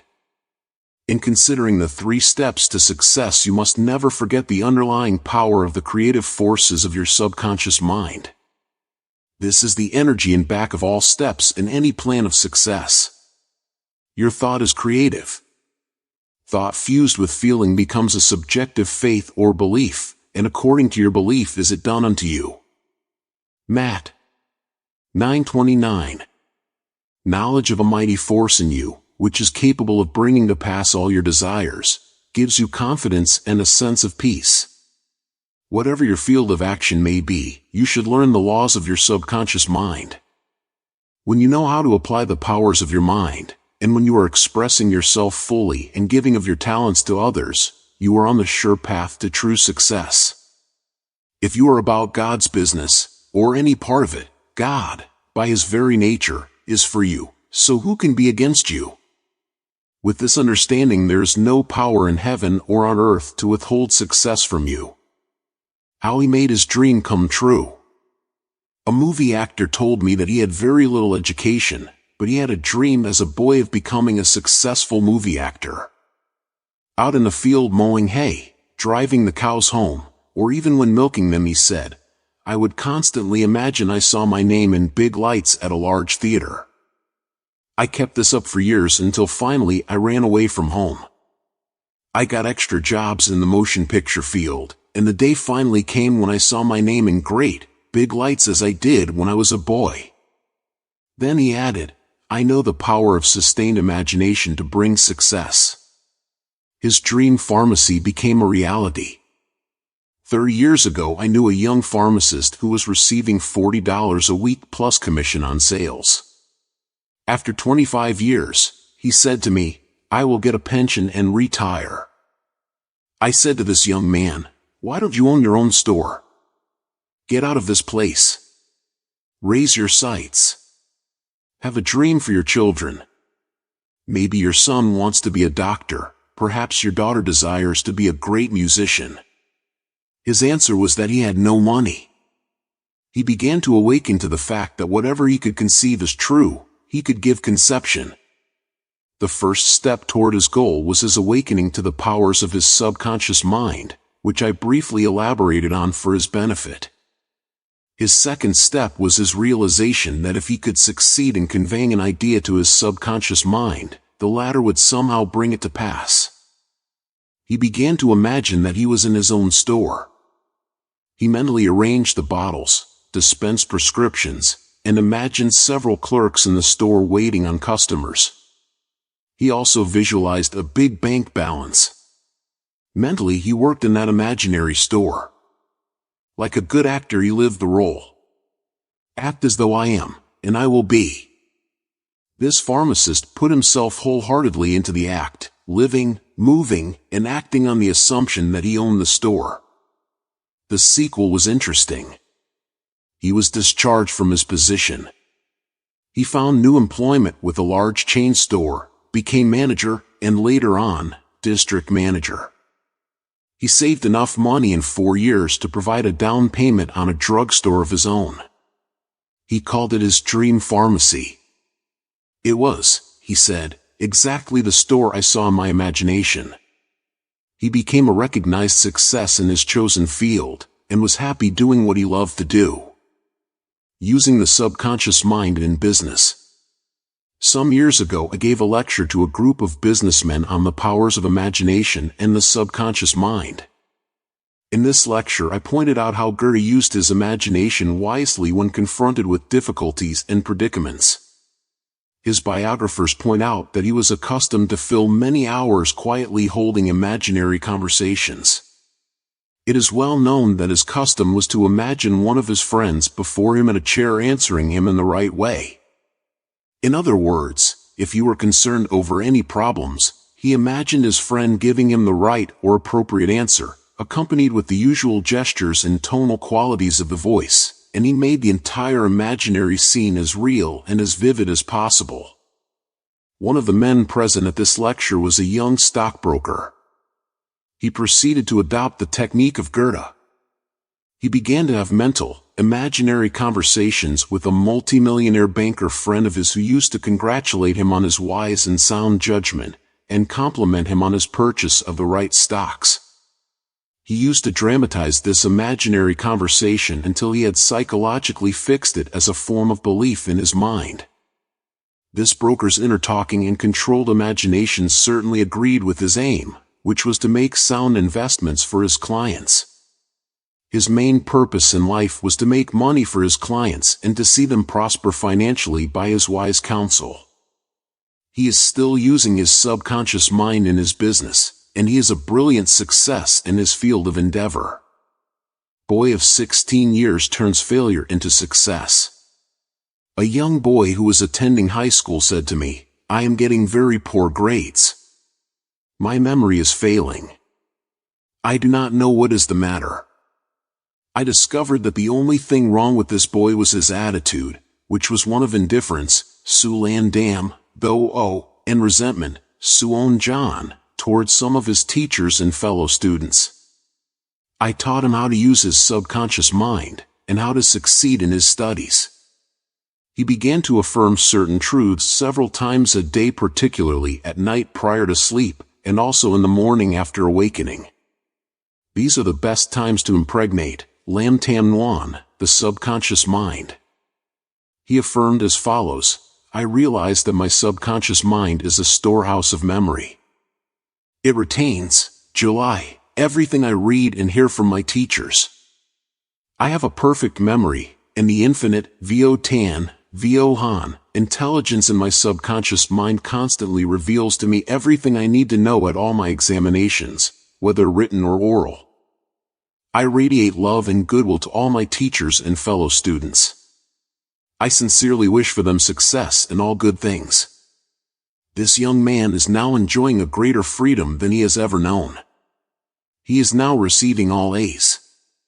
He constantly imagines the teachers and his mother congratulating him on his success in his studies. How to become successful in buying and selling. In buying and selling, remember that your conscious mind is the starter and your subconscious mind is the motor. You must start the motor to enable it to perform its work. Your conscious mind is the dynamo that awakens the power of your subconscious mind. The first step in conveying your clarified desire, idea, or image to the deeper mind is to relax, immobilize the attention, get still, and be quiet.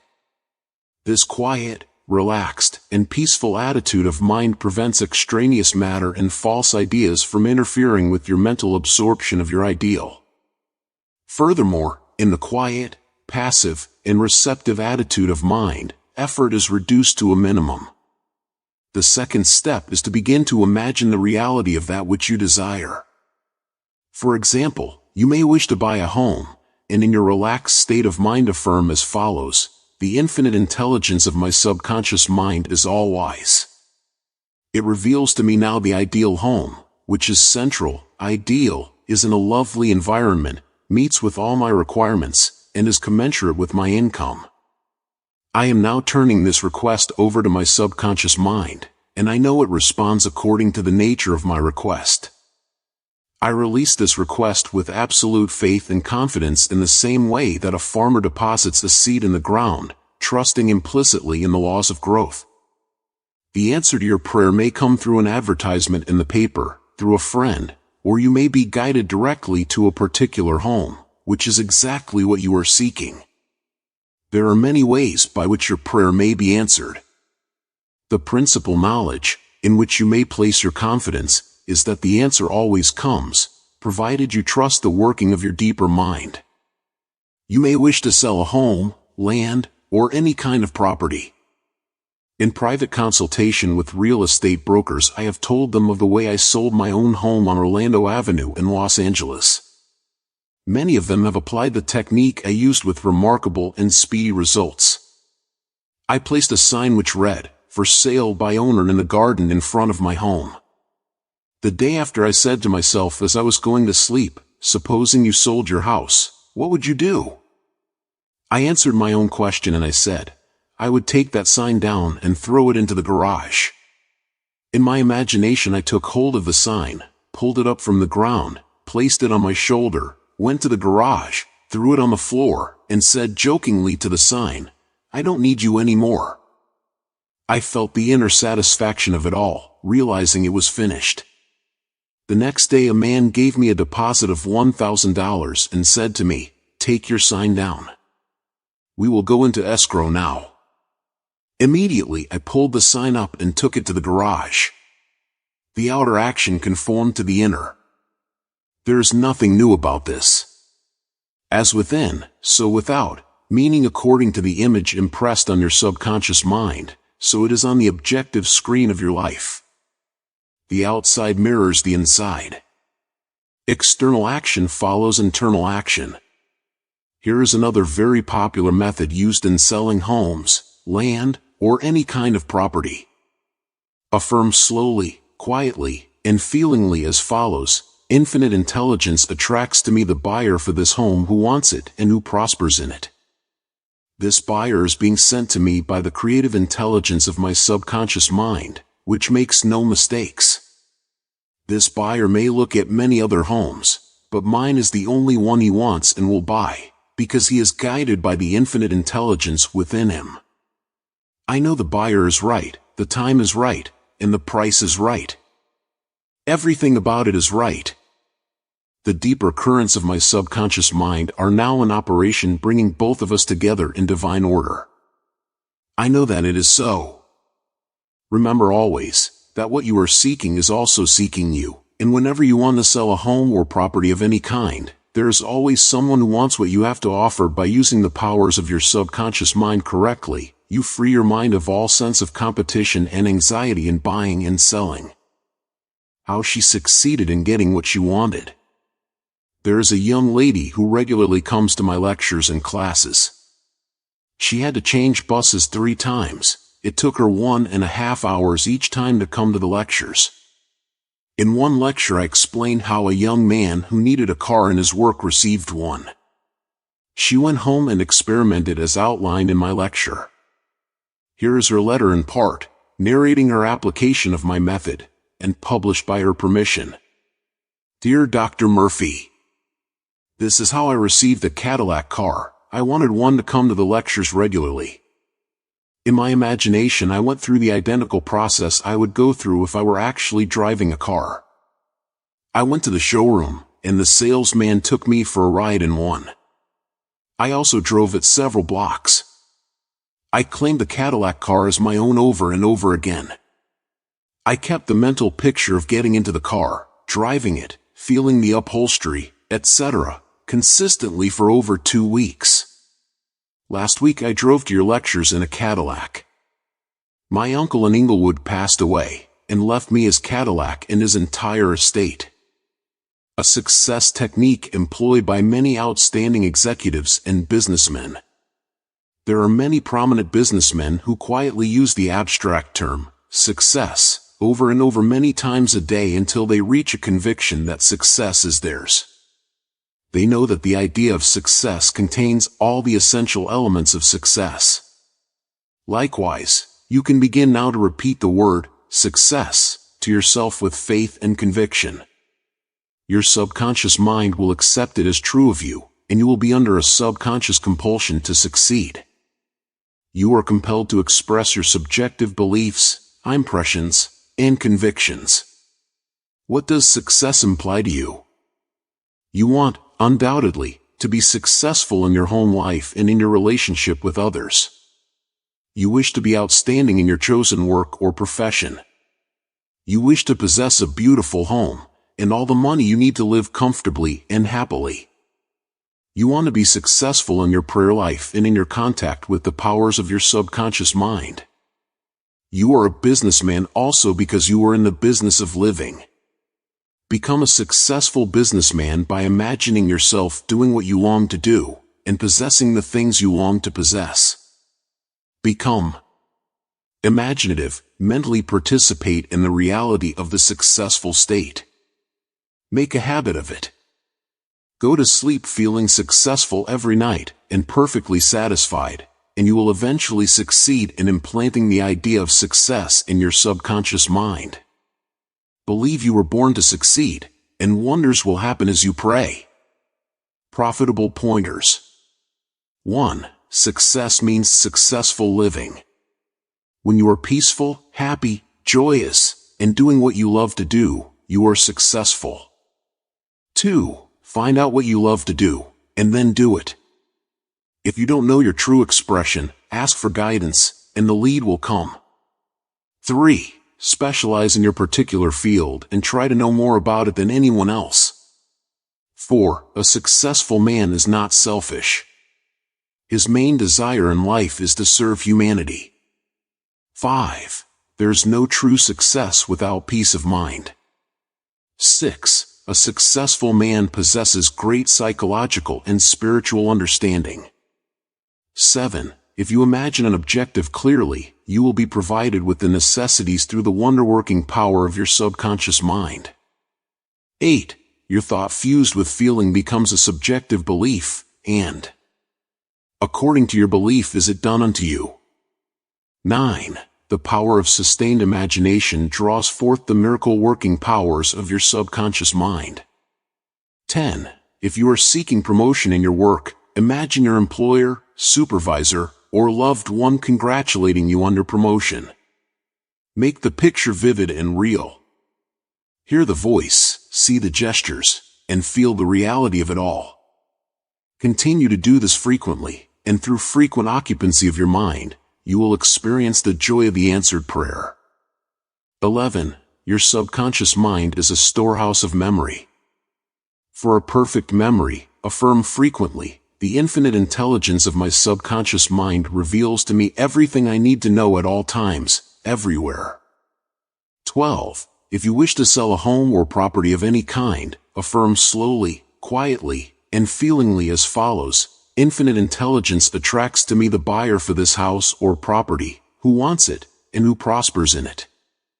Sustain this awareness, and the deeper currents of your subconscious mind will bring it to pass. 13. The idea of success contains all the elements of success. Repeat the word, success, to yourself frequently with faith and conviction, and you will be under a subconscious compulsion to succeed. 12. Scientists use the subconscious mind. Many scientists realize the true importance of the subconscious mind. Edison, Marconi, Kettering, Poincaré, Einstein, and many others have used the subconscious mind. It has given them the insight and the know-how for all their great achievements in modern science and industry. Research has shown that the ability to bring into action the subconscious power has determined the success of all the great scientific and research workers.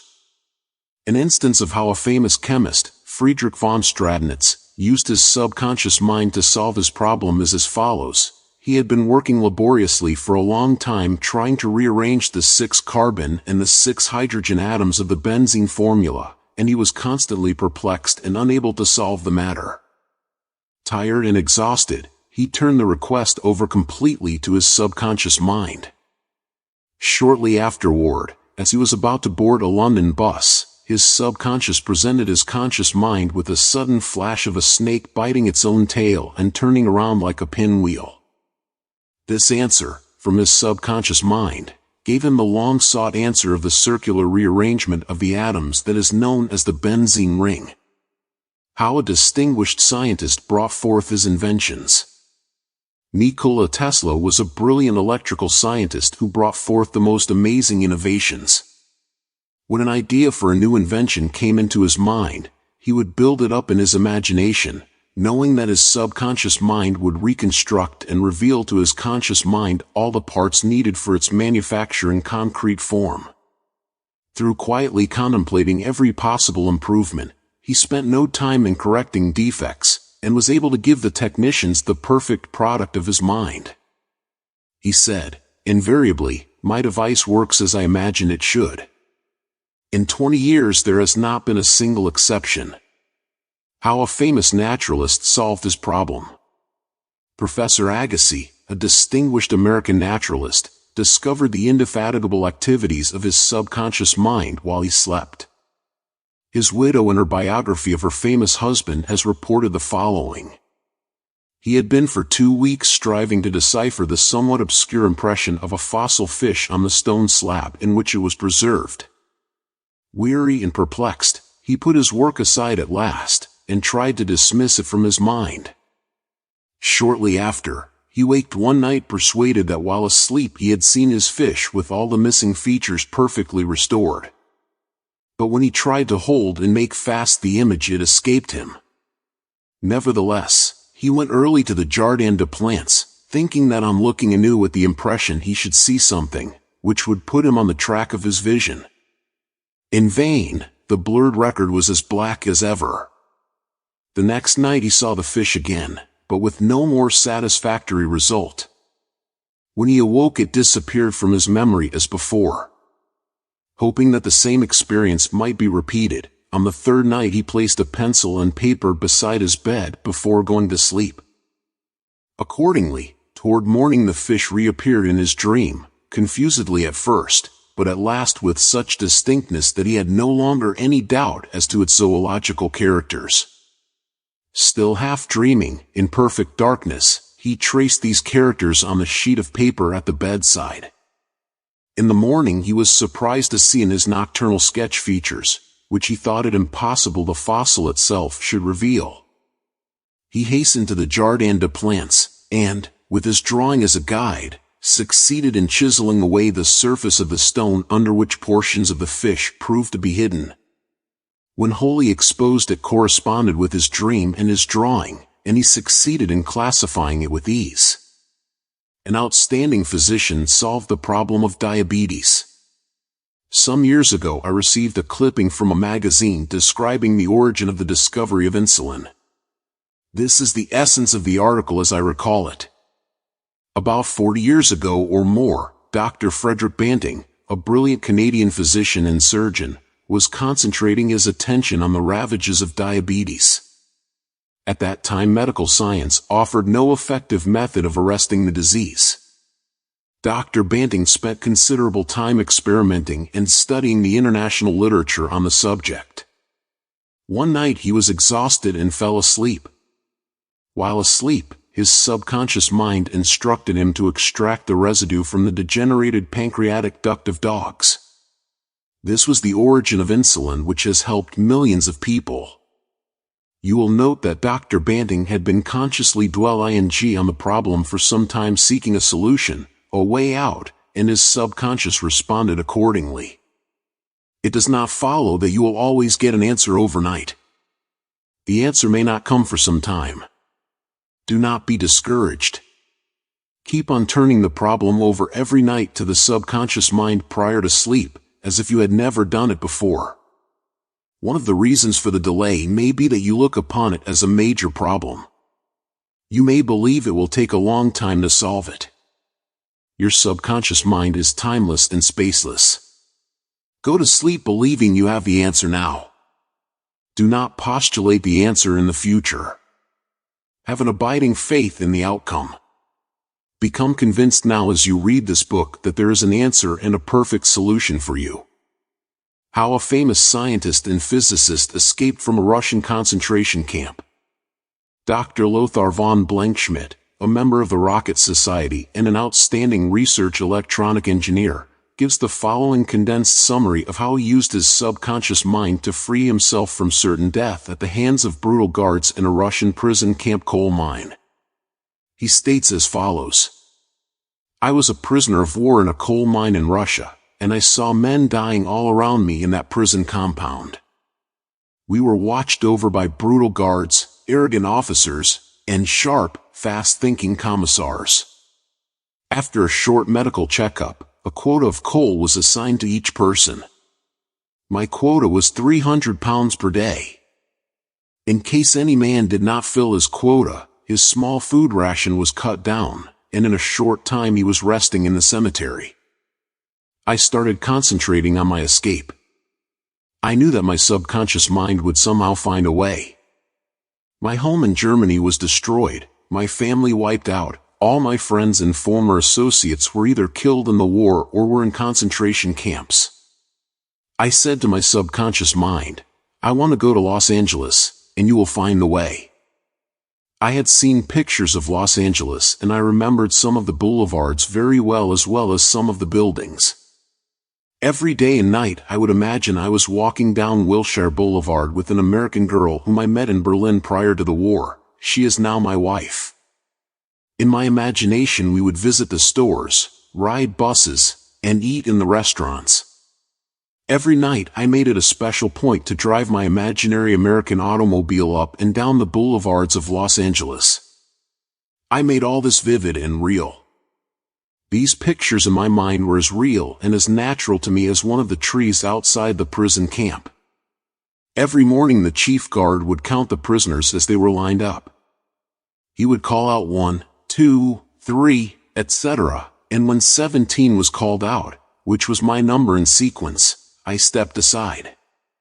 In the meantime, the guard was called away for a minute or so, and on his return he started by mistake on the next man as number 17. When the crew returned in the evening, the number of men was the same, and I was not missed, and the discovery would take a long time. I walked out of the camp undetected and kept walking for 24 hours, resting in a deserted town the next day. I was able to live by fishing and killing some wildlife.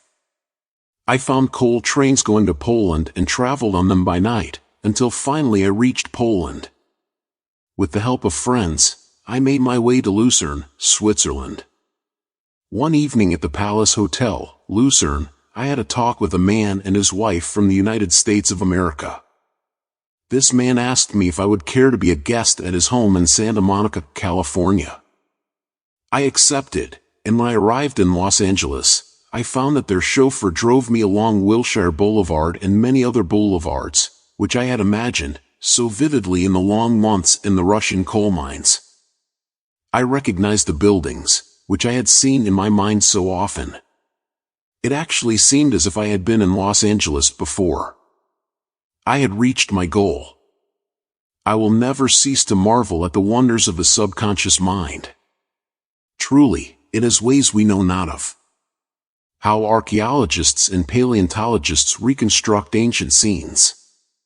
These scientists know that their subconscious mind has a memory of everything that has ever transpired. As they study the ancient ruins and fossils, through their imaginative perception, their subconscious mind aids them in reconstructing the ancient scenes. The dead past becomes alive and audible once more.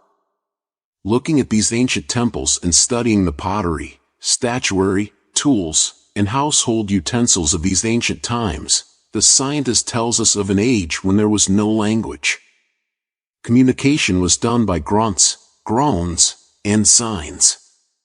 The keen concentration and disciplined imagination of the scientist awakens the latent powers of his subconscious mind, enabling him to clothe the ancient temples with roofs, and surround them with gardens, pools, and fountains. The fossil remains are clothed with eyes, sinews, and muscles, and they again walk and talk. The past becomes the living present, and we find that in mind there is no time or space. Through disciplined, controlled, and directed imagination, you can be a companion of the most scientific and inspired thinkers of all time. How to receive guidance from your subconscious. When you have what you term a difficult decision to make, or when you fail to see the solution to your problem, begin at once to think constructively about it. If you are fearful and worried, you are not really thinking. True thinking is free from fear. Here is a simple technique you can use to receive guidance on any subject. Quiet the mind and still the body. Tell the body to relax. It has to obey you. It has no volition, initiative, or self-conscious intelligence. Your body is an emotional disk, which records your beliefs and impressions. Mobilize your attention. Focus your thought on the solution to your problem. Try to solve it with your conscious mind. Think how happy you would be about the perfect solution. Sense the feeling you would have if the perfect answer were yours now. Let your mind play with this mood in a relaxed way, then drop off to sleep. When you awaken, and you do not have the answer, get busy about something else. Probably, when you are preoccupied with something else, the answer will come into your mind like toast pops out of a toaster. In receiving guidance from the subconscious mind, the simple way is the best. This is an illustration. I once lost a valuable ring, which was an heirloom. I looked everywhere for it and could not locate it. At night I talked to the subconscious in the same manner that I would talk to anyone. I said to it prior to dropping off to sleep, "You know all things, you know where that ring is, and you now reveal to me where it is." In the morning I awoke suddenly with the words ringing in my ear, "Ask Robert." I thought it very strange that I should ask Robert, a young boy about 9 years of age. However, I followed the inner voice of intuition. Robert said, "Oh, yes, I picked it up in the yard while I was playing with the boys. I placed it on the desk in my room. I did not think it worth anything, so I did not say anything about it." The subconscious mind will always answer you if you trust it. His subconscious revealed the location of his father's will. A young man who attends my lectures had this experience. His father died and apparently left no will. However, this man's sister told him that their father had confided to her that a will had been executed which was fair to all. Every attempt to locate the will failed. Prior to sleep he talked to his deeper mind as follows, "I now turn this request over the subconscious mind. It knows just where that will is, and reveals it to me." Then he condensed his request down to one word, "answer," repeating it over and over again as a lullaby. He lulled himself to sleep with the word, "answer." The next morning this young man had an overpowering hunch to go to a certain bank in Los Angeles where he found a safe deposit vault registered in the name of his father, the contents of which solved all his problems. Your thought, as you go to sleep, arouses the powerful latency, which is within you. For example, let us suppose you are wondering whether to sell your home, buy a certain stock, sever partnership, move to New York or stay in Los Angeles, dissolve the present contract or take a new one. Do this. Sit quietly in your armchair or at the desk in your office. Remember that there is a universal law of action and reaction. The action is your thought. The reaction is the response from your subconscious mind. The subconscious mind is reactive and reflexive. This is its nature. It rebounds, rewards, and repays. It is the law of correspondence. It responds by corresponding. As you contemplate right action, you will automatically experience a reaction or response in yourself, which represents the guidance or answer of your subconscious mind. In seeking guidance, you simply think quietly about right action, which means that you are using the infinite intelligence resident in the subconscious mind to the point where it begins to use you. From there on, your course of action is directed and controlled by the subjective wisdom within you, which is all-wise and omnipotent. Your decision will be right. There will only be right action because you are under a subjective compulsion to do the right thing.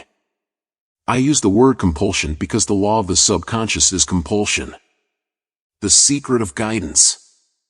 The secret of guidance or right action is to mentally devote yourself to the right answer, until you find its response in you. The response is a feeling, an inner awareness, and an overpowering hunch whereby you know that you know. You have used the power to the point where it begins to use you.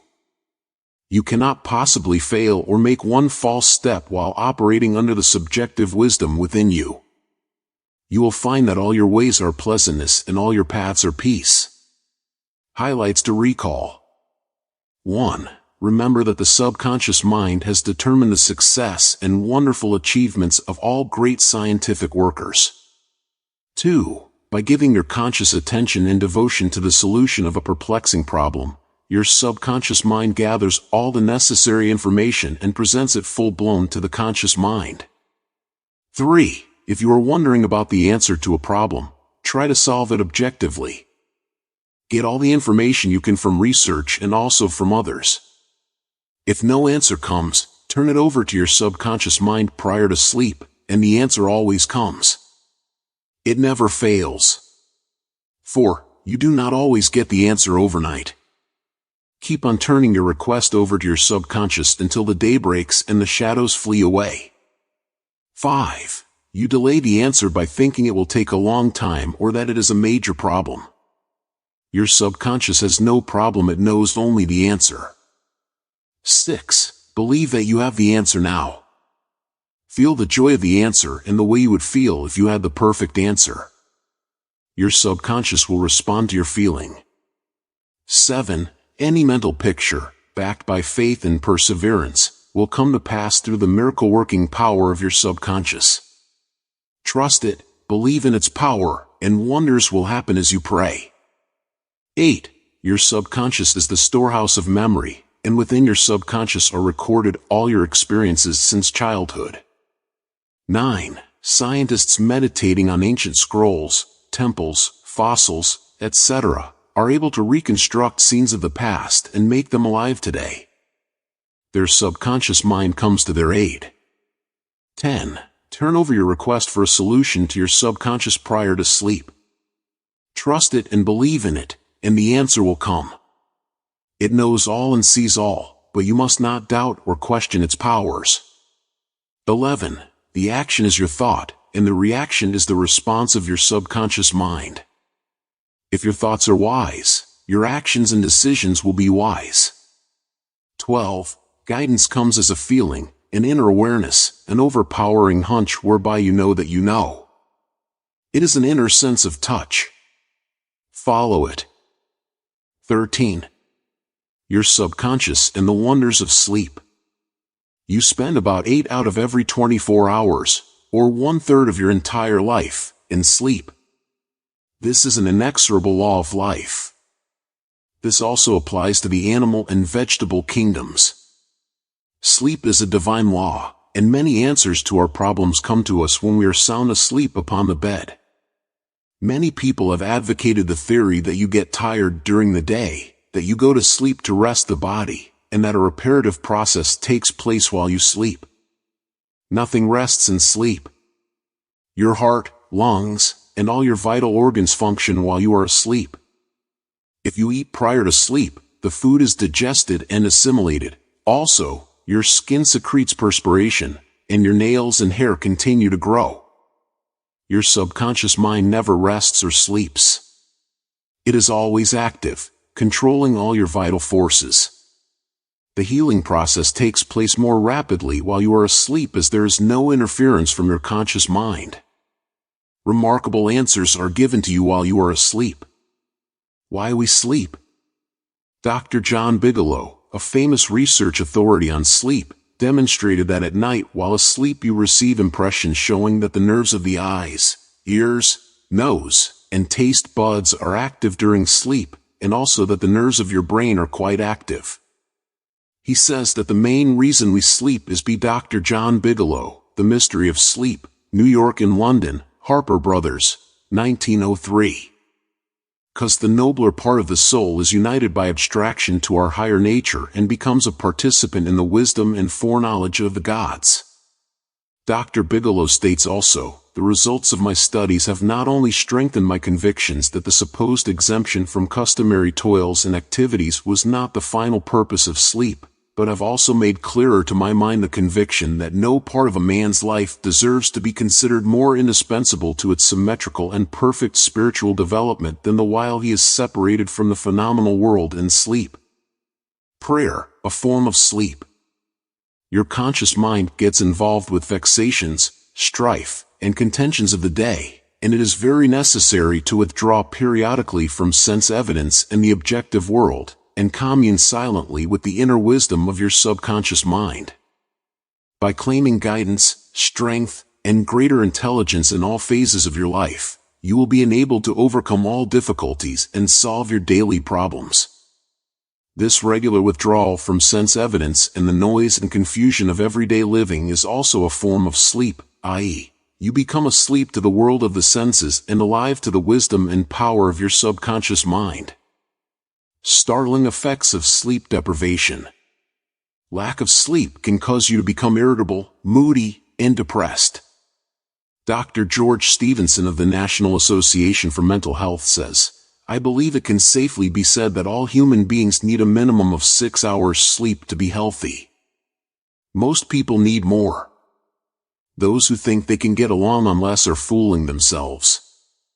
Medical research scholars, investigating sleep processes and deprivation of sleep, point out that severe insomnia has preceded psychotic breakdown in some instances. Remember, you are spiritually recharged during sleep, and adequate sleep is essential to produce joy and vitality in life. You need more sleep. Robert O'Brien, in an article, Maybe You Need More Sleep, in an issue of the Reader's Digest, reports the following experiment on sleep. For the last 3 years, experiments have been in progress at Walter Reed Army Institute of Research in Washington, D.C. Subjects, more than 100 military and civilian volunteers, have been kept awake for as long as 4 days. Thousands of tests have measured the effects on their behavior and personality. Results of these tests have given scientists astonishingly new insights into the mysteries of sleep. They now know that the tired brain apparently craves sleep so hungrily that it will sacrifice anything to get it. After only a few hours of sleep loss, fleeting stolen naps called lapses, or microsleep, occurred at the rate of 3 or 4 an hour. As in real sleep, eyelids drooped, heartbeat slowed. Each lapse lasted just a fraction of a second. Sometimes the lapses were periods of blankness. Sometimes they were filled with images, wisps of dreams. As hours of sleep loss mounted, the lapses took place more often and lasted longer, perhaps 2 or 3 seconds. Even if the subjects had been piloting an airliner in a thunderstorm, they still couldn't have resisted microsleeps for those few priceless seconds. And it can happen to you, as many who have fallen asleep at the wheel of a car can testify. Another startling effect of sleep deprivation was its attack on human memory and perception. Many sleep-deprived subjects were unable to retain information long enough to relate it to the task they were supposed to perform. They were totally befuddled in situations requiring them to hold several factors in mind and act on them, as a pilot must when he skillfully integrates wind direction, airspeed, altitude, and glide path to make a safe landing. Sleep brings counsel. A young lady in Los Angeles who listens to my morning radio talks told me that she had been offered a lucrative position in New York City at twice her present salary. She was wondering whether to accept or not and prayed prior to sleep as follows: "The creative intelligence of my subconscious mind knows what is best for me. Its tendency is always life-ward, and it reveals to me the right decision, which blesses all concerned. I give thanks for the answer which I know will come to me." She repeated this simple prayer over and over again as a lullaby prior to sleep, and in the morning she had a persistent feeling that she should not accept the offer. She rejected the offer, and subsequent events verified her inward sense of knowing, because the company went bankrupt in a few months following their offer of employment to her. The conscious mind may be correct on the facts objectively known, but the intuitive faculty of her subconscious mind saw the failure of the concern in question, and prompted her accordingly. Saved from certain disaster. I will illustrate how the wisdom of your subconscious mind can instruct you and protect you relative to your request for right action as you go to sleep. Many years ago, before the Second World War, I was offered a very lucrative assignment in the Orient, and I prayed for guidance and the right decision as follows: "Infinite intelligence within me knows all things, and the right decision is revealed to me in divine order. I will recognize the answer when it comes." I repeated this simple prayer over and over again as a lullaby prior to sleep, and in a dream came the vivid realization of things to come 3 years hence. An old friend appeared in the dream and said, "Read these headlines, do not go." The headlines of the newspaper, which appeared in the dream, related to war and the attack on Pearl Harbor. Occasionally, the writer dreams literally. The aforementioned dream was undoubtedly a dramatization of the subconscious mind which projected a person whom I trusted and respected. To some, a warning may come in the form of a mother who appears in a dream. She tells the person not to go here or there, and the reason for the warning. Your subconscious mind is all-wise. It knows all things. Oftentimes it will speak to you only in a voice that your conscious mind will immediately accept as true. Sometimes your subconscious will warn you in a voice which sounds like that of your mother or some loved one, which may cause you to stop on the street, and you find, if you had gone another foot, a falling object from a window might have struck you on the head. My subconscious mind is one with the universal subconscious, and it knew the Japanese were planning a war, and it also knew when the war would start. Dr. Ryan, director of the Department of Psychology at Duke University, has gathered together a vast amount of evidence showing that a great number of people all over the world see events before they happen, and in many instances are, therefore, able to avoid the tragic event which was foreseen vividly in a dream. The dream which I had showed clearly the headlines in the New York Times about 3 years prior to the tragedy of Pearl Harbor. In consequence of this dream, I immediately canceled the trip as I felt a subconscious compulsion to do so. 3 years later, the Second World War proved the truth of the inner voice of intuition. Your future is in your subconscious mind. Remember that the future, the result of your habitual thinking, is already in your mind except when you change it through prayer. The future of a country, likewise, is in the collective subconscious of the people of that nation. There is nothing strange in the dream I had wherein I saw the headlines of the New York newspapers long before the war began. The war had already taken place in mind, and all the plans of attack were already engraved on that great recording instrument, the subconscious mind or collective unconscious of the universal mind. Tomorrow's events are in your subconscious mind, so are next week's and next month's, and they may be seen by a highly psychic or clairvoyant person. No disaster or tragedy can happen to you if you decide to pray. Nothing is predetermined or foreordained. Your mental attitude, i.e., The way you think, feel, and believe determines your destiny. You can, through scientific prayer, which is explained in a previous chapter, mold, fashion, and create your own future. Whatsoever a man soweth, that shall he also reap. A cat nap nets him $15,000. One of my students mailed me a newspaper clipping 3 or 4 years ago about a man called Ray Hammerstrom, a roller at the steel works in Pittsburgh operated by Jones and Laughlin Steel Corporation. He received $15,000 for his dream. According to the article, the engineers could not fix a faulty switch in a newly installed bar mill which controlled the delivery of straight bars to the cooling beds. The engineers worked on the switch about 11 or 12 times to no avail. Hammerstrom thought a lot about the problem and tried to figure out a new design, which might work. Nothing worked. One afternoon he lay down for a nap, and prior to sleep he began to think about the answer to the switch problem. He had a dream in which a perfect design for the switch was portrayed. When he awoke, he sketched his new design according to the outline of his dream. This visionary catnap won Hammerstrom a check for $15,000, the largest award the firm ever gave an employee for a new idea. How a famous professor solved this problem in sleep.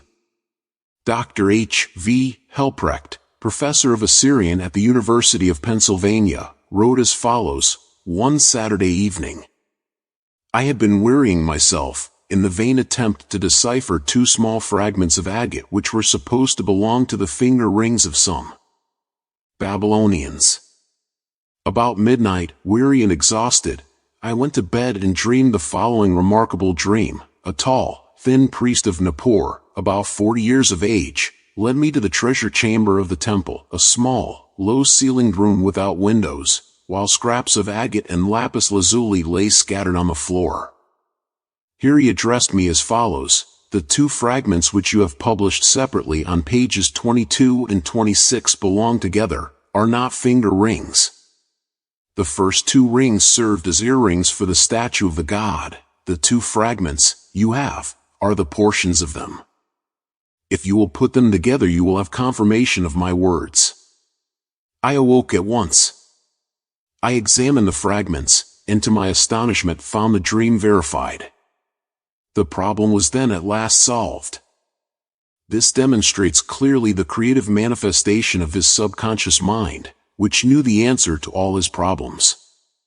How the subconscious worked for a famous writer while he slept.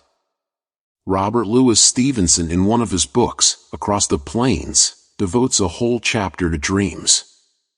He was a vivid dreamer and had the persistent habit of giving specific instructions to his subconscious every night prior to sleep.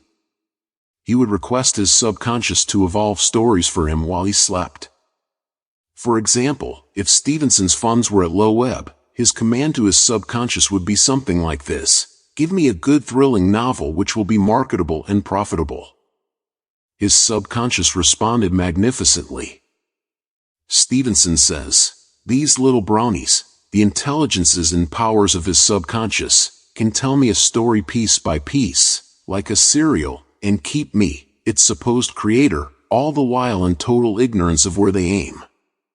And he added, that part of my work which is done when I am up and about, while he is consciously aware and awake, is by no means necessarily mine, since all goes to show that the brownies have a hand in it even then. Sleep in peace and wake in joy. To those who suffer from insomnia, you will find the following prayer very effective. Repeat it slowly, quietly, and lovingly prior to sleep. My toes are relaxed, my ankles are relaxed, my abdominal muscles are relaxed, my heart and lungs are relaxed, my hands and arms are relaxed, my neck is relaxed, my brain is relaxed, my face is relaxed, my eyes are relaxed, my whole mind and body are relaxed. I fully and freely forgive everyone, and I sincerely wish for them harmony, health, peace, and all the blessings of me. I am at peace, I am poised, serene, and calm. I rest in security and in peace. A great stillness steals over me, and a great calm quiets my whole being as I realize the divine presence within me. I know that the realization of life and love heals me. I wrap myself in the mantle of love and fall asleep filled with goodwill for all. Throughout the night peace remains with me, and in the morning I shall be filled with life and love. A circle of love is drawn around me. I will fear no evil, for thou art with me. I sleep in peace, I wake in joy, and in him I live, move, and have my being. Summary of your aids to the wonders of sleep. 1. If you are worried that you will not wake up on time, suggest to your subconscious mind prior to sleep the exact time you wish to arise, and it will awaken you. It needs no clock. Do the same thing with all problems. There's nothing too hard for your subconscious. 2. Your subconscious never sleeps. It is always on the job. It controls all your vital functions. Forgive yourself and everyone else before you go to sleep, and healing will take place much more rapidly. 3. Guidance is given you while you are asleep, sometimes in a dream. The healing currents are also released, and in the morning you feel refreshed and rejuvenated. 4. When troubled by the vexations and strife of the day, still the wheels of your mind and think about the wisdom and intelligence lodged in your subconscious mind, which is ready to respond to you. This will give you peace, strength, and confidence. 5. Sleep is essential for peace of mind and health of body. Lack of sleep can cause irritation, depression, and mental disorders. You need 8 hours sleep. 6. Medical research scholars point out that insomnia precedes psychotic breakdowns. 7. You are spiritually recharged during sleep. Adequate sleep is essential for joy and vitality in life. 8. Your tired brain craves sleep so hungrily that it will sacrifice anything to get it. Many who have fallen asleep at the wheel of an automobile can testify to this. 9. Many sleep-deprived people have poor memories and lack proper coordination. They become befuddled, confused, and disorientated. 10. Sleep brings counsel. Prior to sleep, claim that the infinite intelligence of your subconscious mind is guiding and directing you. Then, watch for the lead, which comes, perhaps on awakening. 11. Trust your subconscious completely. Know that its tendency is always life-forward. Occasionally, your subconscious answers you in a very vivid dream and a vision in the night. You can be forewarned in a dream in the same way as the author of this book was warned. 12. Your future is in your mind now, based on your habitual thinking and beliefs. Claim infinite intelligence leads and guides you, and that all good is yours, and your future will be wonderful. Believe it and accept it. Expect the best, and invariably the best will come to you.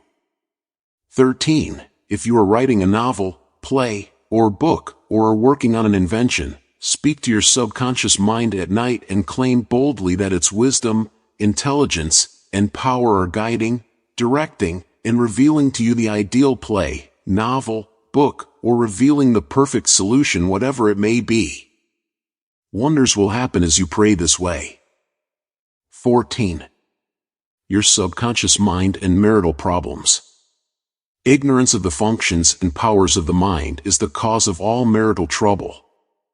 Each using the law of mind correctly can solve friction between husband and wife. By praying together they stay together. The contemplation of divine ideals, the study of the laws of life, the mutual agreement on a common purpose and plan, and the enjoyment of personal freedom bring about that harmonious marriage, that wedded bliss, that sense of oneness where the two become one. The best time to prevent divorce is before marriage. It is not wrong to try to get out of a very bad situation. But, why get into the bad situation in the first place? Would it not be better to give attention to the real cause of marital problems, in other words, to really get at the root of the matter involved? As with all other problems of men and women, the problems of divorce, separation, annulment, and endless litigation are directly traceable to lack of knowledge of the working and interrelationship of the conscious and subconscious mind. The meaning of marriage. Marriage to be real must first be on a spiritual basis. It must be of the heart, and the heart is the chalice of love. Honesty, sincerity, kindness, and integrity are also forms of love. Each partner should be perfectly honest and sincere with the other. It is not a true marriage when a man marries a woman for her money, social position, or to lift his ego, because this indicates a lack of sincerity, honesty, and true love. Such a marriage is a farce, a sham, and a masquerade. When a woman says, "I am tired working, I want to get married because I want security," her premise is false. She is not using the laws of mind correctly. Her security depends upon her knowledge of the interaction of the conscious and subconscious mind and its application. For example, a woman will never lack for wealth or health if she applies the techniques outlined in the respective chapters of this book.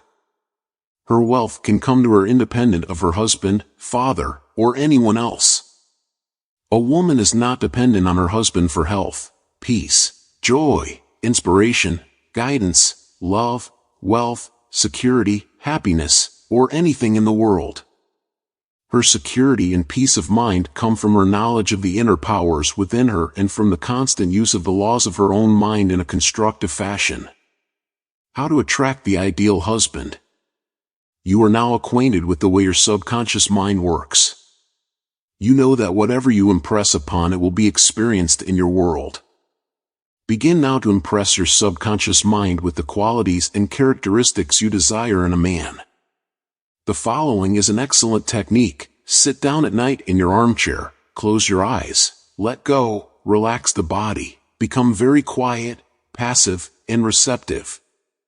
Talk to your subconscious mind and say to it, "I am now attracting a man into my experience who is honest, sincere, loyal, faithful, peaceful, happy, and prosperous. These qualities, which I admire, are sinking down into my subconscious mind now. As I dwell upon these characteristics, they become a part of me and are embodied subconsciously. I know there is an irresistible law of attraction and that I attract to me a man according to my subconscious belief. I attract that which I feel to be true in my subconscious mind. I know I can contribute to his peace and happiness. He loves my ideals, and I love his ideals. He does not want to make me over, neither do I want to make him over. There is mutual love, freedom, and respect." Practice this process of impregnating your subconscious mind. Then, you will have the joy of attracting to you a man possessing the qualities and characteristics you mentally dwelled upon. Your subconscious intelligence will open up a pathway, whereby both of you will meet, according to the irresistible and changeless flow of your own subconscious mind. Have a keen desire to give the best that is in you of love, devotion, and cooperation. Be receptive to this gift of love, which you have given to your subconscious mind. How to attract the ideal wife. Affirm as follows, "I now attract the right woman who is in complete accord with me." This is a spiritual union because it is divine love functioning through the personality of someone with whom I blend perfectly. I know I can give to this woman love, light, peace, and joy. I feel and believe I can make this woman's life full, complete, and wonderful. I now decree that she possesses the following qualities and attributes. She is spiritual, loyal, faithful, and true. She is harmonious, peaceful, and happy. We are irresistibly attracted to each other. Only that which belongs to love, truth, and beauty can enter my experience. I accept my ideal companion now. As you think quietly and with interest on the qualities and attributes, which you admire in the companion you seek, you will build the mental equivalent into your mentality. Then, the deeper currents of your subconscious mind will bring both of you together in divine order. No need for third mistake. Recently a teacher said to me, "I have had 3 husbands and all 3 have been passive, submissive, and dependent on me to make all decisions and govern everything. Why do I attract such type men?"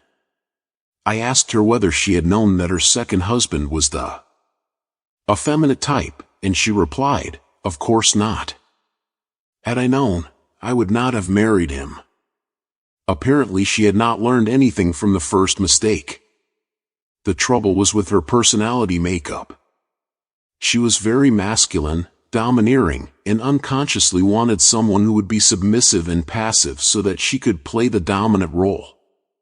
All this was unconscious motivation, and her subconscious picture attracted to her what she subjectively wanted. She had to learn to break the pattern by adopting the right prayer process. How she broke the negative pattern. The above-mentioned woman learned a simple truth. When you believe you can have the type of man you idealize, it is done unto you, as you believe. The following is the specific prayer she used to break the old subconscious pattern and attract to her the ideal mate. I am building into my mentality the type of man I deeply desire. The man I attract for a husband is strong, powerful, loving, very masculine, successful, honest, loyal, and faithful. He finds love and happiness with me. I love to follow where he leads. I know he wants me, and I want him. I am honest, sincere, loving, and kind. I have wonderful gifts to offer him.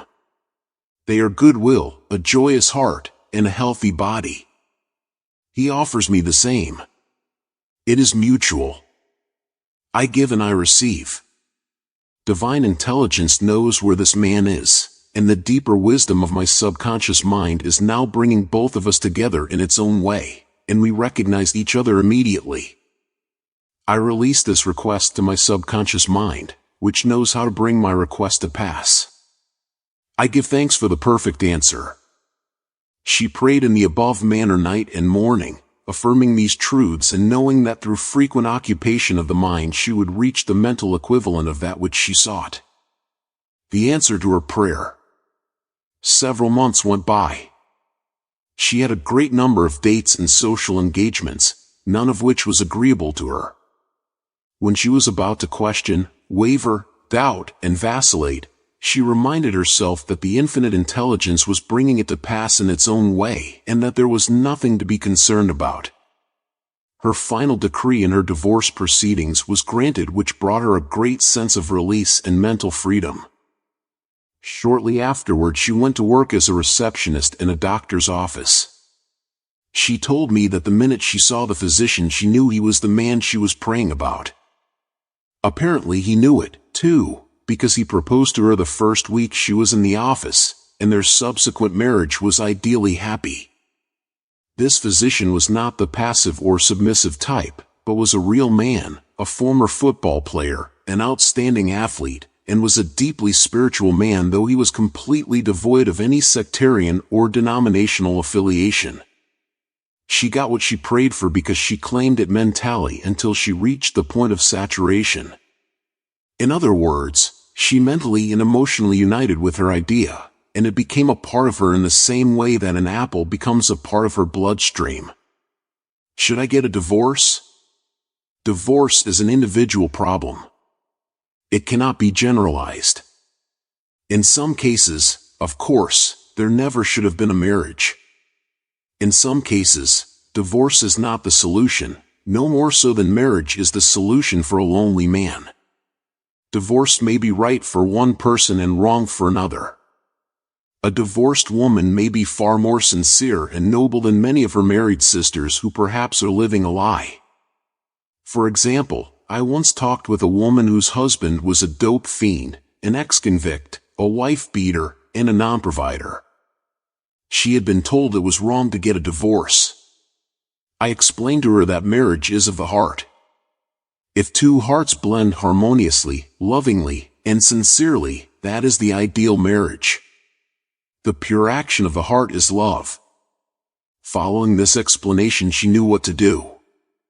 She knew in her heart that there is no divine law which compelled her to be browbeaten, intimidated, and beaten because someone said, "I pronounce you man and wife." If you are in doubt as to what to do, ask for guidance, knowing that there is always an answer, and you will receive it. Follow the lead that comes to you in the silence of your soul. It speaks to you in peace. Drifting into divorce. Recently, a young couple, married for only a few months, was seeking a divorce. I discovered that the young man had a constant fear that his wife would leave him. He expected rejection, and he believed that she would be unfaithful. These thoughts haunted his mind, and became an obsession with him. His mental attitude was one of separation and suspicion.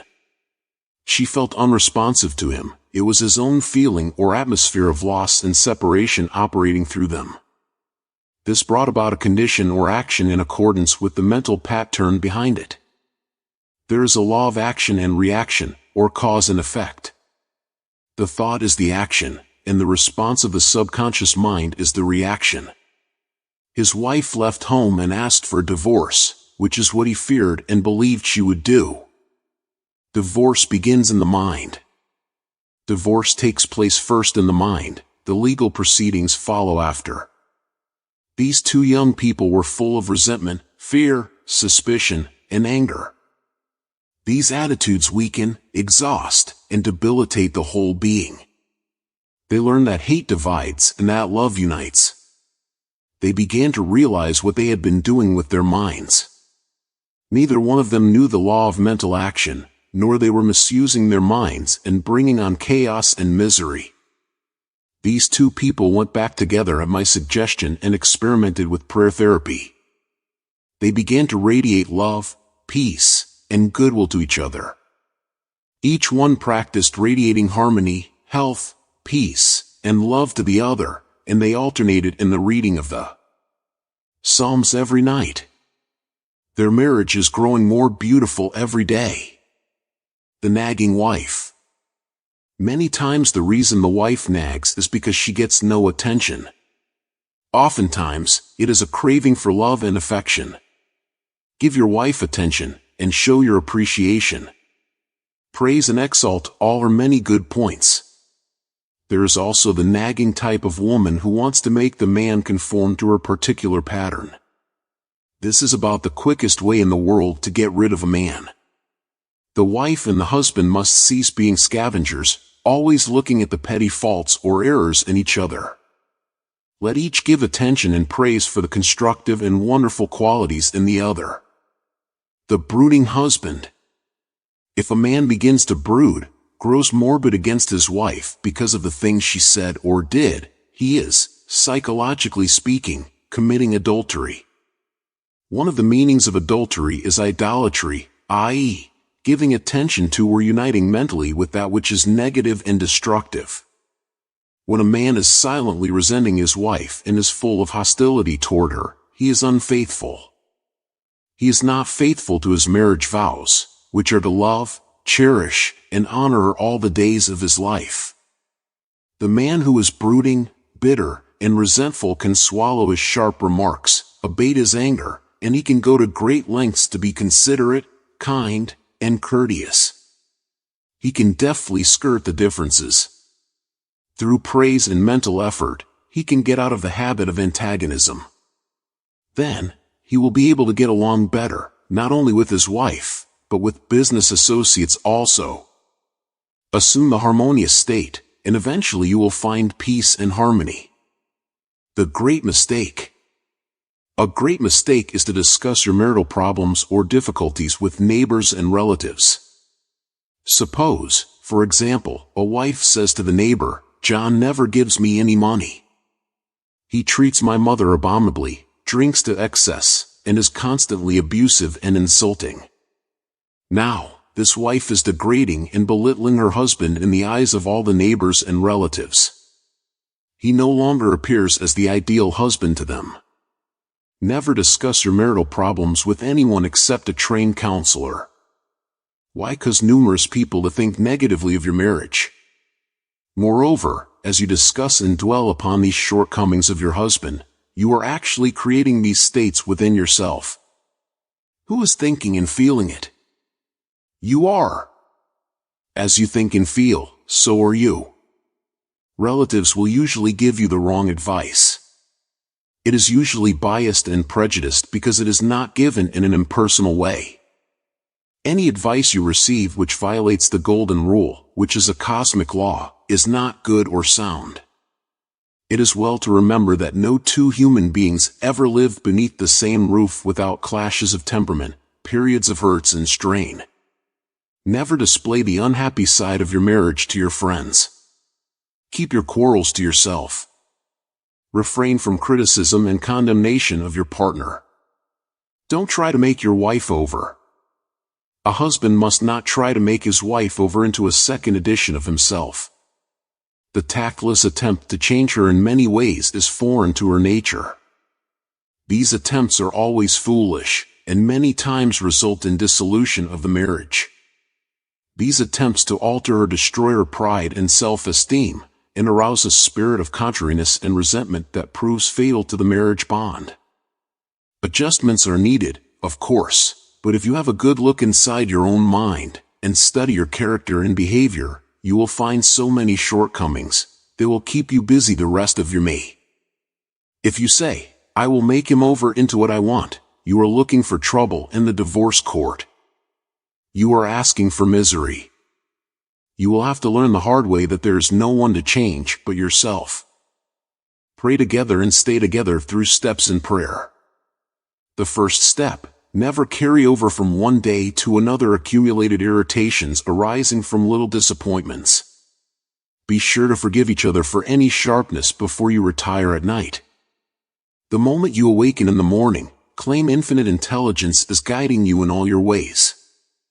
Send out loving thoughts of peace, harmony, and love to your marriage partner, to all members of the family, and to the whole world.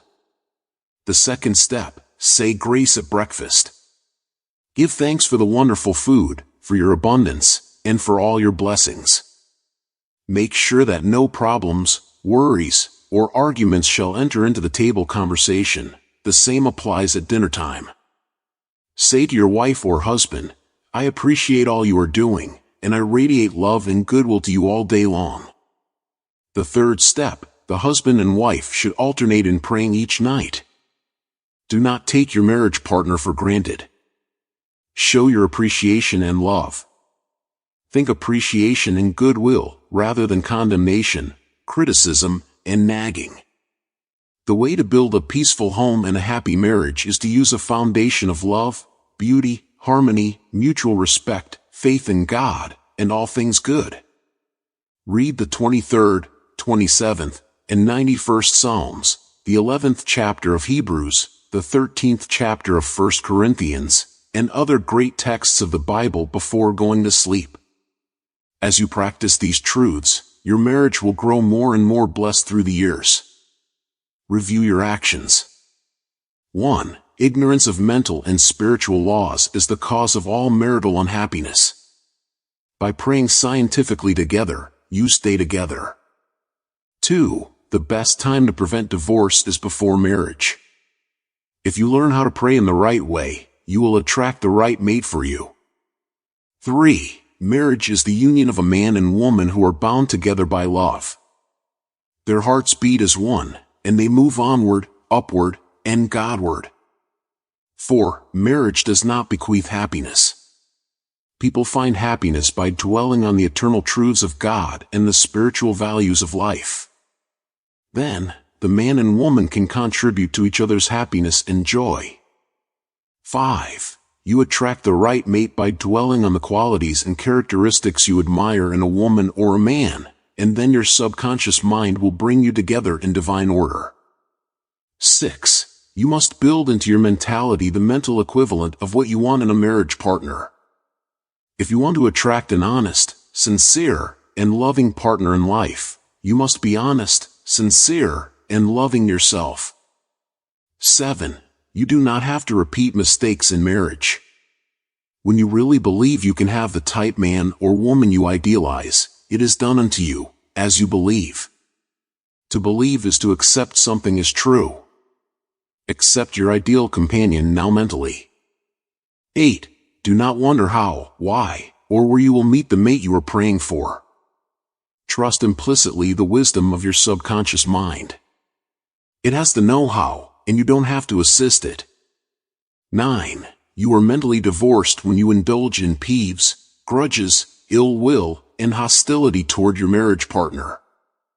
You are mentally dwelling with error in the bed of your mind. Adhere to your marriage vows. I promise to cherish, love, and honor him or her all the days of my life. 10. Cease projecting fear patterns to your marriage partner.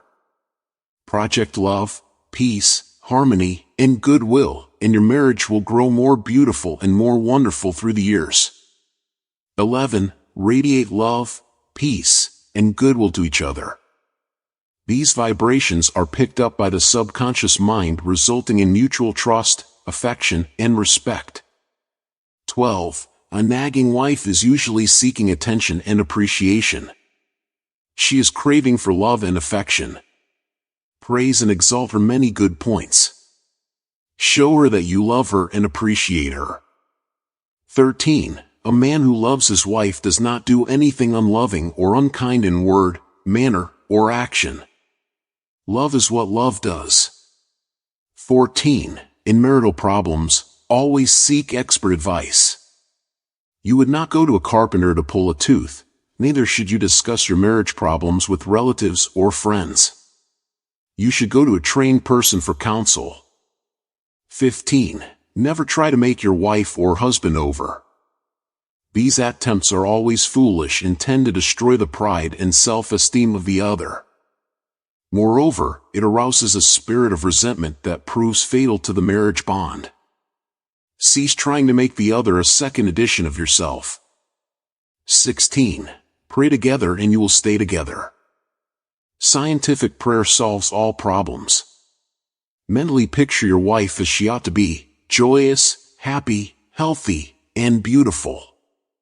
See your husband as he ought to be, strong, powerful, loving, harmonious, and kind.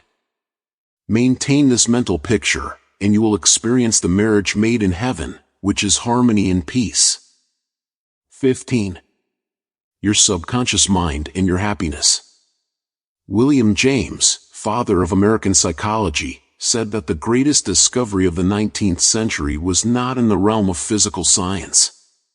The greatest discovery was the power of the subconscious touched by faith.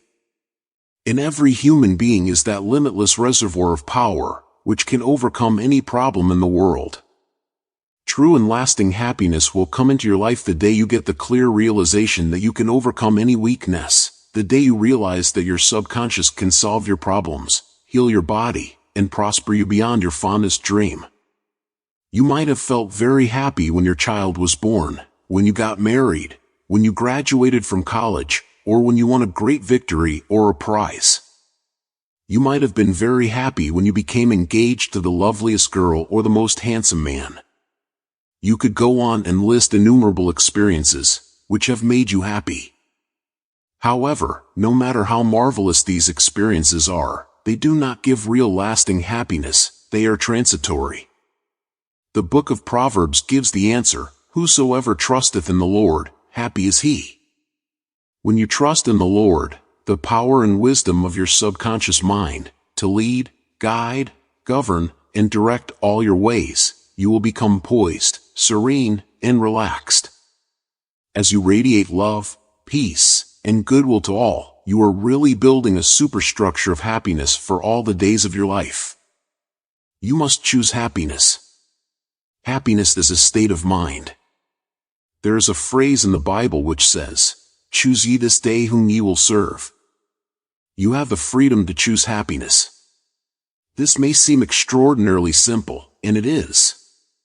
Perhaps this is why people stumble over the way to happiness. They do not see the simplicity of the key to happiness. The great things of life are simple, dynamic, and creative. They produce well-being and happiness. St. Paul reveals to you how you can think your way into a life of dynamic power and happiness in these words, "Finally, brethren, whatsoever things are true, whatsoever things are honest, whatsoever things are just, whatsoever things are pure, whatsoever things are lovely, whatsoever things are of good report, if there be any virtue, and if there be any praise, think on these things." Phil. 4:8. How to choose happiness. Begin now to choose happiness.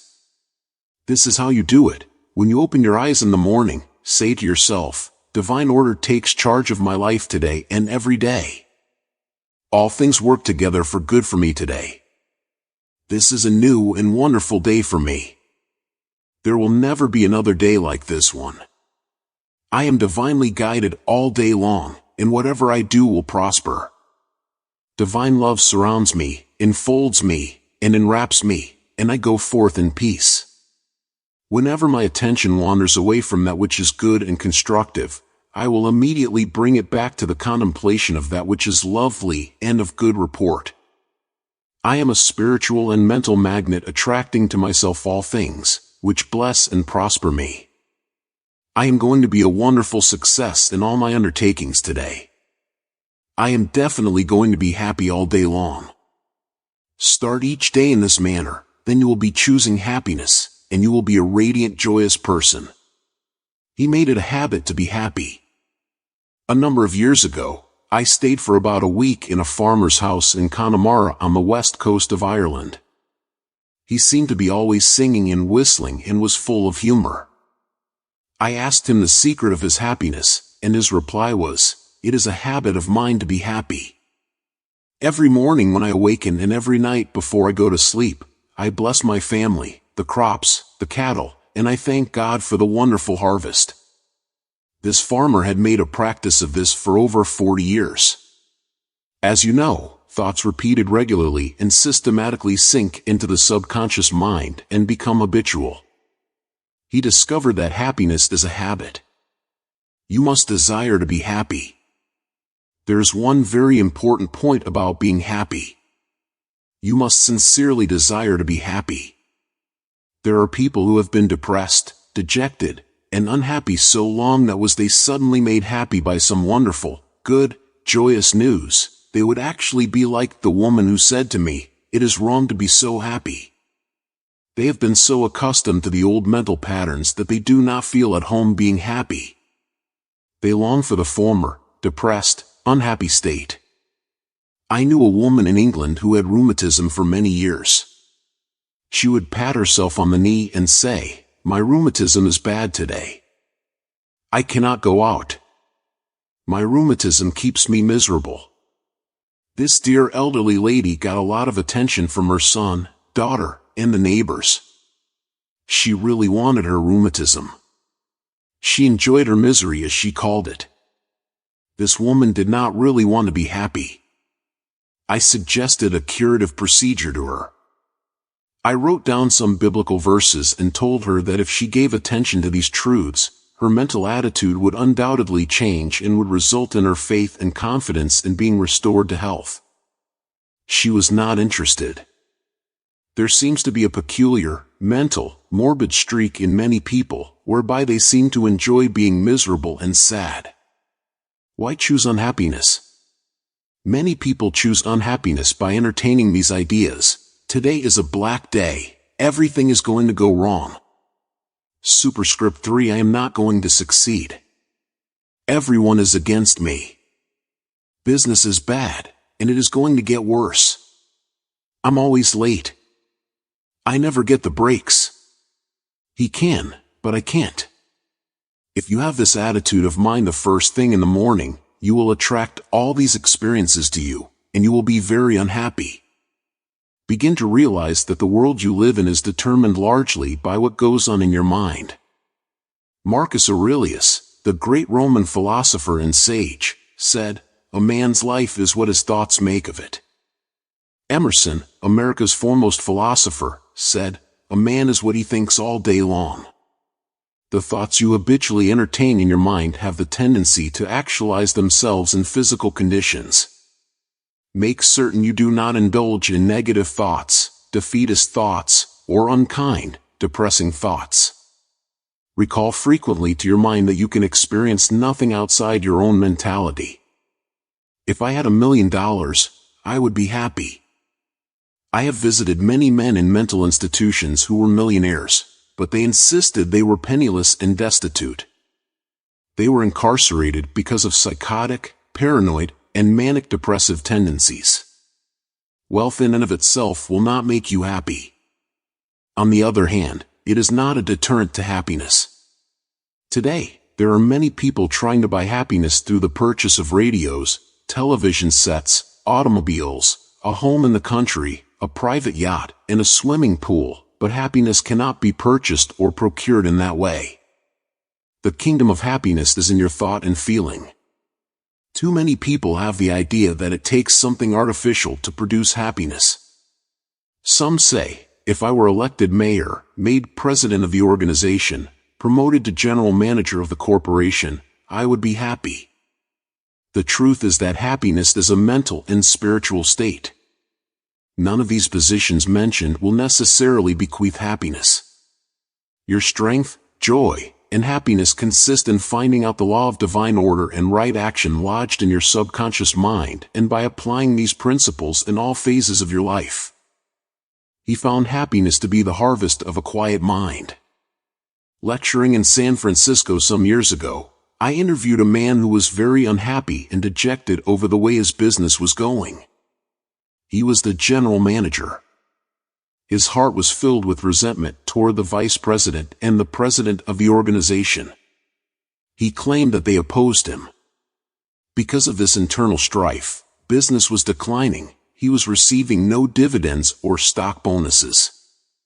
This is how he solved his business problem. The first thing in the morning he affirmed quietly as follows: all those working in our corporation are honest, sincere, cooperative, faithful, and full of goodwill to all. They are mental and spiritual links in the chain of this corporation's growth, welfare, and prosperity. I radiate love, peace, and goodwill in my thoughts, words, and deeds to my 2 associates and to all those in the company. The president and the vice president of our company are divinely guided in all their undertakings. The infinite intelligence of my subconscious mind makes all decisions through me. There is only right action in all our business transactions and in our relationship with each other. I send the messengers of peace, love, and goodwill before me to the office. Peace and harmony reign supreme in the minds and hearts of all those in the company, including myself. I now go forth into a new day, full of faith, confidence, and trust. This business executive repeated the above meditation slowly 3 times in the morning, feeling the truth of what he affirmed. When fearful or angry thoughts came into his mind during the day, he would say to himself, "Peace, harmony, and poise govern my mind at all times." As he continued disciplining his mind in this manner, all the harmful thoughts ceased to come, and peace came into his mind. He reaped the harvest. Subsequently, he wrote me to the effect that at the end of about 2 weeks of reordering his mind, the president and the vice president called him into the office, praised his operations and his new constructive ideas, and remarked how fortunate they were in having him as general manager. He was very happy in discovering that man finds happiness within himself. The block or stump is not really there. I read a newspaper article some years ago, which told about a horse that had shied when he came to a stump on the road. Subsequently, every time the horse came to that same stump, he shied. The farmer dug the stump out, burned it, and leveled the old road. Yet, for 25 years, every time the horse passed the place where the former stump was, he shied. The horse was shying at the memory of a stump. There is no block to your happiness save in your own thought life and mental imagery. Is fear or worry holding you back? Fear is a thought in your mind. You can dig it up this very moment by supplanting it with faith and success, achievement, and victory over all problems. I knew a man who failed in business. He said to me, "I made mistakes. I've learned a lot. I am going back into business, and I will be a tremendous success." He faced up to that stump in his mind. He did not whine or complain, but he tore up the stump of failure, and through believing in his inner powers to back him up, he banished all fear thoughts and old depressions. Believe in yourself, and you will succeed and be happy. The happiest people. The happiest man is he who constantly brings forth and practices what is best in him. Happiness and virtue complement each other. The best are not only the happiest, but the happiest are usually the best in the art of living life successfully. God is the highest and best in you. Express more of God's love, light, truth, and beauty, and you will become one of the happiest persons in the world today. Epictetus, the Greek Stoic philosopher, said, "There is but one way to tranquility of mind and happiness. Let this, therefore, be always ready at hand with thee, both when thou wakest early in the morning, and all the day long, and when thou goest late to sleep, to account no external things thine own, but commit all these to God." Summary of steps to happiness. 1. William James said that the greatest discovery of the 19th century was the power of the subconscious mind touched by faith. 2. There is tremendous power within you. Happiness will come to you when you acquire a sublime confidence in this power. Then, you will make your dreams come true. 3. You can rise victorious over any defeat and realize the cherished desires of your heart through the marvelous power of your subconscious mind. This is the meaning of whosoever trusteth in the Lord, spiritual laws of the subconscious mind, happy is he. 4. You must choose happiness. Happiness is a habit. It is a good habit to ponder often on whatsoever things are true, whatsoever things are honest, whatsoever things are just, whatsoever things are pure, whatsoever things are lovely, whatsoever things are of good report, if there be any virtue, and if there be any praise, think on these things. Philosophy 4:8. 5. When you open your eyes in the morning, say to yourself, I choose happiness today. I choose success today. I choose right action today. I choose love and goodwill for all today. I choose peace today. Pour life, love, and interest into this affirmation, and you have chosen happiness. 6. Give thanks for all your blessings several times a day. Furthermore, pray for the peace, happiness, and prosperity of all members of your family, your associates, and all people everywhere. 7. You must sincerely desire to be happy. Nothing is accomplished without desire. Desire is a wish with wings of imagination and faith. Imagine the fulfillment of your desire, and feel its reality, and it will come to pass. Happiness comes in answered prayer. 8. By constantly dwelling on thoughts of fear, worry, anger, hate, and failure, you will become very depressed and unhappy. Remember, your life is what your thoughts make of it. 9. You cannot buy happiness with all the money in the world. Some millionaires are very happy, some are very unhappy. Many people with very little worldly goods are very happy, and some are very unhappy. Some married people are happy, and some very unhappy. Some single people are happy, and some are very unhappy. The kingdom of happiness is in your thought and feeling. 10. Happiness is the harvest of a quiet mind. Anchor your thoughts on peace, poise, security, and divine guidance, and your mind will be productive of happiness. 11. There is no block to your happiness. External things are not causative, these are effects, not cause. Take your cue from the only creative principle within you. Your thought is cause, and a new cause produces a new effect. Choose happiness. 12. The happiest man is he who brings forth the highest and the best in him. God is the highest and the best in him, for the kingdom of God is within. 16. Your subconscious mind and harmonious human relations. In studying this book, you learn that your subconscious mind is a recording machine, which faithfully reproduces whatever you impress upon it.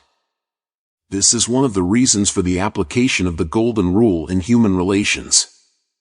Matt 7:12 says, All things whatsoever you would that men should do unto you, do ye even so to them. This quotation has outer and inner meanings. You are interested in its inner meaning from the standpoint of your subconscious mind, which is, as you would that men should think about you, think you about them in like manner. As you would that men should feel about you, feel you also about them in like manner. As you would want men to act toward you, act you toward them in like manner. For example, you may be polite and courteous to someone in your office, but when his back is turned, you are very critical and resentful toward him in your mind. Such negative thoughts are highly destructive to you. It is like taking poison. You are actually taking mental poisons, which rob you of vitality, enthusiasm, strength, guidance, and goodwill. These negative thoughts and emotions sink down into your subconscious and cause all kinds of difficulties and maladies in your life. The master key to happy relationships with others. Judge not, that ye be not judged. For with what judgment ye judge, ye shall be judged, and with what measure ye mete, it shall be measured to you again. Matthew 7:1-2. A study of these verses and the application of the inner truths therein contained represent the real key to harmonious relations. To judge is to think, to arrive at a mental verdict or conclusion in your mind. The thought you have about the other person is your thought, because you are thinking it. Your thoughts are creative, therefore, you actually create in your own experience what you think and feel about the other person. It is also true that the suggestion you give to another, you give to yourself because your mind is the creative medium. This is why it is said, for with what judgment ye judge, ye shall be judged. When you know this law and the way your subconscious mind works, you are careful to think, feel, and act rights toward the other. These verses teach you about the emancipation of man and reveal to you the solution to your individual problems. And with what measure ye mete, it shall be measured to you again. The good you do for others comes back to you in like measure, and the evil you do returns to you by the law of your own mind. If a man cheats and deceives another, he is actually cheating and deceiving himself. His sense of guilt and mood of loss inevitably will attract loss to him in some way, at some time. His subconscious records his mental act and reacts according to the mental intention or motivation. Your subconscious mind is impersonal and unchanging, neither considering persons nor respecting religious affiliations or institutions of any kind. It is neither compassionate nor vindictive. The way you think, feel, and act toward others returns at last upon yourself. The daily headlines made him sick. Begin now to observe yourself. Observe your reactions to people, conditions, and circumstances. How do you respond to the events and news of the day? It makes no difference if all the other people were wrong and you alone were right. If the news disturbs you, it is your evil because your negative emotions robbed you of peace and harmony. A woman wrote me about her husband, saying that he goes into a rage when he reads what certain newspaper columnists write in the newspaper. She added that this constant reaction of anger and suppressed rage on his part brought on bleeding ulcers, and his physician recommended an emotional reconditioning. I invited this man to see me and I explained to him the way his mind functions, indicating how emotionally immature it was to get angry when others write articles with which he disapproves or disagrees. He began to realize that he should give the newspaperman freedom to express himself even though the latter disagreed with him politically, religiously, or in any other way. In the same manner, the newspaperman would give him freedom to write a letter to the newspaper disagreeing with his published statements. He learned that he could disagree without being disagreeable. He awakened to the simple truth that it is never what a person says or does that affects him, it is his reaction to what is said or done that matters. This explanation was the cure for this man, and he realized that with a little practice he could master his morning tantrums. His wife told me, subsequently, that he laughed at himself and also at what the columnists say. They no longer have power to disturb, annoy, and irritate him. His ulcers have disappeared due to his emotional poise and serenity. I hate women, but I like men. A private secretary was very bitter towards some of the girls in her office because they were gossiping about her, and as she said, spreading vicious lies about her. She admitted that she did not like women. She said, I hate women, but I like men. I discovered also that she spoke to the girls who were under her in the office in a very haughty, imperious, and irritable tone of voice. She pointed out that they took a delight in making things difficult for her. There was a certain pomposity in her way of speaking, and I could see where her tone of voice would affect some people unpleasantly. If all the people in the office or factory annoy you, isn't it a possibility that the vibration, annoyance, and turmoil may be due to some subconscious pattern or mental projection from you? We know that a dog will react ferociously if you hate or fear dogs. Animals pick up your subconscious vibrations and react accordingly. Many undisciplined human beings are just as sensitive as dogs, cats, and other animals. I suggested a process of prayer to this private secretary who hated women, explaining to her that when she began to identify herself with spiritual values and commenced to affirm the truths of life, her voice, mannerisms, and hatred of women would completely disappear. She was surprised to know that the emotion of hatred shows up in a person's speech, actions, in his writings, and in all phases of his life. She ceased reacting in the typical, resentful, and angry way. She established a pattern of prayer, which she practiced regularly, systematically, and conscientiously in the office. The prayer was as follows: I think, speak, and act lovingly, quietly, and peacefully. I now radiate love, peace, tolerance, and kindliness to all the girls who criticized me and gossiped about me. I anchor my thoughts on peace, harmony, and goodwill to all. Whenever I am about to react negatively, I say firmly to myself, I am going to think, speak, and act from the standpoint of the principle of harmony, health, and peace within myself. Creative intelligence leads, rules, and guides me in all my ways. The practice of this prayer transformed her life, and she found that all criticism and annoyance ceased. The girls became co-workers and friends along life's journey. She discovered that there is no one to change but myself. His inner speech held back his promotion. One day a salesman came to see me and described his difficulties in working with the sales manager of his organization. He had been with the company 10 years and had received no promotion or recognition of any kind.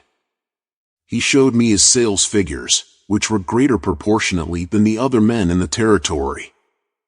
He said that the sales manager did not like him, that he was unjustly treated, and that at conferences the manager was rude to him, and at times ridiculed his suggestions. I explained that undoubtedly the cause was to a great degree within himself, and that his concept and belief about his superior bore witness to the reaction of this man. The measure we meet shall be measured to us again. His mental measure or concept of the sales manager was that he was mean and cantankerous. He was filled with bitterness and hostility toward the executive. On his way to work he conducted a vigorous conversation with himself filled with criticism, mental arguments, recriminations, and denunciations of his sales manager. What he gave out mentally, he was inevitably bound to get back. This salesman realized that his inner speech was highly destructive because the intensity and force of his silent thoughts and emotions, and personally conducted mental condemnation and vilification of the sales manager entered into his own subconscious mind. This brought about the negative response from his boss as well as creating many other personal, physical, and emotional disorders.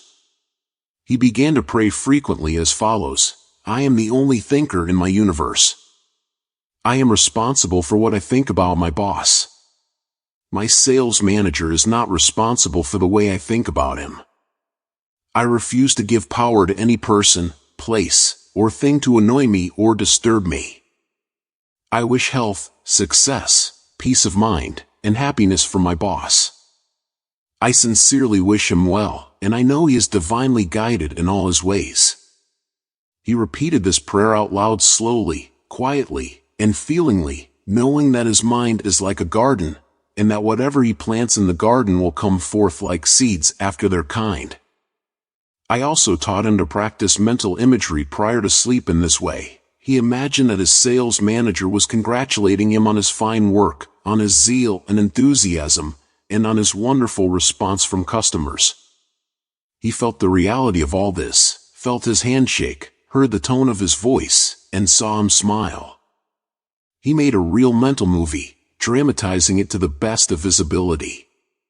Night after night he conducted this mental movie, knowing that his subconscious mind was the receptive plate on which his conscious imagery would be impressed. Gradually, by a process of what may be termed mental and spiritual osmosis, the impression was made on his subconscious mind, and the expression automatically came forth. The sales manager subsequently called him up to San Francisco, congratulated him, and gave him a new assignment as division sales manager over 100 men with a big increase in salary. He changed his concept and estimate of his boss, and the latter responded accordingly. Becoming emotionally mature. What the other person says or does cannot really annoy or irritate you except you permit him to disturb you. The only way he can annoy you is through your own thought. For example, if you get angry, you have to go through 4 stages in your mind. You begin to think about what he said. You decide to get angry and generate an emotion of rage. Then, you decide to act. Perhaps, you talk back and react in kind. You see that the thought, emotion, reaction, and action all take place in your mind. When you become emotionally mature, you do not respond negatively to the criticism and resentment of others. To do so would mean that you had descended to that state of low mental vibration and become one with the negative atmosphere of the other. Identify yourself with your aim in life, and do not permit any person, place, or thing to deflect you from your inner sense of peace, tranquility, and radiant health. The meaning of love and harmonious human relations. Sigmund Freud, the Austrian founder of psychoanalysis, said that unless the personality has love, it sickens and dies. Love includes understanding, goodwill, and respect for the divinity in the other person. The more love and goodwill you emanate and exude, the more comes back to you. If you puncture the other fellow's ego and wound his estimate of himself, you cannot gain his goodwill. Recognize that every man wants to be loved and appreciated, and made to feel important in the world.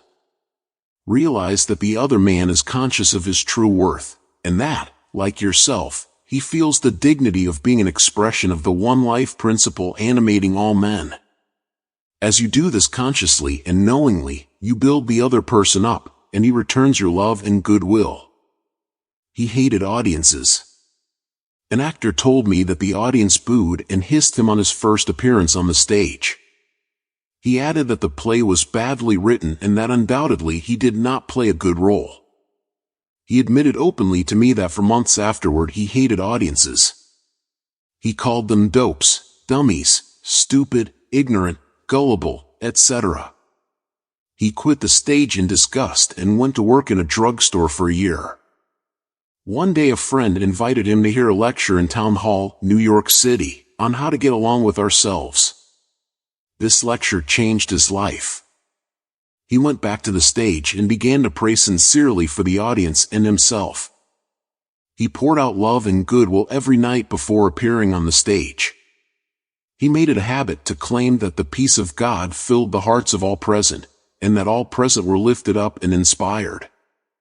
During each performance he sent out love vibrations to the audience. Today, he is a great actor, and he loves and respects people. His goodwill and esteem are transmitted to others and are felt by them. Handling difficult people. There are difficult people in the world who are twisted and distorted mentally. They are malconditioned. Many are mental delinquents, argumentative, uncooperative, cantankerous, cynical, and sour on life. They are sick psychologically.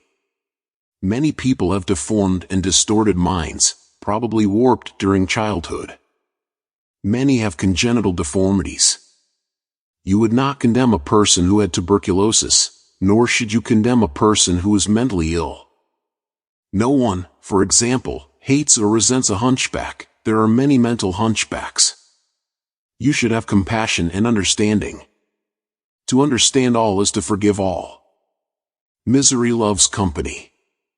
The hateful, frustrated, distorted, and twisted personality is out of tune with the infinite. He resents those who are peaceful, happy, and joyous. Usually he criticizes, condemns, and vilifies those who have been very good and kind to him. His attitude is this: why should they be so happy when he is so miserable? He wants to drag them down to his own level. Misery loves company. When you understand this, you remain unmoved, calm, and dispassionate. The practice of empathy in human relations. A girl visited me recently stating that she hated another girl in her office.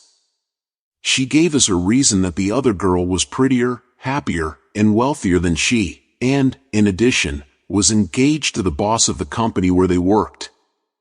One day after the marriage had taken place, the crippled daughter, by a former marriage, of the woman whom she hated came into the office. The child put her arms around her mother and said, "Mommy, Mommy, I love my new daddy. Look what he gave me." She showed her mother a wonderful new toy. She said to me, "My heart went out to that little girl, and I knew how happy she must feel." I got a vision of how happy this woman was. All of a sudden I felt love for her, and I went into the office and wished her all the happiness in the world, and I meant it. In psychological circles today, this is called empathy, which simply means the imaginative projection of your mental attitude into that of another. She projected her mental mood or the feeling of her heart into that of the other woman, and began to think and look out through the other woman's brain. She was actually thinking and feeling as the other woman, and also as the child, because she likewise had projected herself into the mind of the child. She was looking out from that vantage point on the child's mother. If tempted to injure or think ill of another, project yourself mentally into the mind of Moses and think from the standpoint of the 10 Commandments. If you are prone to be envious, jealous, or angry, project yourself into the mind of Jesus and think from that standpoint, and you will feel the truth of the words, "Love ye one another." Appeasement never wins. Do not permit people to take advantage of you and gain their point by temper tantrums, crying jags, or so-called heart attacks. These people are dictators who try to enslave you and make you do their bidding. Be firm but kind, and refuse to yield. Appeasement never wins. Refuse to contribute to their delinquency, selfishness, and possessiveness. Remember, do that which is right. You are here to fulfill your ideal and remain true to the eternal verities and spiritual values of life, which are eternal. Give no one in all the world the power to deflect you from your goal, your aim in life, which is to express your hidden talents to the world, to serve humanity, and to reveal more and more of God's wisdom, truth, and beauty to all people in the world. Remain true to your ideal. Know definitely and absolutely that whatever contributes to your peace, happiness, and fulfillment must of necessity bless all men who walk the earth. The harmony of the part is the harmony of the whole, for the whole is in the part, and the part is in the whole. All you owe the other, as Paul says, is love, and love is the fulfilling of the law of health, happiness, and peace of mind. Profitable pointers in human relations. 1. Your subconscious mind is a recording machine, which reproduces your habitual thinking. Think good of the other, and you are actually thinking good about yourself. 2. A hateful or resentful thought is a mental poison. Do not think ill of another, for to do so is to think ill of yourself. You are the only thinker in your universe, and your thoughts are creative. 3. Your mind is a creative medium, therefore, what you think and feel about the other, you are bringing to pass in your own experience. This is the psychological meaning of the golden rule. As you would that man should think about you, think you about them in the same manner. 4. To cheat, rob, or defraud another brings lack, loss, and limitation to yourself. Your subconscious mind records your inner motivations, thoughts, and feelings. These being of a negative nature, loss, limitation, and trouble come to you in countless ways. Actually, what you do to the other, you are doing to yourself. 5. The good you do, the kindness proffered, the love and goodwill you send forth, will all come back to you multiplied in many ways. 6. You are the only thinker in your world.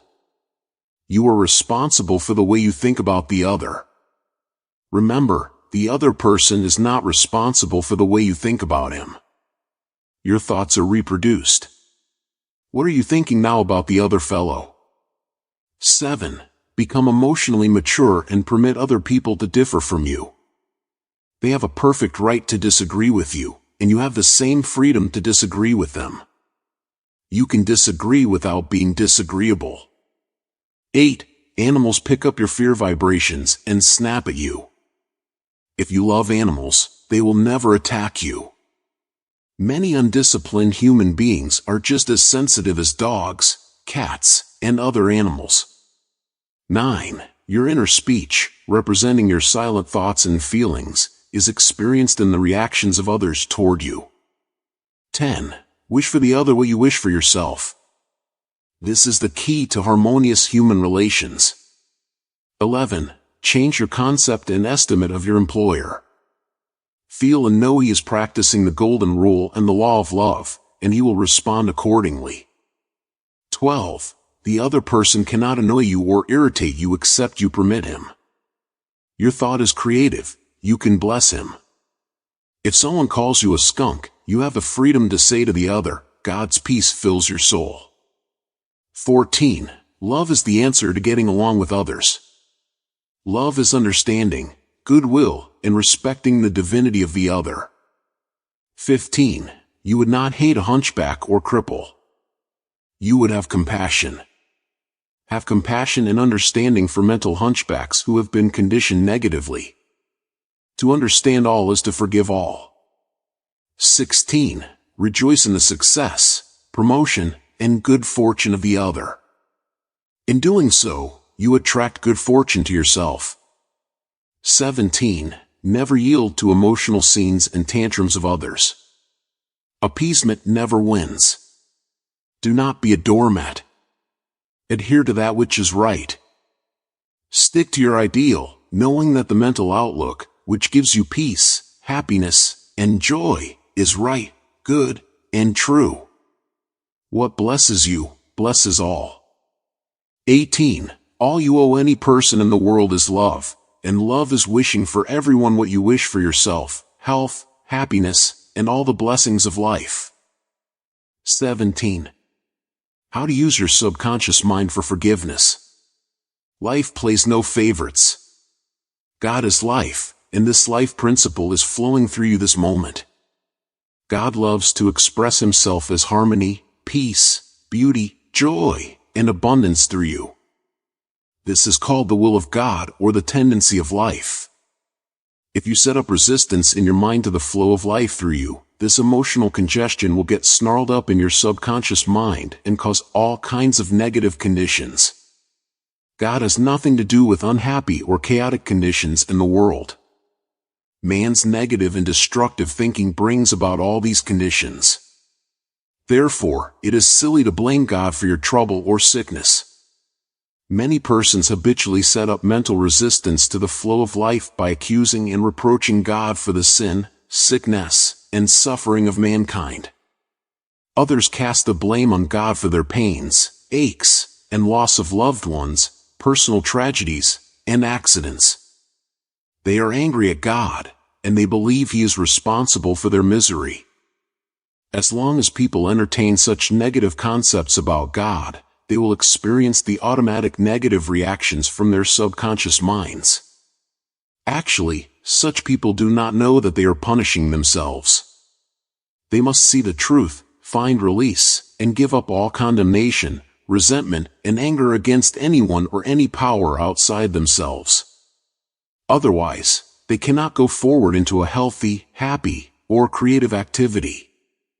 The minute these people entertain a God of love in their minds and hearts, and when they believe that God is their loving Father who watches over them, cares for them, guides them, sustains and strengthens them, this concept and belief about God or the life principle will be accepted by their subconscious mind, and they will find themselves blessed in countless ways. Life always forgives you. Life forgives you when you cut your finger. The subconscious intelligence within you sets about immediately to repair it.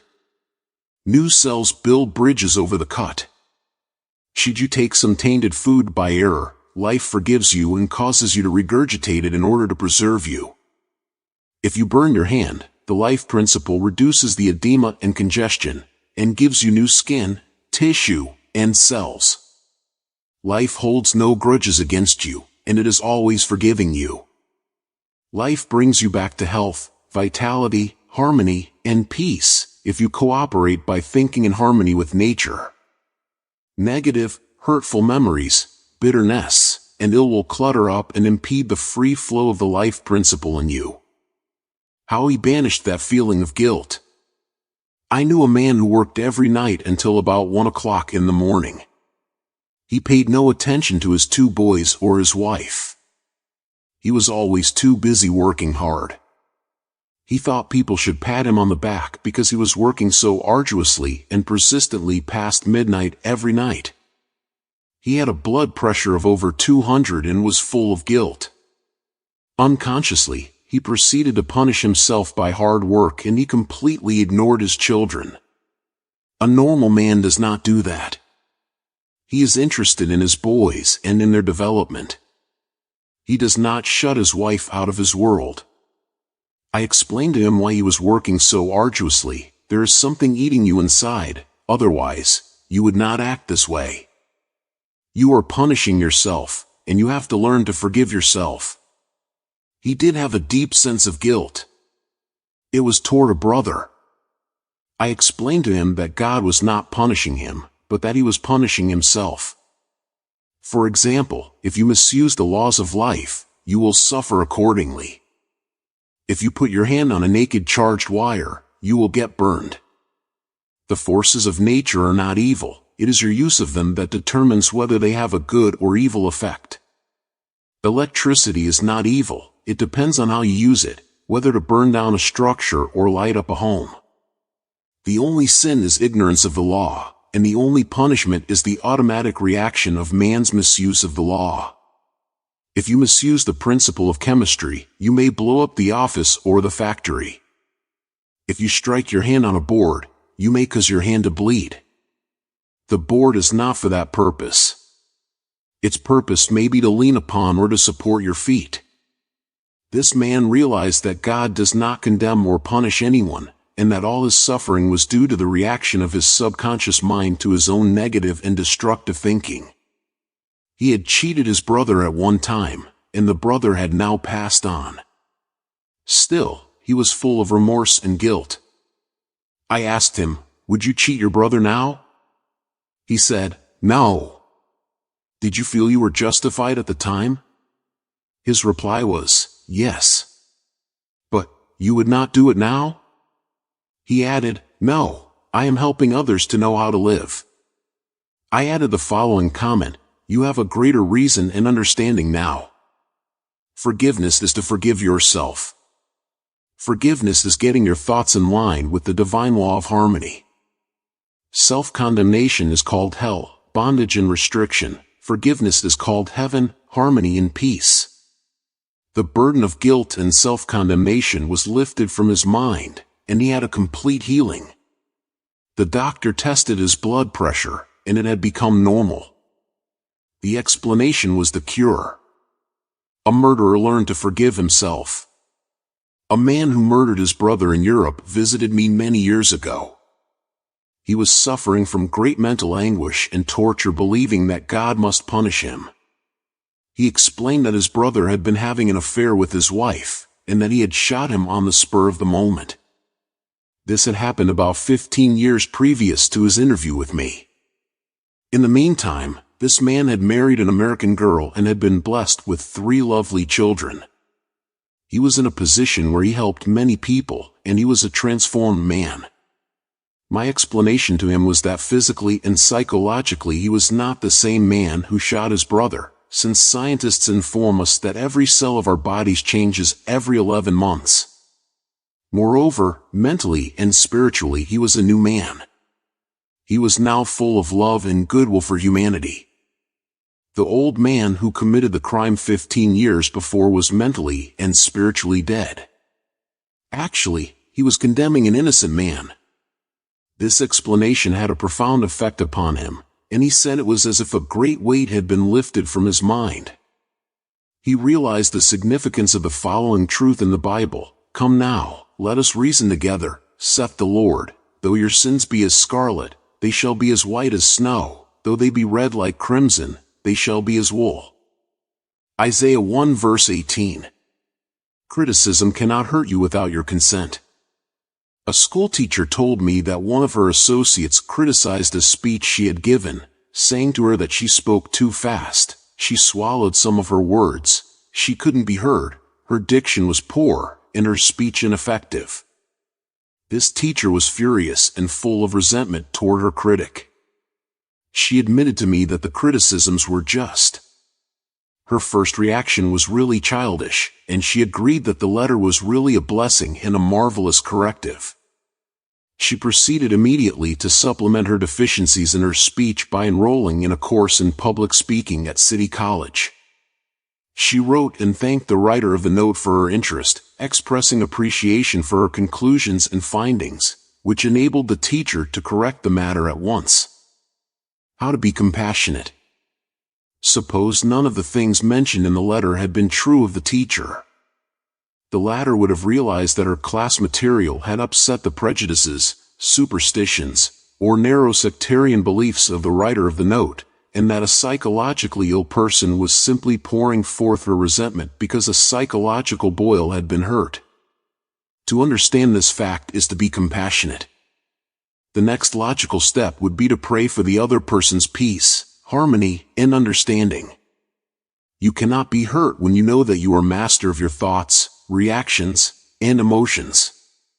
Emotions follow thoughts, and you have the power to reject all thoughts, which may disturb or upset you. Left at the altar.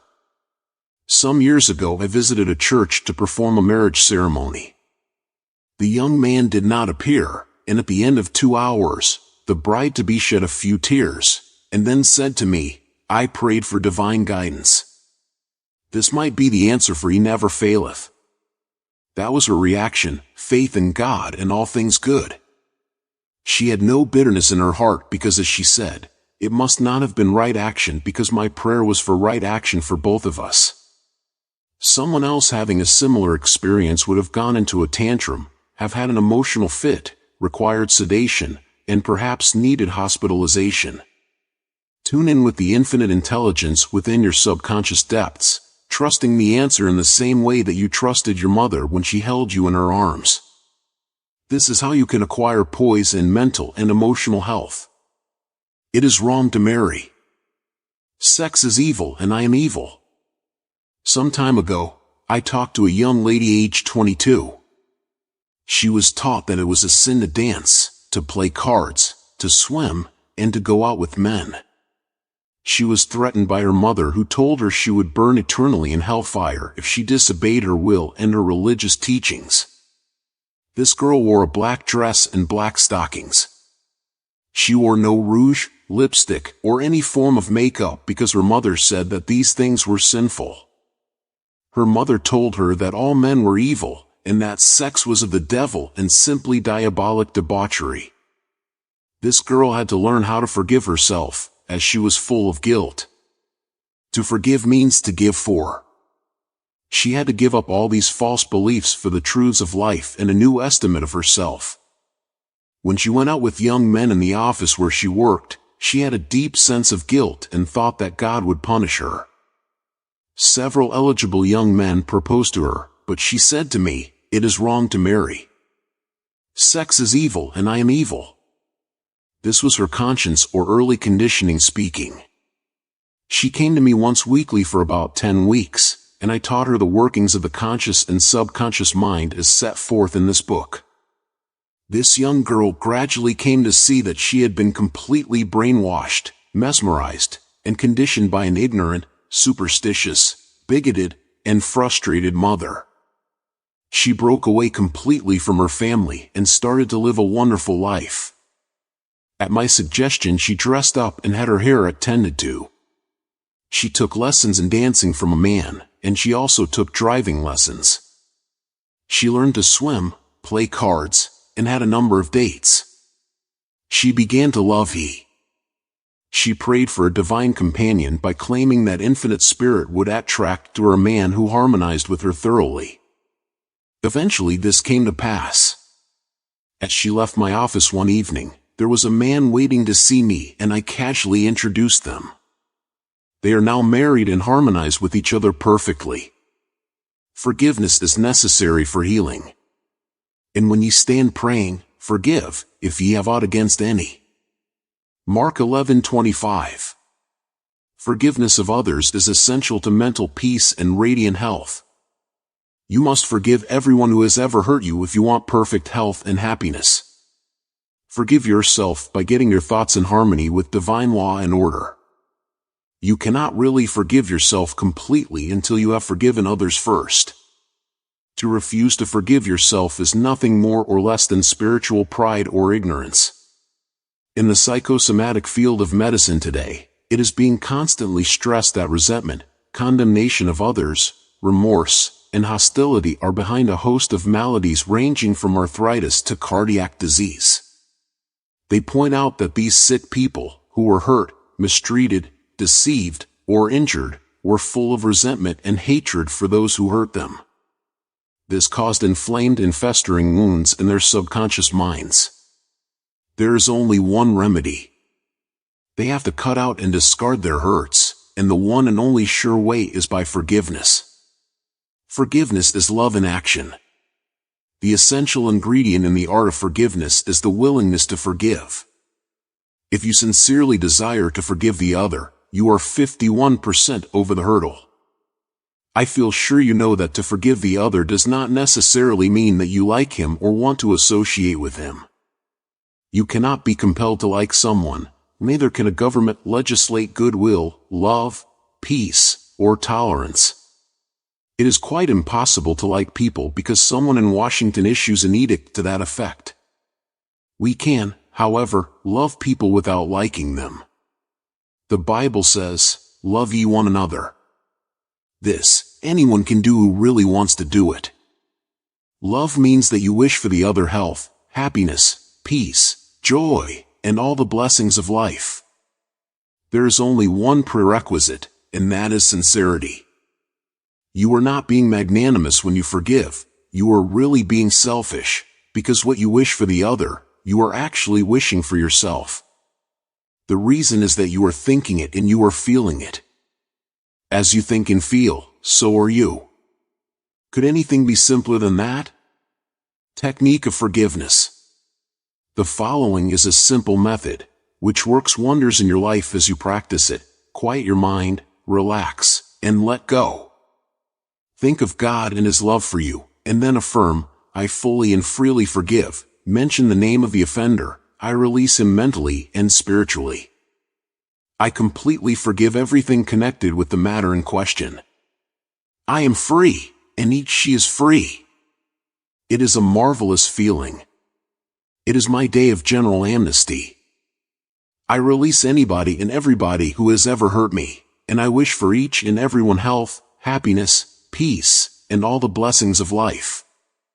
I do this freely, joyously, and lovingly, and whenever I think of the person or persons who hurt me, I say, "I have released you, and all the blessings of life are yours."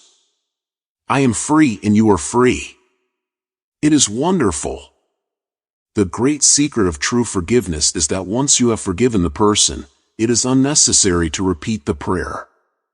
Whenever the person comes to your mind, or the particular hurt happens to enter your mind, wish the delinquent well, and say, "Peace be to you." Do this as often as the thought enters your mind. You will find that after a few days the thought of the person or experience will return less and less often, until it fades into nothingness. The acid test for forgiveness. There is an acid test for gold. There is also an acid test for forgiveness. If I should tell you something wonderful about someone who has wronged you, cheated you, or defrauded you, and you sizzled at hearing the good news about this person, the roots of hatred would still be in your subconscious mind, playing havoc with you. Let us suppose you had a painful abscess on your jaw a year ago, and you told me about it. I would casually ask you if you had any pain now. You would automatically say, "Of course not, I have a memory of it, but no pain." That is the whole story. You may have a memory of the incident but no sting or hurt anymore. This is the acid test, and you must meet it psychologically and spiritually, otherwise, you are simply deceiving yourself and not practicing the true art of forgiveness. To understand all is to forgive all. When man understands the creative law of his own mind, he ceases to blame other people and conditions for making or marring his life. He knows that his own thoughts and feelings create his destiny. Furthermore, he is aware that externals are not the causes and conditioners of his life and his experiences. To think that others can mar your happiness, that you are the football of a cruel fate, that you must oppose and fight others for a living, all these and others like them are untenable when you understand that thoughts are things. The Bible says the same thing. For as a man thinketh in his heart, so is he. Proverbs 23:7. Summary of your aids to forgiveness. 1. God, or life, is no respecter of persons. Life plays no favorites. Life, or God, seems to favor you when you align yourself with the principle of harmony, health, joy, and peace. 2. God, or life, never sends disease, sickness, accident, or suffering. We bring these things on ourselves by our own negative, destructive thinking based upon the law: as we sow, so shall we reap. 3. Your concept of God is the most important thing in your life. If you really believe in a God of love, your subconscious mind will respond in countless blessings to you. Believe in a God of love. 4. Life, or God, holds no grudge against you. Life never condemns you. Life heals a severe cut on your hand. Life forgives you if you burn your finger. It reduces the edema and restores the part to wholeness and perfection. 5. Your guilt complex is a false concept of God and life. God, or life, does not punish or judge you. You do this to yourself by your false beliefs, negative thinking, and self-condemnation. 6. God, or life, does not condemn or punish you. The forces of nature are not evil. The effect of their use depends on how you use the power within you. You can use electricity to kill someone or to light the house. You can use water to drown a child, or quench his thirst. Good and evil come right back to the thought and purpose in man's own mind. 7. God, or life, never punishes. Man punishes himself by his false concepts of God, life, and the universe. His thoughts are creative, and he creates his own misery. 8. If another criticizes you, and these faults are within you, rejoice, give thanks, and appreciate the comments. This gives you the opportunity to correct the particular fault. 9. You cannot be hurt by criticism when you know that you are master of your thoughts, reactions, and emotions. This gives you the opportunity to pray and bless the other, thereby blessing yourself. 10. When you pray for guidance and right action, take what comes.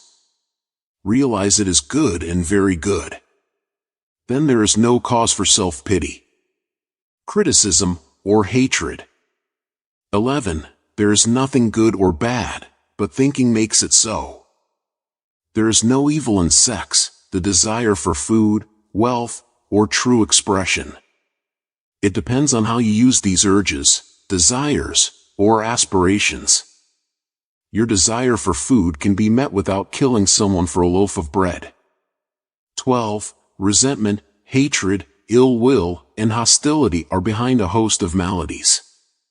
Forgive yourself and everybody else by pouring out love, life, joy, and goodwill to all those who have hurt you. Continue until such time as you meet them in your mind and you are at peace with them. 13. To forgive is to give something for. Give love, peace, joy, wisdom, and all the blessings of life to the other, until there is no sting left in your mind. This is really the acid test of forgiveness. 14. Let us suppose you had an abscess in your jaw about a year ago. It was very painful. Ask yourself if it is painful now. The answer is in the negative. Likewise, if someone has hurt you, lied about and vilified you, and said all manner of evil about you, is your thought of that person negative? Do you sizzle when he or she comes into your mind? If so, the roots of hatred are still there, playing havoc with you and your good. The only way is to wither them with love by wishing for the person all the blessings of life, until you can meet the person in your mind, and you can sincerely react with a benediction of peace and goodwill. This is the meaning of forgive until 70 times 7. 18. How your subconscious removes mental blocks. The solution lies within the problem. The answer is in every question. If you are presented with a difficult situation and you cannot see your way clear, the best procedure is to assume that infinite intelligence within your subconscious mind knows all and sees all, has the answer, and is revealing it to you now. Your new mental attitude that the creative intelligence is bringing about a happy solution will enable you to find the answer. Rest assured that such an attitude of mind would bring order, peace, and meaning to all your undertakings. How to break or build a habit. You are a creature of habit. Habit is the function of your subconscious mind. You learn to swim, ride a bicycle, dance, and drive a car by consciously doing these things over and over again until they establish tracks in your subconscious mind. Then, the automatic habit action of your subconscious mind took over. This is sometimes called second nature, which is a reaction of your subconscious mind to your thinking and acting. You are free to choose a good habit or a bad habit. If you repeat a negative thought or act over a period of time, you will be under the compulsion of a habit. The law of your subconscious is compulsion. How he broke a bad habit. Mr. Jones said to me, an uncontrollable urge to drink seizes me, and I remain drunk for 2 weeks at a time. I can't give up this terrible habit. Time and time again these experiences had occurred to this unfortunate man. He had grown into the habit of drinking to excess. Although he had started drinking of his own initiative, he also began to realize that he could change the habit and establish a new one. He said that while through his willpower he was able to suppress his desires temporarily, his continued efforts to suppress the many urges only made matters worse. His repeated failures convinced him that he was hopeless and powerless to control his urge or obsession. This idea of being powerless operated as a powerful suggestion to his subconscious mind and aggravated his weakness, making his life a succession of failures. I taught him to harmonize the functions of the conscious and subconscious mind. When these two cooperate, the idea or desire implanted in the subconscious mind is realized. His reasoning mind agreed that if the old habit path or track had carried him into trouble, he could consciously form a new path to freedom, sobriety, and peace of mind. He knew that his destructive habit was automatic, but since it was acquired through his conscious choice, he realized that if he had been conditioned negatively, he also could be conditioned positively. As a result, he ceased thinking of the fact that he was powerless to overcome the habit. Moreover, he understood clearly that there was no obstacle to his healing other than his own thought. Therefore, there was no occasion for great mental effort or mental coercion. The power of his mental picture. This man acquired a practice of relaxing his body and getting into a relaxed, drowsy, meditative state. Then he filled his mind with the picture of the desired end, knowing his subconscious mind could bring it about the easiest way. He imagined his daughter congratulating him on his freedom, and saying to him, "Daddy, it's wonderful to have you home." He had lost his family through drink. He was not allowed to visit them, and his wife would not speak to him. Regularly, systematically, he used to sit down and meditate in the way outlined. When his attention wandered, he made it a habit to immediately recall the mental picture of his daughter with her smile and the scene of his home enlivened by her cheerful voice. All this brought about a reconditioning of his mind. It was a gradual process. He kept it up. He persevered, knowing that sooner or later he would establish a new habit pattern in his subconscious mind. I told him that he could liken his conscious mind to a camera, that his subconscious mind was the sensitive plate on which he registered and impressed the picture. This made a profound impression on him, and his whole aim was to firmly impress the picture on his mind and develop it there. Films are developed in the dark. Likewise, mental pictures are developed in the darkroom of the subconscious mind. Focused attention. Realizing that his conscious mind was simply a camera, he used no effort. There was no mental struggle. He quietly adjusted his thoughts and focused his attention on the scene before him until he gradually became identified with the picture. He became absorbed in the mental atmosphere, repeating the mental movie frequently. There was no room for doubt that a healing would follow. When there was any temptation to drink, he would switch his imagination from any reveries of drinking bouts to the feeling of being at home with his family. He was successful because he confidently expected to experience the picture he was developing in his mind. Today he is president of a multimillion-dollar concern and is radiantly happy. He said a jinx was following him. Mr. Block said that he had been making an annual income of $20,000, but for the past 3 months all doors seemed to jam tightly. He brought clients up to the point where they were about to sign on the dotted line, and then at the 11th hour the door closed. He added that perhaps a jinx was following him. In discussing the matter with Mr. Block, I discovered that 3 months previously he had become very irritated, annoyed, and resentful toward a dentist who, after he had promised to sign a contract, had withdrawn at the last moment. He began to live in the unconscious fear that other clients would do the same, thereby setting up a history of frustration, hostility, and obstacles. He gradually built up in his mind a belief in obstruction and last-minute cancellations until a vicious circle had been established. What I fear most has come upon me. Mr. Block realized that the trouble was in his mind, and that it was essential to change his mental attitude. His run of so-called misfortune was broken in the following way. I realize I am one with the infinite intelligence of my subconscious mind, which knows no obstacle, difficulty, or delay. I live in the joyous expectancy of the best. My deeper mind responds to my thoughts. I know that the work of the infinite power of my subconscious cannot be hindered. Infinite intelligence always finishes successfully whatever it begins. Creative wisdom works through me, bringing all my plans and purposes to completion. Whatever I start, I bring to a successful conclusion. My aim in life is to give wonderful service, and all those whom I contact are blessed by what I have to offer. All my work comes to full fruition in divine order. He repeated this prayer every morning before going to call on his customers, and he also prayed each night prior to sleep.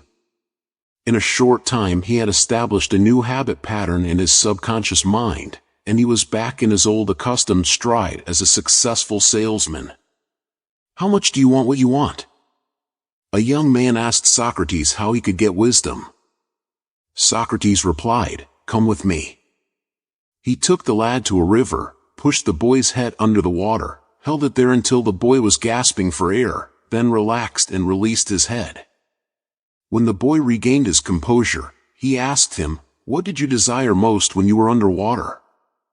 "I wanted air," said the boy. Socrates said to him, "When you want wisdom as much as you wanted air when you were immersed in the water, you will receive it.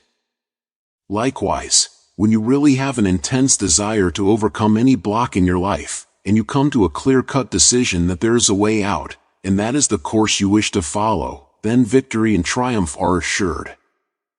If you really want peace of mind and inner calm, you will get it. Regardless of how unjustly you have been treated, or how unfair the boss has been, or what a mean scoundrel someone has proved to be, all this makes no difference to you when you awaken to your mental and spiritual powers. You know what you want, and you will definitely refuse to let the thoughts of hatred, anger, hostility, and ill will rob you of peace, harmony, health, and happiness.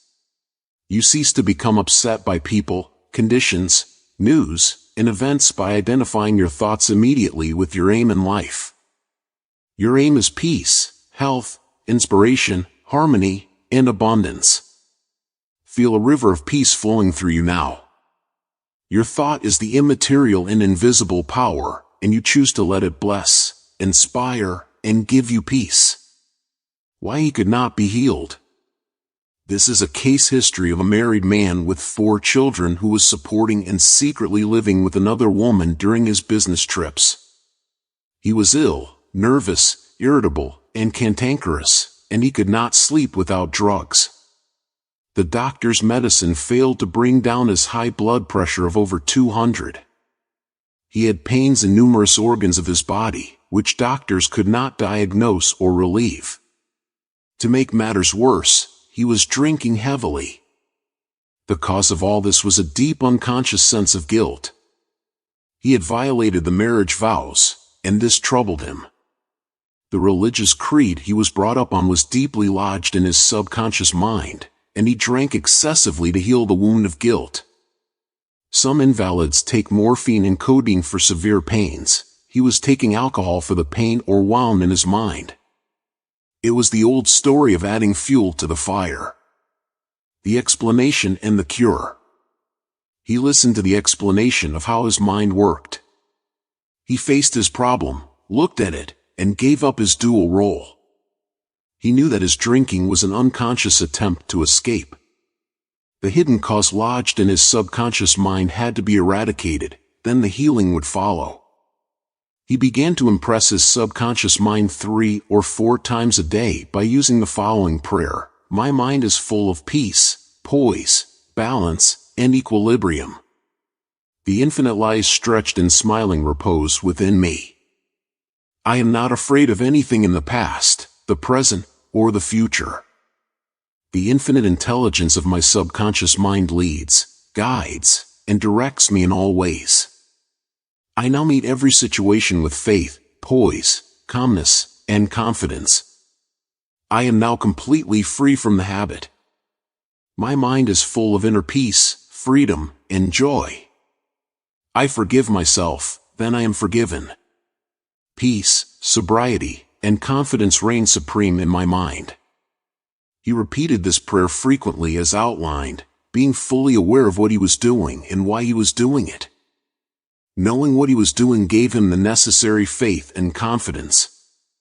I explained to him that as he spoke these statements out loud, slowly, lovingly, and meaningfully, they would gradually sink down into his subconscious mind. Like seeds, they would grow after their kind. These truths, on which he concentrated, went in through his eyes, his ears heard the sound, and the healing vibrations of these words reached his subconscious mind and obliterated all the negative mental patterns which caused all the trouble. Light dispels darkness. The constructive thought destroys the negative thought. He became a transformed man within a month. Refusing to admit it. If you are an alcoholic or drug addict, admit it. Do not dodge the issue. Many people remain alcoholics because they refuse to admit it. Your disease is instability, an inner fear. You are refusing to face life, and so you try to escape your responsibilities through the bottle. As an alcoholic, you have no free will, although you think you have, and you may even boast about your willpower.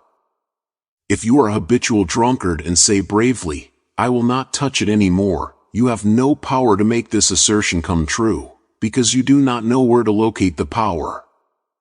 You are living in a psychological prison of your own making, and you are bound by your beliefs, opinions, training, and environmental influences. Like most people, you are a creature of habit. You are conditioned to react the way you do. Building in the idea of freedom. You can build the idea of freedom and peace of mind into your mentality so that it reaches your subconscious depths. The latter, being all-powerful, will free you from all desire for alcohol. Then, you will have the new understanding of how your mind works, and you can truly back up your statement and prove the truth to yourself. 51% healed. If you have a keen desire to free yourself from any destructive habit, you are 51% healed already. When you have a greater desire to give up the bad habit than to continue it, you will not experience too much difficulty in gaining complete freedom. Whatever thought you anchor the mind upon, the latter magnifies. If you engage the mind on the concept of freedom, freedom from the habit, and peace of mind, and if you keep it focused on this new direction of attention, you generate feelings and emotions, which gradually emotionalize the concept of freedom and peace. Whatever idea you emotionalize is accepted by your subconscious and brought to pass. The law of substitution. Realize that something good can come out of your suffering. You have not suffered in vain. However, it is foolish to continue to suffer. If you continue as an alcoholic, it will bring about mental and physical deterioration and decay. Realize that the power in your subconscious is backing you up. Even though you may be seized with melancholia, you should begin to imagine the joy of freedom that is in store for you. This is the law of substitution. Your imagination took you to the bottle, let it take you now to freedom and peace of mind. You will suffer a little bit, but it is for a constructive purpose. You will bear it like a mother in the pangs of childbirth, and you will, likewise, bring forth a child of the mind. Your subconscious will give birth to sobriety. Cause of alcoholism. The real cause of alcoholism is negative and destructive thinking, for as a man thinketh, so is he. The alcoholic has a deep sense of inferiority, inadequacy, defeat, and frustration, usually accompanied by a deep inner hostility. He has countless alibis as to his reason for drinking, but the sole reason is in his thought life. 3 magic steps. The first step, get still, quiet the wheels of the mind. Enter into a sleepy, drowsy state. In this relaxed, peaceful, receptive state, you are preparing for the second step. The second step, take a brief phrase, which can readily be graven on the memory, and repeat it over and over as a lullaby.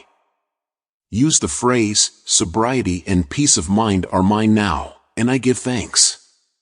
To prevent the mind from wandering, repeat it aloud or sketch its pronunciation with the lips and tongue as you say it mentally. This helps its entry into the subconscious mind. Do this for 5 minutes or more. You will find a deep emotional response. The third step, just before going to sleep, practice what Johann von Goethe, German author, used to do. Imagine a friend, a loved one in front of you. Your eyes are closed, you are relaxed and at peace. The loved one or friend is subjectively present and is saying to you, "Congratulations." You see the smile, you hear the voice. You mentally touch the hand, it is all real and vivid. The word congratulations imply complete freedom. Hear it over and over again until you get the subconscious reaction, which satisfies. Keep on keeping on. When fear knocks at the door of your mind, or when worry, anxiety, and doubt cross your mind, behold your vision, your goal.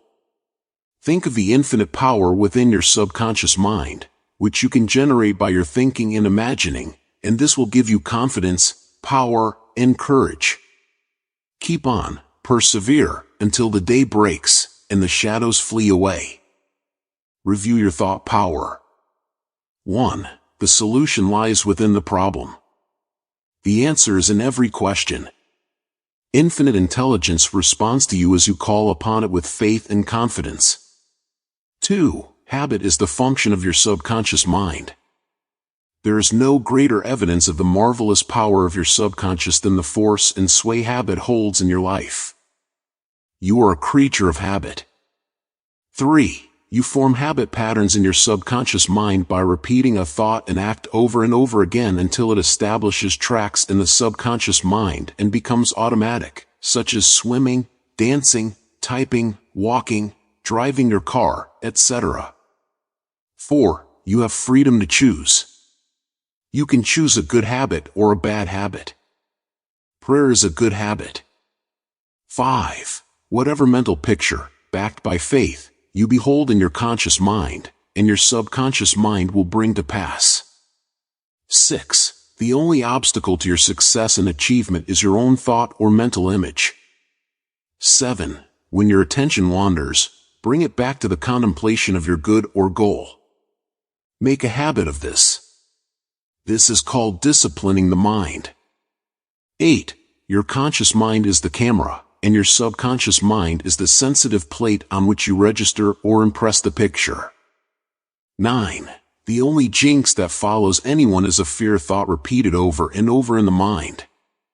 Break the jinx by knowing that whatever you start you will bring to a conclusion in divine order. Picture the happy ending and sustain it with confidence. 10. To form a new habit, you must be convinced that it is desirable. When your desire to give up the bad habit is greater than your desire to continue, you are 51% healed already. 11. The statements of others cannot hurt you except through your own thoughts and mental participation. Identify yourself with your aim, which is peace, harmony, and joy. You are the only thinker in your universe. 12. Excessive drinking is an unconscious desire to escape. The cause of alcoholism is negative and destructive thinking. The cure is to think of freedom, sobriety, and perfection, and to feel the thrill of accomplishment. 13. Many people remain alcoholics because they refuse to admit it. 14. The law of your subconscious mind, which held you in bondage and inhibited your freedom of action, will give you freedom and happiness.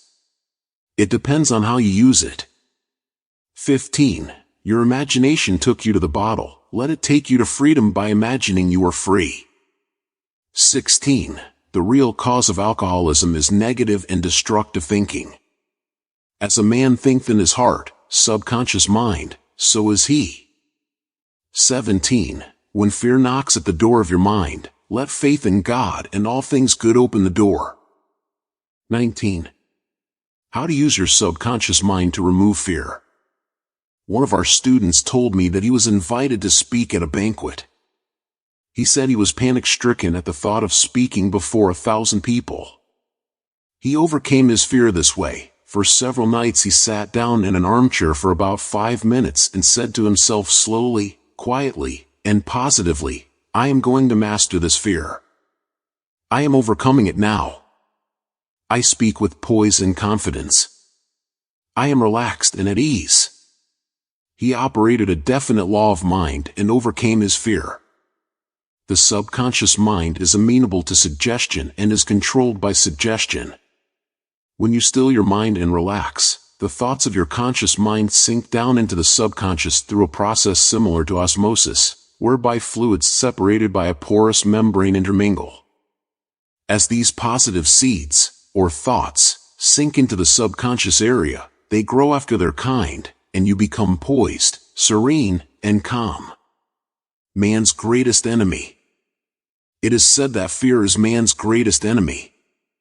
Fear is behind failure, sickness, and poor human relations. Millions of people are afraid of the past, the future, old age, insanity, and death. Fear is a thought in your mind, and you are afraid of your own thoughts. A little boy can be paralyzed with fear when he is told there is a boogeyman under his bed that is going to take him away. When his father turns on the light and shows him there is no boogeyman, he is freed from fear. The fear in the mind of the boy was as real as if there really was a boogeyman there. He was healed of a false thought in his mind. The thing he feared did not exist. Likewise, most of your fears have no reality.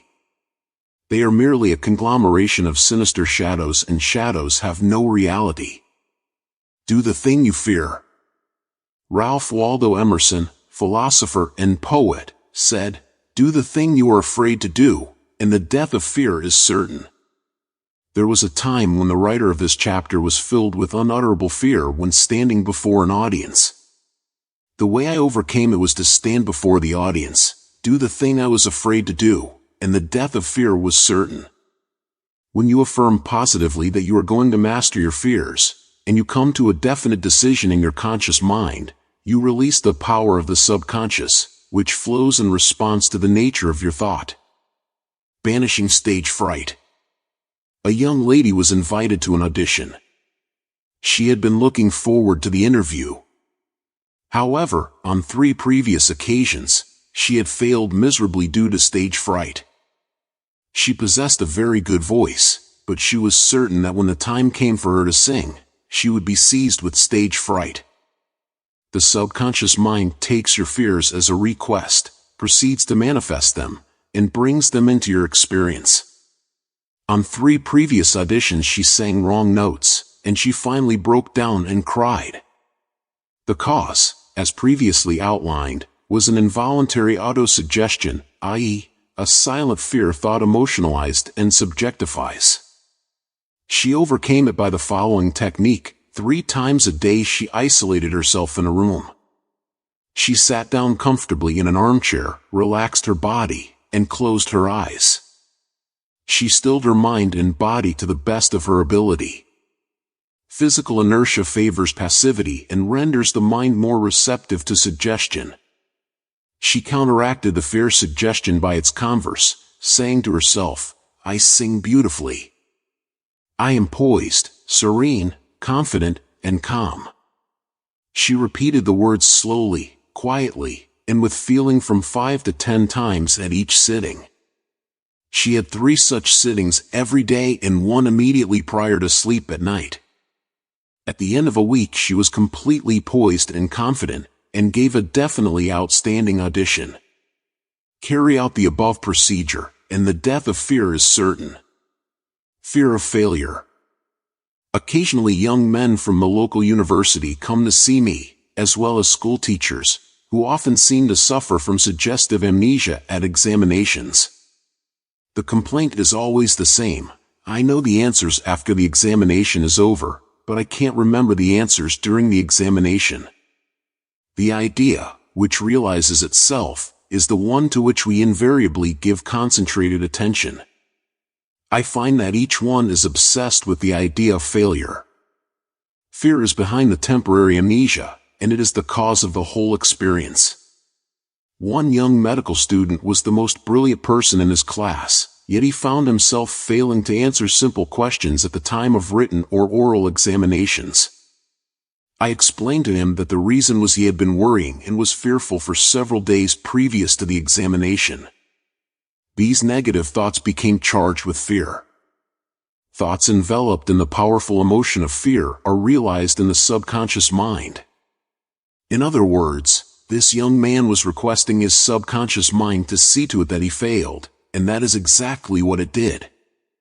On the day of the examination he found himself stricken with what is called, in psychological circles, suggestive amnesia. How he overcame the fear. He learned that his subconscious mind was the storehouse of memory, and that it had a perfect record of all he had heard and read during his medical training. Moreover, he learned that the subconscious mind was responsive and reciprocal. The way to be en rapport with it was to be relaxed, peaceful, and confident. Every night and morning he began to imagine his mother congratulating him on his wonderful record. He would hold an imaginary letter from her in his hand. As he began to contemplate the happy result, he called forth a corresponding or reciprocal response or reaction in himself. The all-wise and omnipotent power of the subconscious took over, dictated, and directed his conscious mind accordingly. He imagined the end, thereby willing the means to the realization of the end. Following this procedure, he had no trouble passing subsequent examinations. In other words, the subjective wisdom took over, compelling him to give an excellent account of himself. Fear of water, mountains, closed places, etc. There are many people who are afraid to go into an elevator, climb mountains, or even swim in the water. It may well be that the individual had unpleasant experiences in the water in his youth, such as having been thrown forcibly into the water without being able to swim. He might have been forcibly detained in an elevator, which failed to function properly, causing resultant fear of closed places. I had an experience when I was about 10 years of age. I accidentally fell into a pool and went down 3 times. I can still remember the dark water engulfing my head, and my gasping for air until another boy pulled me out at the last moment. This experience sank into my subconscious mind, and for years I feared the water. An elderly psychologist said to me, "Go down to the swimming pool, look at the water, and say out loud in strong tones, 'I am going to master you. I can dominate you.' Then go into the water, take lessons, and overcome it." This I did, and I mastered the water. Do not permit water to master you. Remember, you are the master of the water. When I assumed a new attitude of mind, the omnipotent power of the subconscious responded, giving me strength, faith, and confidence, and enabling me to overcome my fear. Master technique for overcoming any particular fear. The following is a process and technique for overcoming fear, which I teach from the platform. It works like a charm. Try it. Suppose you are afraid of the water, a mountain, an interview, an audition, or you fear closed places. If you are afraid of swimming, begin now to sit still for 5 or 10 minutes 3 or 4 times a day, and imagine you are swimming. Actually, you are swimming in your mind. It is a subjective experience. Mentally you have projected yourself into the water. You feel the chill of the water and the movement of your arms and legs. It is all real, vivid, and a joyous activity of the mind. It is not idle daydreaming, for you know that what you are experiencing in your imagination will be developed in your subconscious mind. Then you will be compelled to express the image and likeness of the picture you impressed on your deeper mind. This is the law of the subconscious. You could apply the same technique if you are afraid of mountains or high places. Imagine you are climbing the mountain, feel the reality of it all, enjoy the scenery, knowing that as you continue to do this mentally, you will do it physically with ease and comfort. He blessed the elevator. I knew an executive of a large corporation who was terrified to ride in an elevator. He would walk up 5 flights of stairs to his office every morning. He said that he began to bless the elevator every night and several times a day. He finally overcame his fear. This was how he blessed the elevator. The elevator in our building is a wonderful idea. It came out of the universal mind. It is a boon and a blessing to all our employees. It gives wonderful service. It operates in divine order. I ride in it in peace and joy. I remain silent now while the currents of life, love, and understanding flow through the patterns of my thought. In my imagination I am now in the elevator, and I step out into my office. The elevator is full of our employees. I talk to them, and they are friendly, joyous, and free. It is a wonderful experience of freedom, faith, and confidence. I give thanks. He continued this prayer for about 10 days, and on the 11th day, he walked into the elevator with other members of the organization and felt completely free. Normal and abnormal fear. Man is born only with 2 fears, the fear of falling and the fear of noise. These are an alarm system given you by nature as a means of self-preservation. Normal fear is good. You hear an automobile coming down the road, and you step aside to survive. The momentary fear of being run over is overcome by your action. All other fears were given to you by parents, relatives, teachers, and all those who influenced your early years. Abnormal fear. Abnormal fear takes place when man lets his imagination run riot. I knew a woman who was invited to go on a trip around the world by plane. She began to cut out of the newspapers all reports of airplane catastrophes. She pictured herself going down in the ocean, being drowned, etc. This is abnormal fear. Had she persisted in this, she would undoubtedly have attracted what she feared most. Another example of abnormal fear is that of a businessman in New York, who was very prosperous and successful. He had his own private mental motion picture of which he was the director. He would run this mental movie of failure, bankruptcy, empty shelves, and no bank balance until he sank into a deep depression. He refused to stop this morbid imagery and kept reminding his wife that this can't last, there will be a recession. I feel sure we will go bankrupt, etc. His wife told me that he finally did go into bankruptcy, and all the things he imagined and feared came to pass. The things he feared did not exist, but he brought them to pass by constantly fearing, believing, and expecting financial disaster. Jobs said, "The thing I feared has come upon me." There are people who are afraid that something terrible will happen to their children, and that some dread catastrophe will befall them. When they read about an epidemic or rare disease, they live in fear that they will catch it, and some imagine they have the disease already. All this is abnormal fear. The answer to abnormal fear: move mentally to the opposite. To stay at the extreme of fear is stagnation plus mental and physical deterioration. When fear arises, there immediately comes with it a desire for something opposite to the thing feared. Place your attention on the thing immediately desired. Get absorbed and engrossed in your desire, knowing that the subjective always overturns the objective. This attitude will give you confidence and lift your spirits. The infinite power of your subconscious mind is moving on your behalf, and it cannot fail. Therefore, peace and assurance are yours. Examine your fears. The president of a large organization told me that when he was a salesman he used to walk around the block 5 or 6 times before he called on a customer. The sales manager came along one day and said to him, "Don't be afraid of the boogeyman behind the door. There is no boogeyman. It is a false belief." The manager told him that whenever he looked at his own fears he stared them in the face and stood up to them, looking them straight in the eye. Then they faded and shrank into insignificance. He landed in the jungle. A chaplain told me of his experiences in the Second World War. He had to parachute from a damaged plane and land in the jungle.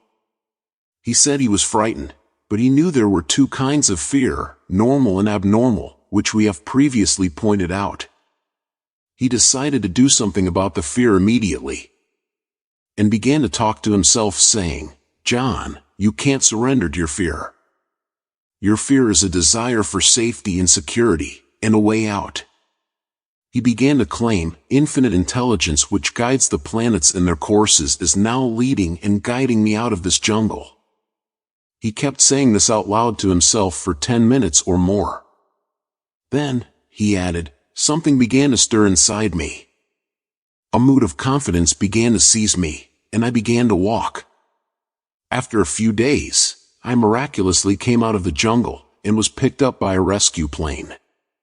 His changed mental attitude saved him.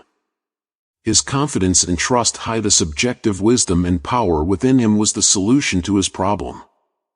He said, "Had I begun to bemoan my fate and indulge my fears, I would have succumbed to the monster fear, and probably would have died of fear and starvation."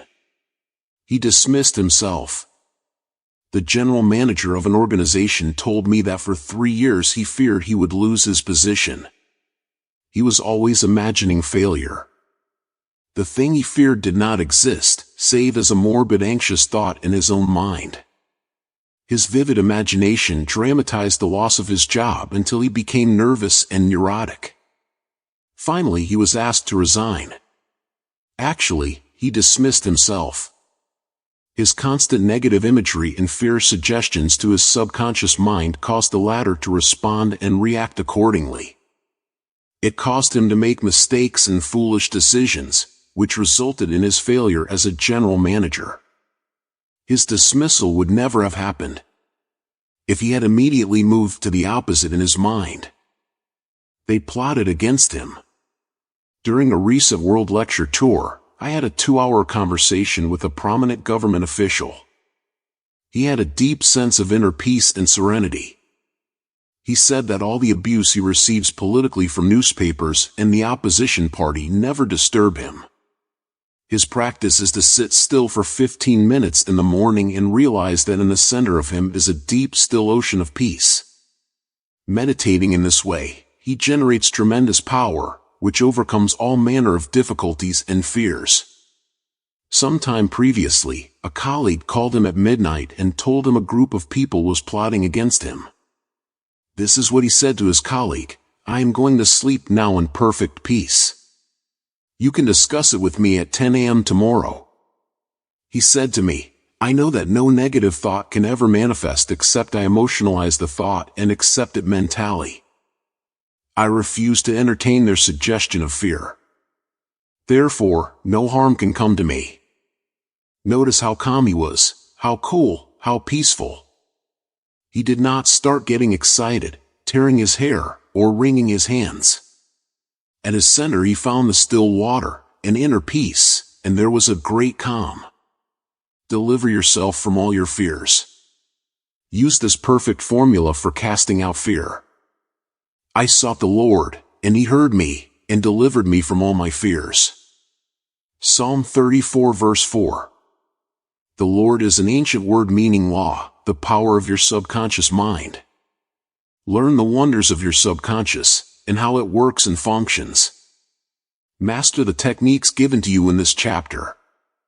Put them into practice now, today. Your subconscious will respond, and you will be free of all fears. I sought the Lord, and he heard me, and delivered me from all my fears. Step this way to freedom from fear. 1. Do the thing you are afraid to do, and the death of fear is certain.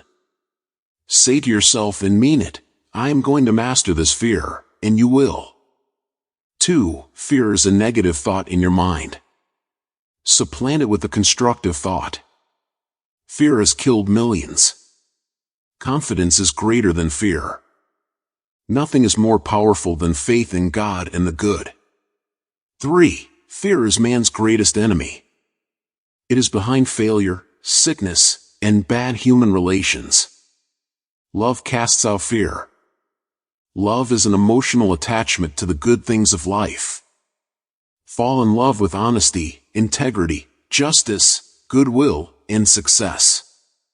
Live in the joyous expectancy of the best, and invariably the best will come to you.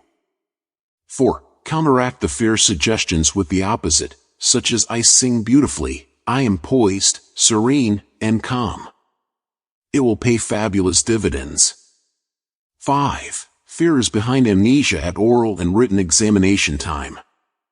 You can overcome this by affirming frequently, "I have a perfect memory for everything I need to know," or you can imagine a friend congratulating you on your brilliant success on the examination. Persevere and you will win. 6. If you are afraid to cross water, swim. In your imagination, swim freely, joyously. Project yourself into the water mentally.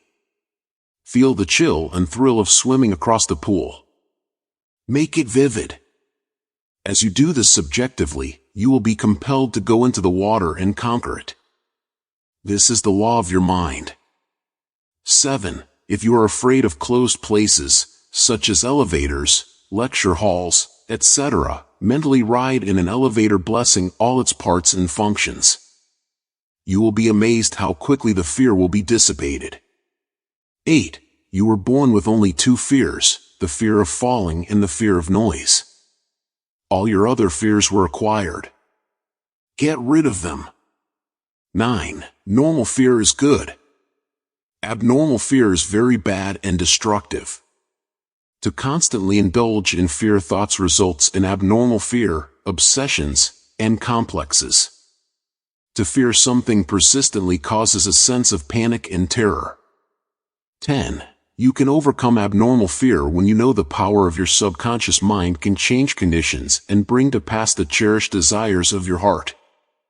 Give your immediate attention and devotion to your desire, which is the opposite of your fear. This is the love that casts out fear. 11. If you are afraid of failure, give attention to success. If you are afraid of sickness, dwell on your perfect health. If you are afraid of an accident, dwell on the guidance and protection of God. If you are afraid of death, dwell on eternal life. God is life, and that is your life now. 12. The great law of substitution is the answer to fear. Whatever you fear has its solution in the form of your desire. If you are sick, you desire health. If you are in the prison of fear, you desire freedom. Expect the good. Mentally concentrate on the good, and know that your subconscious mind answers you always. It never fails. 13. The things you fear do not really exist except as thoughts in your mind. Thoughts are creative. This is why Job said, "The thing I feared has come upon me." Think good and good follows. 14. Look at your fears, hold them up to the light of reason. Learn to laugh at your fears. That is the best medicine. 15. Nothing can disturb you but your own thought. The suggestions, statements, or threats of other persons have no power. The power is within you, and when your thoughts are focused on that which is good, then God's power is with your thoughts of good. There is only one creative power, and it moves as harmony. There are no divisions of quarrels in it. Its source is love. This is why God's power is with your thoughts of good. 20. How to stay young in spirit forever. Your subconscious mind never grows old. It is timeless, ageless, and endless. It is a part of the universal mind of God, which was never born, and it will never die. Fatigue or old age cannot be predicated on any spiritual quality or power. Patience, kindness, veracity, humility, goodwill, peace, harmony, and brotherly love are attributes and qualities, which never grow old. If you continue to generate these qualities here on this plane of life, you will always remain young in spirit. I remember reading an article in one of our magazines some years ago, which stated that a group of eminent medical men at the DeCourcy Clinic in Cincinnati, Ohio, reported that years alone are not responsible for bringing about degenerative disorders. These same physicians stated that it is the fear of time, not time itself, that has a harmful aging effect on our minds and bodies, and that the neurotic fear of the effects of time may well be the cause of premature aging. During the many years of my public life, I have had occasion to study the biographies of the famous men and women who have continued their productive activities into the years well beyond the normal span of life. Some of them achieve their greatness in old age. At the same time, it has been my privilege to meet and to know countless individuals of no prominence who, in their lesser sphere, belong to those hardy mortals who have proved that old age of itself does not destroy the creative powers of the mind and body. He had grown old in his thought life. A few years ago I called on an old friend in London, England. He was over 80 years of age, very ill, and obviously was yielding to his advancing years. Our conversation revealed his physical weakness, his sense of frustration, and a general deterioration almost approaching lifelessness. His cry was that he was useless and that no one wanted him. With an expression of hopelessness he betrayed his false philosophy: we are born, grow up, become old, good for nothing, and that's the end. This mental attitude of futility and worthlessness was the chief reason for his sickness. He was looking forward only to senescence, and after that, nothing. Indeed, he had grown old in his thought life, and his subconscious mind brought about all the evidence of his habitual thinking. Age is the dawn of wisdom. Unfortunately, many people have the same attitude as this unhappy man. They are afraid of what they term old age, the end, and extinction, which really means that they are afraid of life. Yet, life is endless. Age is not the flight of years, but the dawn of wisdom. Wisdom is an awareness of the tremendous spiritual powers in your subconscious mind and the knowledge of how to apply these powers to lead a full and happy life. Get it out of your head once and for all that 65, 75, or 85 years of age is synonymous with the end for you or anybody else. It can be the beginning of a glorious, fruitful, active, and most productive life pattern, better than you have ever experienced. Believe this, expect it, and your subconscious will bring it to pass. Welcome the change. Old age is not a tragic occurrence. What we call the aging process is really change. It is to be welcomed joyfully and gladly, as each phase of human life is a step forward on the path, which has no end. Man has powers, which transcend his bodily powers. He has senses, which transcend his 5 physical senses. Scientists today are finding positive, indisputable evidence that something conscious in man can leave his present body and travel thousands of miles to see, hear, touch, and speak to people, even though his physical body never leaves the couch on which it reclines. Man's life is spiritual and eternal. He need never grow old for life, or God cannot grow old. The Bible says that God is life. Life is self-renewing, eternal, indestructible, and is the reality of all men. Evidence for survival. The evidence gathered by the psychical research societies both in Great Britain and America is overwhelming. You may go into any large metropolitan library and get volumes on the proceedings of the Psychical Research Society based on findings of distinguished scientists on survival following so-called death. You will find a startling report on scientific experiments establishing the reality of life after death in the Case for Psychic Survival by Hereward Carrington, director of the American Psychical Institute. Life is. A woman asked Thomas Edison, the electrical wizard, Mr. Edison, "What is electricity?" He replied, "Madam, electricity is. Use it." Electricity is a name we give an invisible power which we do not fully comprehend, but we learn all we can about the principle of electricity and its uses. We use it in countless ways. The scientist cannot see an electron with his eyes, yet he accepts it as a scientific fact, because it is the only valid conclusion, which coincides with his other experimental evidence. We cannot see life. However, we know we are alive. Life is, and we are here to express it in all its beauty and glory. Mind and spirit do not grow old. The Bible says, "And this is life eternal, that they might know thee the only true God." John 17:3. The man who thinks or believes that the earthly cycle of birth, adolescence, youth, maturity, and old age is all there is to life, is indeed to be pitied. Such a man has no anchor, no hope, no vision, and to him life has no meaning. This type of belief brings frustration, stagnation, cynicism, and a sense of hopelessness, resulting in neurosis and mental aberrations of all kinds. If you cannot play a fast game of tennis, or swim as fast as your son, or if your body has slowed down, or you walk with a slow step, remember life is always clothing itself anew. What men call death is but a journey to a new city in another dimension of life. I say to men and women in my lectures that they should accept what we call old age gracefully. Age has its own glory, beauty, and wisdom, which belong to it. Peace, love, joy, beauty, happiness, wisdom, goodwill, and understanding are qualities which never grow old or die. Ralph Waldo Emerson, poet and philosopher, said, "We do not count a man's years until he has nothing else to count." Your character, the quality of your mind, your faith, and your convictions are not subject to decay. You are as young as you think you are. I give public lectures in Caxton Hall, London, England, every few years, and following one of these lectures, a surgeon said to me, "I am 84 years of age. I operate every morning, visit patients in the afternoons, and I write for medical and other scientific journals in the evening."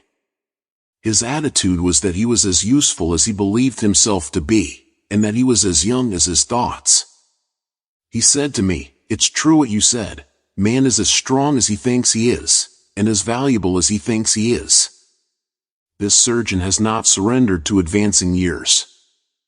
He knows that he is immortal. His final comment to me was, if I should pass on tomorrow, I would be operating on people in the next dimension, not with a surgeon's scalpel, but with mental and spiritual surgery. Your gray hairs are an asset.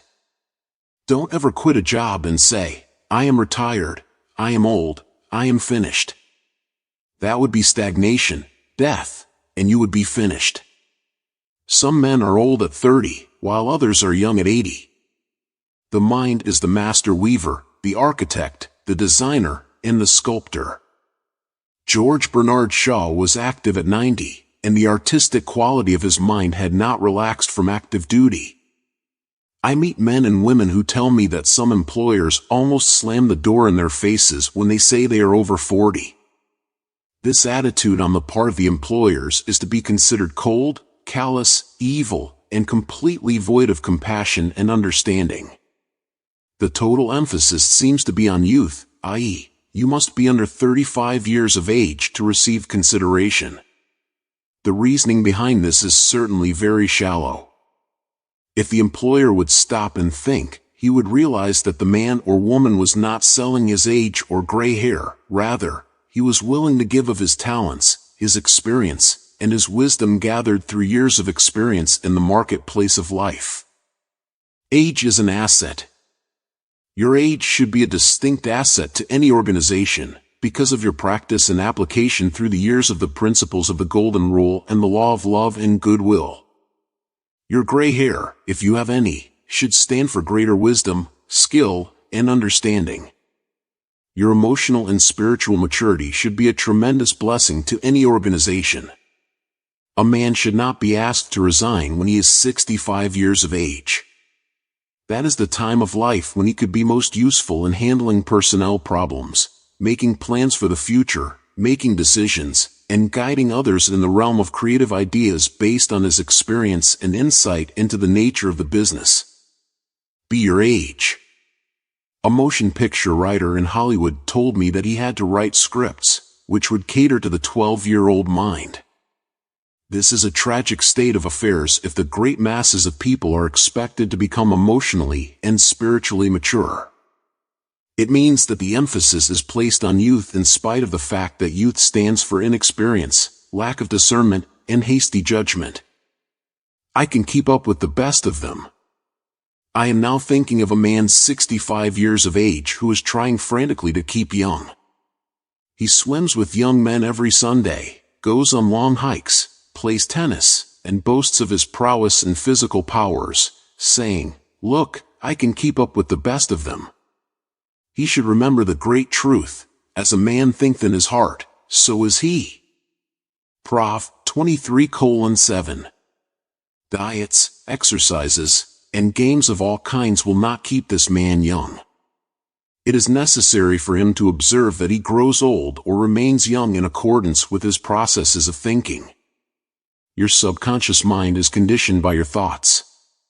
If your thoughts are constantly on the beautiful, the noble, and the good, you will remain young regardless of the chronological years. Fear of old age. Job said, "The thing which I greatly feared has come upon me." There are many people who fear old age and are uncertain about the future, because they anticipate mental and physical deterioration as the years advance. What they think and feel comes to pass. You grow old when you lose interest in life, when you cease to dream, to hunger after new truths, and to search for new worlds to conquer. When your mind is open to new ideas, new interests, and when you raise the curtain and let in the sunshine and inspiration of new truths of life and the universe, you will be young and vital. You leave much to give. If you are 65 or 95 years of age, realize you have much to give. You can help stabilize, advise, and direct the younger generation. You can give the benefit of your knowledge, your experience, and your wisdom. You can always look ahead, for at all times you are gazing into infinite life. You will find that you can never cease to unveil the glories and wonders of life. Try to learn something new every moment of the day, and you will find your mind will always be young. 110 years old. Some years ago while lecturing in Bombay, India, I was introduced to a man who said he was 110 years old. He had the most beautiful face I have ever seen. He seemed transfigured by the radiance of an inner light. There was a rare beauty in his eyes indicating he had grown old in years with gladness and with no indication that his mind had dimmed its lights. Retirement is a new venture. Be sure that your mind never retires. It must be like a parachute, which is no good unless it opens up. Be open and receptive to new ideas. I have seen men of 65 and 70 retire. They seemed to rot away, and in a few months passed on. They obviously felt that life was at an end. Retirement can be a new venture, a new challenge, a new path, the beginning of the fulfillment of a long dream. It is inexpressibly depressing to hear a man say, "What shall I do now that I am retired?" He is saying in effect, "I am mentally and physically dead.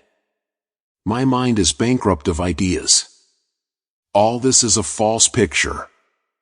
The real truth is that you can accomplish more at 90 than you did at 60, because each day you are growing in wisdom and understanding of life and the universe through your new studies and interest. He graduated to a better job. An executive, who lives near me, was forced to retire a few months ago because he had reached the age of 65. He said to me, "I look upon my retirement as promotion from kindergarten to the first grade." He philosophized in this manner. He said that when he left high school, he went up the ladder by going to college. He realized this was a step forward in his education and understanding of life in general. Likewise, he added, now he could do the things he had always wanted to do, and therefore, his retirement was still another step forward on the ladder of life and wisdom. He came to the wise conclusion that he was no longer going to concentrate on making a living. Now he was going to give all his attention to living life. He is an amateur photographer, and he took additional courses on the subject. He took a trip around the world and took movies of famous places. He now lectures before various groups, lodges, and clubs, and is in popular demand. There are countless ways of taking an interest in something worthwhile outside yourself. Become enthusiastic over new creative ideas, make spiritual progress, and continue to learn and to grow. In this manner you remain young in heart, because you are hungering and thirsting after new truths, and your body will reflect your thinking at all times. You must be a producer and not a prisoner of society. The newspapers are taking cognizance of the fact that the voting population of the elderly in California elections is increasing by leaps and bounds. This means that their voices will be heard in the legislature of the state and also in the halls of Congress. I believe there will be enacted a federal law prohibiting employers from discrimination against men and women because of age. A man of 65 years may be younger mentally, physically, and physiologically than many men at 30. It is stupid and ridiculous to tell a man he cannot be hired because he is over 40. It is like saying to him that he is ready for the scrap heap or the junk pile. What is a man of 40 or over to do? Must he bury his talents and hide his light under a bushel? Men who are deprived and prevented from working because of age must be sustained by government treasuries at county, state, and federal levels. The many organizations who refuse to hire them and benefit from their wisdom and experience will be taxed to support them. This is a form of financial suicide. Man is here to enjoy the fruit of his labor, and he is here to be a producer and not a prisoner of society, which compels him to idleness. Man's body slows down gradually as he advances through the years, but his conscious mind can be made much more active, alert, alive, and quickened by the inspiration from his subconscious mind. His mind, in reality, never grows old. Job said, "Oh, that I were as in months past, as in the days when God preserved me, when his candle shined upon my head, and when by his light I walked through darkness, as I was in the days of my youth, when the secret of God was upon my tabernacle." Job 29 verses 2-4. Secret of youth. To recapture the days of your youth, feel the miraculous, healing, self-renewing power of your subconscious mind moving through your whole being. Know and feel that you are inspired, lifted up, rejuvenated, revitalized, and recharged spiritually. You can bubble over with enthusiasm and joy, as in the days of your youth, for the simple reason that you can always mentally and emotionally recapture the joyous state. The candle, which shines upon your head, is divine intelligence, and reveals to you everything you need to know. It enables you to affirm the presence of your good, regardless of appearances. You walk by the guidance of your subconscious mind, because you know that the dawn appears and the shadows flee away. Get a vision. Instead of saying, "I am old," say, "I am wise in the way of the divine life." Don't let the corporation, newspapers, or statistics hold a picture before you of old age, declining years, decrepitude, senility, and uselessness. Reject it, for it is a lie. Refuse to be hypnotized by such propaganda. Affirm life, not death. Get a vision of yourself as happy, radiant, successful, serene, and powerful. Your mind does not grow old. Former President Herbert Hoover, now 88 years old, is very active and is performing monumental work. I interviewed him a few years ago in his suite at the Waldorf Astoria, New York City. I found him healthy, happy, vigorous, and full of life and enthusiasm. He was keeping several secretaries busy handling his correspondence and was himself writing books of a political and historical nature. Like all great men, I found him affable, genial, amiable, loving, and most understanding. His mental acumen and sagacity gave me the thrill of a lifetime. He is a deeply religious man, and is full of faith in God and in the triumph of the eternal truth of life.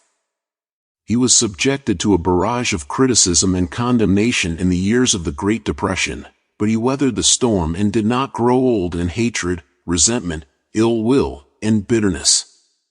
On the contrary, he went into the silence of his soul, and communing with the divine presence within him, he found the peace, which is the power at the heart of God.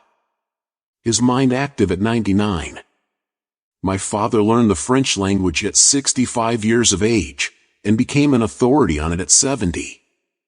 He made a study of Gaelic when he was over 60, and became an acknowledged and famous teacher of the subject.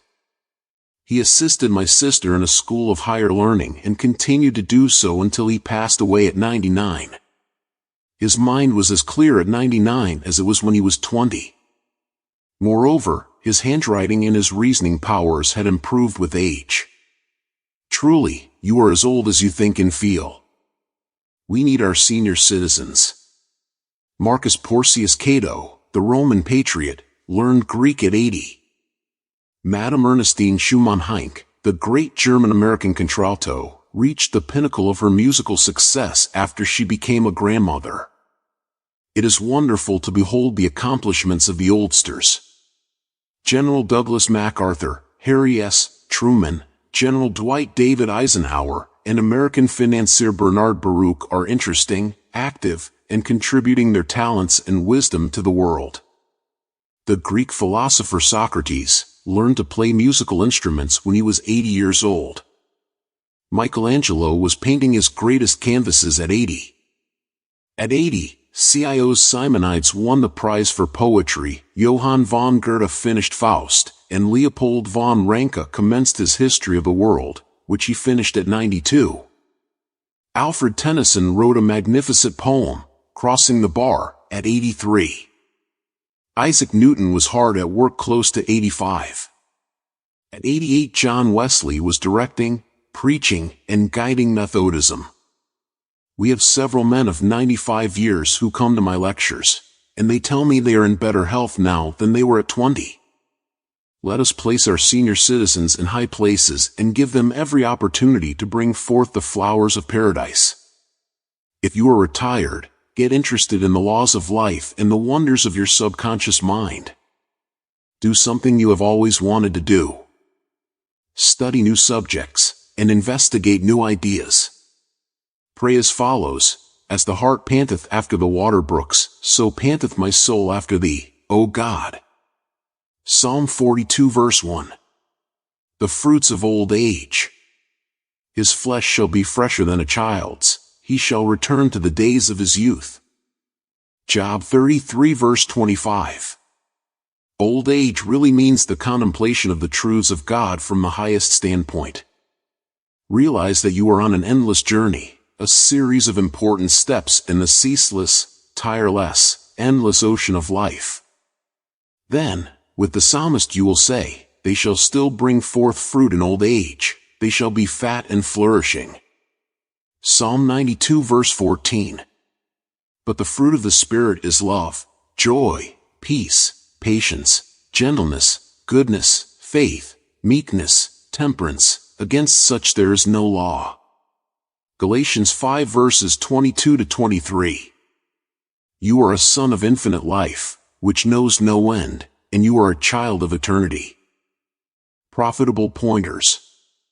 1. Patience, kindness, love, goodwill, joy, happiness, wisdom, and understanding are qualities which never grow old. Cultivate them and express them, and remain young in mind and body. 2. Some research physicians say that the neurotic fear of the effects of time may well be the cause of premature aging. 3. Age is not the flight of years, it is the dawn of wisdom in the mind of man. 4. The most productive years of your life can be from 65 to 95. 5. Welcome the advancing years. It means you are moving higher on the path of life, which has no end. 6. God is life, and that is your life now. Life is self-renewing, eternal, and indestructible, and is the reality of all men. You live forever, because your life is God's life. 7. Evidence of survival after death is overwhelming. Study Proceedings of Psychical Research Society of Great Britain and America in your library. Outstanding scientists base the work on the scientific research for over 75 years. 8. You cannot see your mind, but you know you have a mind. You cannot see spirit, but you know that the spirit of the game, the spirit of the artist, the spirit of the musician, and the spirit of the speaker is real. Likewise, the spirit of goodness, truth, and beauty moving in your mind and heart are real. You cannot see life, but you know you are alive. 9. Old age may be called the contemplation of the truths of God from the highest standpoint. The joys of old age are greater than those of youth. Your mind is engaged in spiritual and mental athletics. Nature slows down your body so that you may have the opportunity to meditate on things divine. 10. We do not count a man's years until he has nothing else to count. Your faith and convictions are not subject to decay. 11. You are as young as you think you are. You are as strong as you think you are. You are as useful as you think you are.